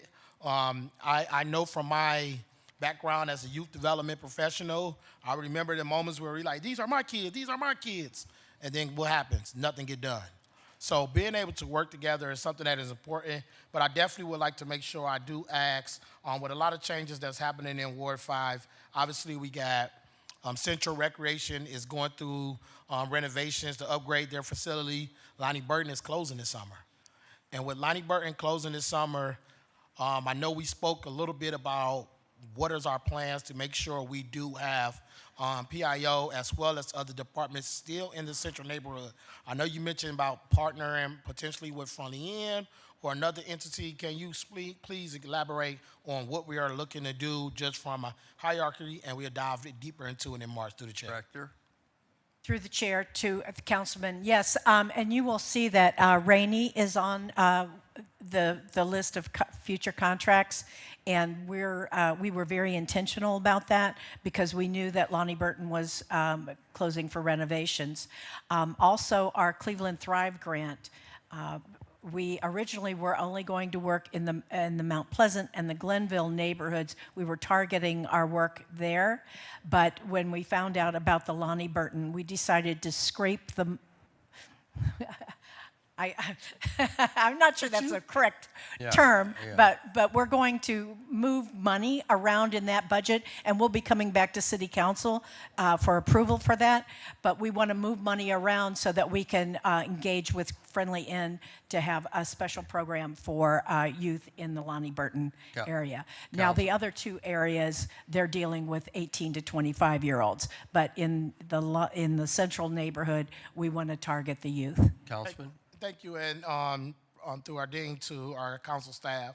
I know we're still revamping how we're going to work with our committee. I also am thinking about possibly creating a collaboration or a hearing with Parks and Recreation, Community Relations Board, as well as PIO, for us to all get together to see what everybody is doing, how we're working together, just to have a hearing, a discussion, because one of the things that is very important from our committee is making sure we review education systems and curriculum for Cleveland citizens of all ages and levels, and advocate for reforms, review all activities related to prevention, intervention, and opportunity for youth and young adults. And I believe bringing all three of our organizations or departments together will be critical on us achieving that goal. And I yield my time, Chair. Thank you.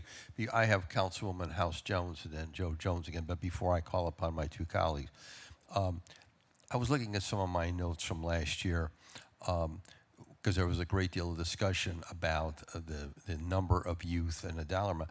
The dollar amount that we've allocated that you're proposing this year is not much different than what we proposed last year, and we were very adamant about that number increasing as it pertains to the number of students, kids that we could hire. What is the administrative cost for this program? I would have to go back and I'd like to know what get the that for you. administrative cost is. I'm sure that's when you for the go. YOU program? Yes, when you go before committee. And I'll also like to look at the cost per student, because we thought collectively, and again, we didn't have any prior discussion before this budget was put together, especially in this area. We thought there would be more money allocated for summer jobs. That's what that's what our position was last year. So if we were to come up with a $500,000, I need to know how many additional students we could hire from the city of Cleveland. Because again, you indicate in your opening statement that 3,000 kids have already applied. And so again, I want to go back to the director, and you weren't here last year at this time. You were? Yeah, to the chair, yeah. I must be hallucinating. I came at this in right point, during okay? budget hearings. So. Okay. It's been a long day. But then you recall, we talked about this, about providing more funding for students to hire because of the concern of our collective body. We want to see more kids put to work. And so, and we're kind of disappointed, not kind of, very disappointed that our corporate partners don't step up to the plate, because every time we turn around, they have their hands out like they're standing up here on Prospect with a cup, you know, asking for something. Well, Mr. Chairman, we got to ask them. Yeah, we got to ask them. Because I know that was one of the things we talked about, Mr. Chairman. You dead smack on it. Yeah. Was the jobs, and we also talked about the programs that are happening right now with various different corporate partners who are looking for people who are in the construction business because they're at a shortfall. We need summer jobs. So, Councilwoman House Jones, you are up. Excuse me, Just- before we go, I just want to the chairman, point out that we moved from 245 youth that were employed in 2024. Because of your $500,000 that you gave us last year, we moved that number to 570. Okay, well, give us so that was an what we increase. could do if we throw another $500,000 in there. Thank you. Councilwoman Hey, House Chair, Jones. just real quick to the other council members, just saying, we don't have to just ask corporations, we can tax them too. That's right. That's right. Okay. Go ahead, Councilwoman House Jones. You know what? That's Shaw. He be saying them things. Yes, we do need to tax them, and that's a whole other thing. Because again, literally, no, it was just an article that just came out. I think it was from Forbes, one of the magazines that talked about specifically how we had this in society, this mentality of people who are wealthy being very charitable, and this trickle-down economy. right. And it literally showed, like, from the top 10 uber wealthy people, they are not even giving 1%. They're not even giving 1%. It's like 400th of percent. It is insane. The only person that's on the borderline is Warren Buffett. Everyone else is abysmal, but I'm going to forward that to you before the end of the day so you all can see it for yourself. This is why we need to tax people appropriately, taxing people who have the means as well as corporations and their profits. Corporate tax, I know people don't want to hear it, but if you can show, if people were willing to show their profits in terms of what they were actually doing, investments in companies, then we wouldn't be in this situation. But that's neither here nor there. As it relates to the budget, I didn't. Two things. I just wanted to make a couple of clarifications on page 101. It talked about the Commission on Black Women and Girls. And I would be remiss if I didn't say it. It needs to be corrected. It actually is 10 people that are actually on the board, not 6. But the significant issues we have had with appointments, because the last 2 appointments, specifically for a person in a union and a person at a university, we have submitted their names since July of last year. And the time it has taken to get people actually appointed has been more than a notion, so I just wanted So, question, who do you submit those to, the names? Yeah, it's been submitted to the administration. We are working through it. Hopefully, in the next couple of weeks, we're going to get an interview, but and get them put on. But I just want to say that there have been some significant challenges there. So when you look at this paper, and it's just wrong. It's not 6. It's 10. So you're saying it is 10 It's 10 people that total are board already on members? there, and then it was the 3. It's 2 high school students and 1 college student that are the real true vacancies. On page 101, we need to correct that. It should be 10. Is that correct? Do you? Wait a minute, go ahead. Through the chair to the councilwoman, so that is the number of members that were paid. So Yes, there might well, be it's- some that well, are not. So that's why that it doesn't show on this So chart. then it needs to be corrected to be 12. That still is not right because it's only 3, so it must be 7. Yes, so it's 7 people that are currently. We'll have to look at that. Okay, so you're saying there are 6 that are identified as being paid? It's 7. Year end, But okay. I'm telling you, the correct number is 7. It's not 15. It's 15 members on the board. Only 12 of them actually get paid. Okay. So the number should be 7. And it's 12 that are actually getting paid. Council lady, continue. That's for the one.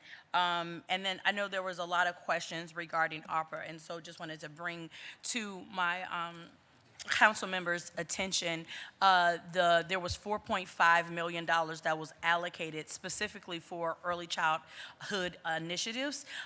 There was 2.1 that was allocated, and all this money was actually allocated through Starting Point. 2.1 million was specifically allocated for scholarships for working families to get child care that served around 300 families, and then there was another pot, I believe it was around 2.4 million, specifically for signing and retention bonuses for child care workers. One of the things, if we understand, during COVID, one of the biggest things was child care and all of the issues, and we really wanted to build up our child care system. So I just wanted to add context. When people talk about ARPA, the previous chief was over families, youth, it was all of the families, and this was a significant portion. So if you didn't, I just wanted to bring that to Thank the you, attention. Councilor. And then the last thing was we were having these conversations about YOU. I believe it was at least 2 years ago when YOU came to the table.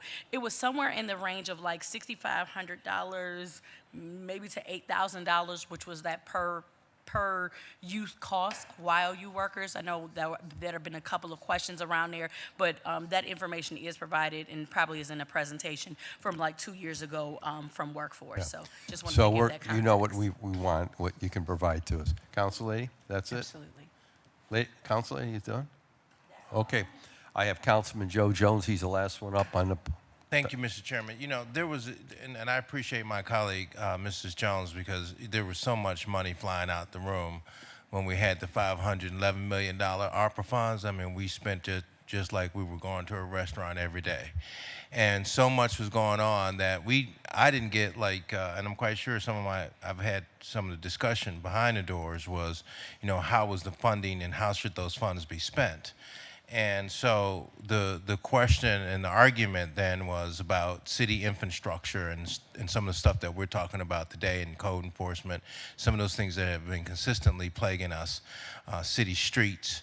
And I'll be the first one to tell you, I don't have no problem at all whatsoever investing in to programs that help our people and our young people, like we talked about here at the table to nausea, about jobs and being able to get them jobs. If we can sit here and give $20 million to people who already got money for these sports franchise, we can certainly invest in our neighborhoods. And all neighborhoods, as many council members know, and I appreciate my colleague Charlie Slife's comments, each neighborhood is distinctively different from others. But we do have some corporate sponsors, and I have worked with some of those corporate sponsors, Mr. Chairman, so I ain't gonna say all of them are bad. And we put together seminars and events, and we didn't have a real good turnout like we wanted to on some of those events. So it would be my suggestion, Mr. Chairman, to the PIO to reach out, as well as I was trying to make my comments earlier, to corporate America. Get them engaged, get them involved, because at the end of the day, there are those jobs that are available and have a diversity that will, speak to our young folks. And then these people are hiring too. So they will actually literally get a job out of it. So with that being shared, Mr. Chairman, I want to go to the presentation on page number 11 that was made, where it says Murtis Taylor. What do they do for us? Director? I'm going to go to slide. And for the people who might not know, tell us where Murtis Taylor is located at. Murtis Taylor is on Kinsman. Their main office is on Kinsman, and it's Murtis Taylor Human Services. Thank you. And they provide clinical and psychological and all kinds of supports to our residents. They have been extremely valuable to us this year, especially in crisis situations. They have grief counselors, so they have. So it's more trauma-related. It's more clinicians and more trauma-related. It's very highly trauma-related. Okay. And so their experts are wonderful. So they're And dealing with the trauma of the young people that come in the program and need assistance. They're the chair now, like both. Mr. Chairman, Okay, yeah. to Mrs. Ellery. Yes. through the chair to the councilman, they deal with families, they deal with the adults that may come into the centers with mental health issues or other problems that cannot be handled by our social support service specialists, because not all of them are clinicians, and so some of our families and some of our youth need those additional services. Do they offer any other services? Do they have we have the providers here, Mr. Chairman? What would be really helpful is to have a breakdown, Mr. Chairman, to the director of what if Murtis Taylor is offering, just for an example, mental health, then I get that, right? So then the next one, and I want to move on. Through the chair, they have a lot of other services that they provide. Okay, so they that'd have be a whole great. menu of We asked for services. the groups. We asked for the groups that we are funding, what they are doing, and where Mr. they're Chairman, doing it. thank you, because when we get these quick, fast hit reports, we don't know what they're doing. And so when it comes to like the botanical gardens and it comes to Sports Scholar, and when it comes to making a difference, when I see these different titles. So if we're going to already get that information, that's We're gonna great. get it. It would be good to see it, but since we're talking about it, I do want to know in particular, what do we do with the botanical gardens? Are we just paying admission fees or what? What are we doing at the Botanical Garden? Through the chair to the councilman, Botanical Gardens sends a person out to our recreation centers, and that person works with our young people around climate controls. They talk about plants and how plants make a healthier community. So, and they probably, I don't know if you've been over to Cadell or over to Kovacic. They've been in those two places. They work around the gardens in outside of the rec centers. Okay. So it's and it's like a STEM program, really, because they're talking about a lot of different things. Well, I just want to say I appreciate the chairman of the department, Mr. Starr, that he's already stated that he's going to have a little bit more of a hearing on the program so we can do a deeper dive, and we certainly can't do that here at the table. But I really appreciate what your staff does, the work that they do. One of the questions I had asked my colleague, and this is something that's important to me, because we had it when we were growing up. Way back in those days, I think the president was Reagan, and we had these cheese lines and bologna and all that kind of stuff. And back in that period of time, the country was really going through something. And our schools would open up, and we would have places where young people would gather, and they would get a meal. Do we have any of those? I know that some of our recreational facilities do that. Do all of our recreational facilities, Mr. Chairman, do that? Does John F. Kennedy do it? Go ahead, Director. Through the chair, I believe that our recreation centers do provide a lunch during the summer months. Yes, they do. And also, they provide snacks in the afternoon during the school year. Yes. I see. So, Mr. Chairman, I don't have no unreadiness here. I would just, as a suggestion, I would love to also be a part of whoever's facilitating the various programs and do a tour and an orientation. And if that's some of the stuff that's in our neighborhood or in other communities, I'm out there a lot, so I really want to connect our young families, our newer families. Even if you have some kind of brochure information, about what you offer, I want to be able to make that available to our new constituents as well as our old constituents. And then, Mr. Chairman, lastly, not to hold the rest of the committee's time, we invested a lot of money into a report that Mrs. Pryor Jones was supposed, I don't know if we talked about that. Which one was that one? There was a program that we invested a lot of money into, and we were looking to expand the program in terms of violence prevention. And then I want to know if the report was finished, and if it has been. Are you referring to the 10 million we gave to the? No. This is something. See, we've done so much that.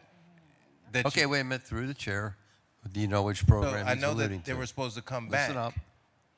Through the chair to the councilman, I believe you're referring to the Department of Justice grant, Cleveland Thrives, and that was a 1.99. Yes, that's exactly correct. And deliverable 2 was the development of a blueprint, and we are finalizing the language in that blueprint. We just had a meeting on Friday with a number of people to kind of look at the findings that the committee, that the Gradient did, and make some recommendations, some realistic, concrete recommendations as to how to move forward. So that will be coming out probably in the next month or so. And Mr. Chairman, to Mr. Richard Starr, who's going to be chairing that, I'd like to know more about that in depth. And I know I sit on the committee, but I'm just putting it on your radar screen. One of the conversations that was held when we was proposed at the table, and we were talking about how would the word get out, and they put quite a bit. Now, they're probably only piece that really put the money down on the table to talk about how do we get community involved. And just for clarification, Mr. Chairman, I'm not sure, was this the one where we also had like a satellite area of the city of Cleveland chosen? And is that true? See, go ahead. Have Ms. Jones talk. She knows more than. Briefly, because you're still up. Okay, go ahead. Yeah, and I just want to say, so Cleveland Thrives has been meeting extensively over the last 2 years or so. They actually have sent invitations out to all council members, and that's the reason why I know, because throughout the duration, I've actually checked in. So part of the things, it wasn't the neighborhoods that were selected were based on data. It wasn't based on who we liked. It was based on the data that the city of Cleveland, Thank you. The city of Cleveland used in partnership with the Department of Public Safety so that it is a data-driven process. And so, again, when it talks about like the information community members and community organizations, grassroots organizations, these are actually people that are doing the work, right? There are a lot of things that have been identified, and it wasn't just a matter of having some people to write the plan. The people that are involved in this work have been contributing to this plan, really trying to lead to drive it, because at the end of the day, we know it's grassroots, it's community partners that are going to be leading this work. And so, Thank like I you. said, we were in budgeting hearings last week to talk Thank you. through this new iteration of grants. But I really would encourage you. I know Joe was here, and there's Okay. some other people. What's Thank the you. other young man name who leaving it? Dr. Rich Austin? Yeah. Dr. Austin. Okay, thank you. Thank you. Dr. Yeah, Okay, he's the thank you, person who thank was- you. Mr. Chairman, You're- listen, Cal- and wrap it up, I just Councilman, want your to, time I is got up. you, Mr. Chairman, thank you. And because this is important, because this is a fundamental, this is bread and butter in some of our neighborhoods. And so I would say, Mr. Chairman, to the committee and those who are listening in the back, and I know we had a busy year last year, my phone number, you can always call me to invite me to those meetings, and you can leave a voice message. My phone number is 216. You got it, 355-0017. Anyone who has potholes, remember that number. Yeah, okay? remember? And guess what? You're going to get your pothole That's fixed. exactly. You know how fast you're going to get it fixed? Like yesterday. Thank you. Okay. So please call Remember me and keep that me posted. number. Okay. Now listen up before we all go, because I know it's been a long day. 9:30 tomorrow morning, we will resume. The staff has heard the requests that have been made by the members. Councilman Starr has heard some of our concerns. As to the administration, we're going to go into reconciliation at some point, because I'm expecting we're going to finish this by Friday of next week. That's, well, wait a minute, excuse me. Oh, yeah, you're right. Excuse me. Yeah, excuse me. At least I'm hoping Friday, okay? Even though I think I might have a question about Monday. Listen up, everyone. Going into reconciliation, you've heard the council. We want to see if we can identify additional money for summer jobs. The other question that was been posed to me that I'm looking at text is, you tell me where it comes up in the budget. Each council person, it was 17, now it's 15, has been designated what we call a Class A event for a special event in their ward. That's where the city covers like the security, stages, cleanup, da-da-da-da-da-da-da. There are some council members now, as a result of things changing with the wards changing, they have more than one special event. Now, we're talking internally, and I'm looking at some of the thing. First of all, where does that, I'm asking you, where does that money come from? Can anyone tell me how that is paid for? It's called Class A event. Councilmatic event. The city, listen up, my brothers and sisters, the city provides the police, the stages, cleanup, barrels, waste containers, the whole shebang for a special event. So like in the case of the council president, his special event is the Feast of the Assumption in Little Italy. My event is the Waterloo Arts Festival. Who has Luke Easter, the event in Luke Easter? Listen up. Mr. Chairman, we did have joint festivities. We'll look back at trying to do that again. Okay, so what we're trying to identify where that funding comes from. How do we identify that funding in the budget? It was identified somewhere, Mr. Gentile. And can I put some clarification to that, Ms. Yeah, go ahead. So Wait a minute. Oh, you had a question? in the point, right? So me and the new Ward 3 which was the councilmanic for the former old Ward 3 was the Pride Parade, right? Which is now combined with me, which is the Asian Festival. I also have the, Curavante. One World Day, Curavante. Cartavania. I mean, it is like the mashup of cultures that is in the new Ward 8, and I'm like, something got to Listen up, give, because everyone. it's like 7 of them. And, yep, so if someone can So help. we're just, listen up. With that, We're that would be trying to, really so helpful. we're trying to find out, listen up, because this affects all of us. We're trying to find out how that is funded. Where does that dollar amount come from? Mr. Gentile. To the chair, I believe it's in special event, which is in Public Works, but we'll double check You on need that to to double make check, sure. because we're Yes. going to have, at some point, we're going to have, because we didn't have, and that would fall under what department?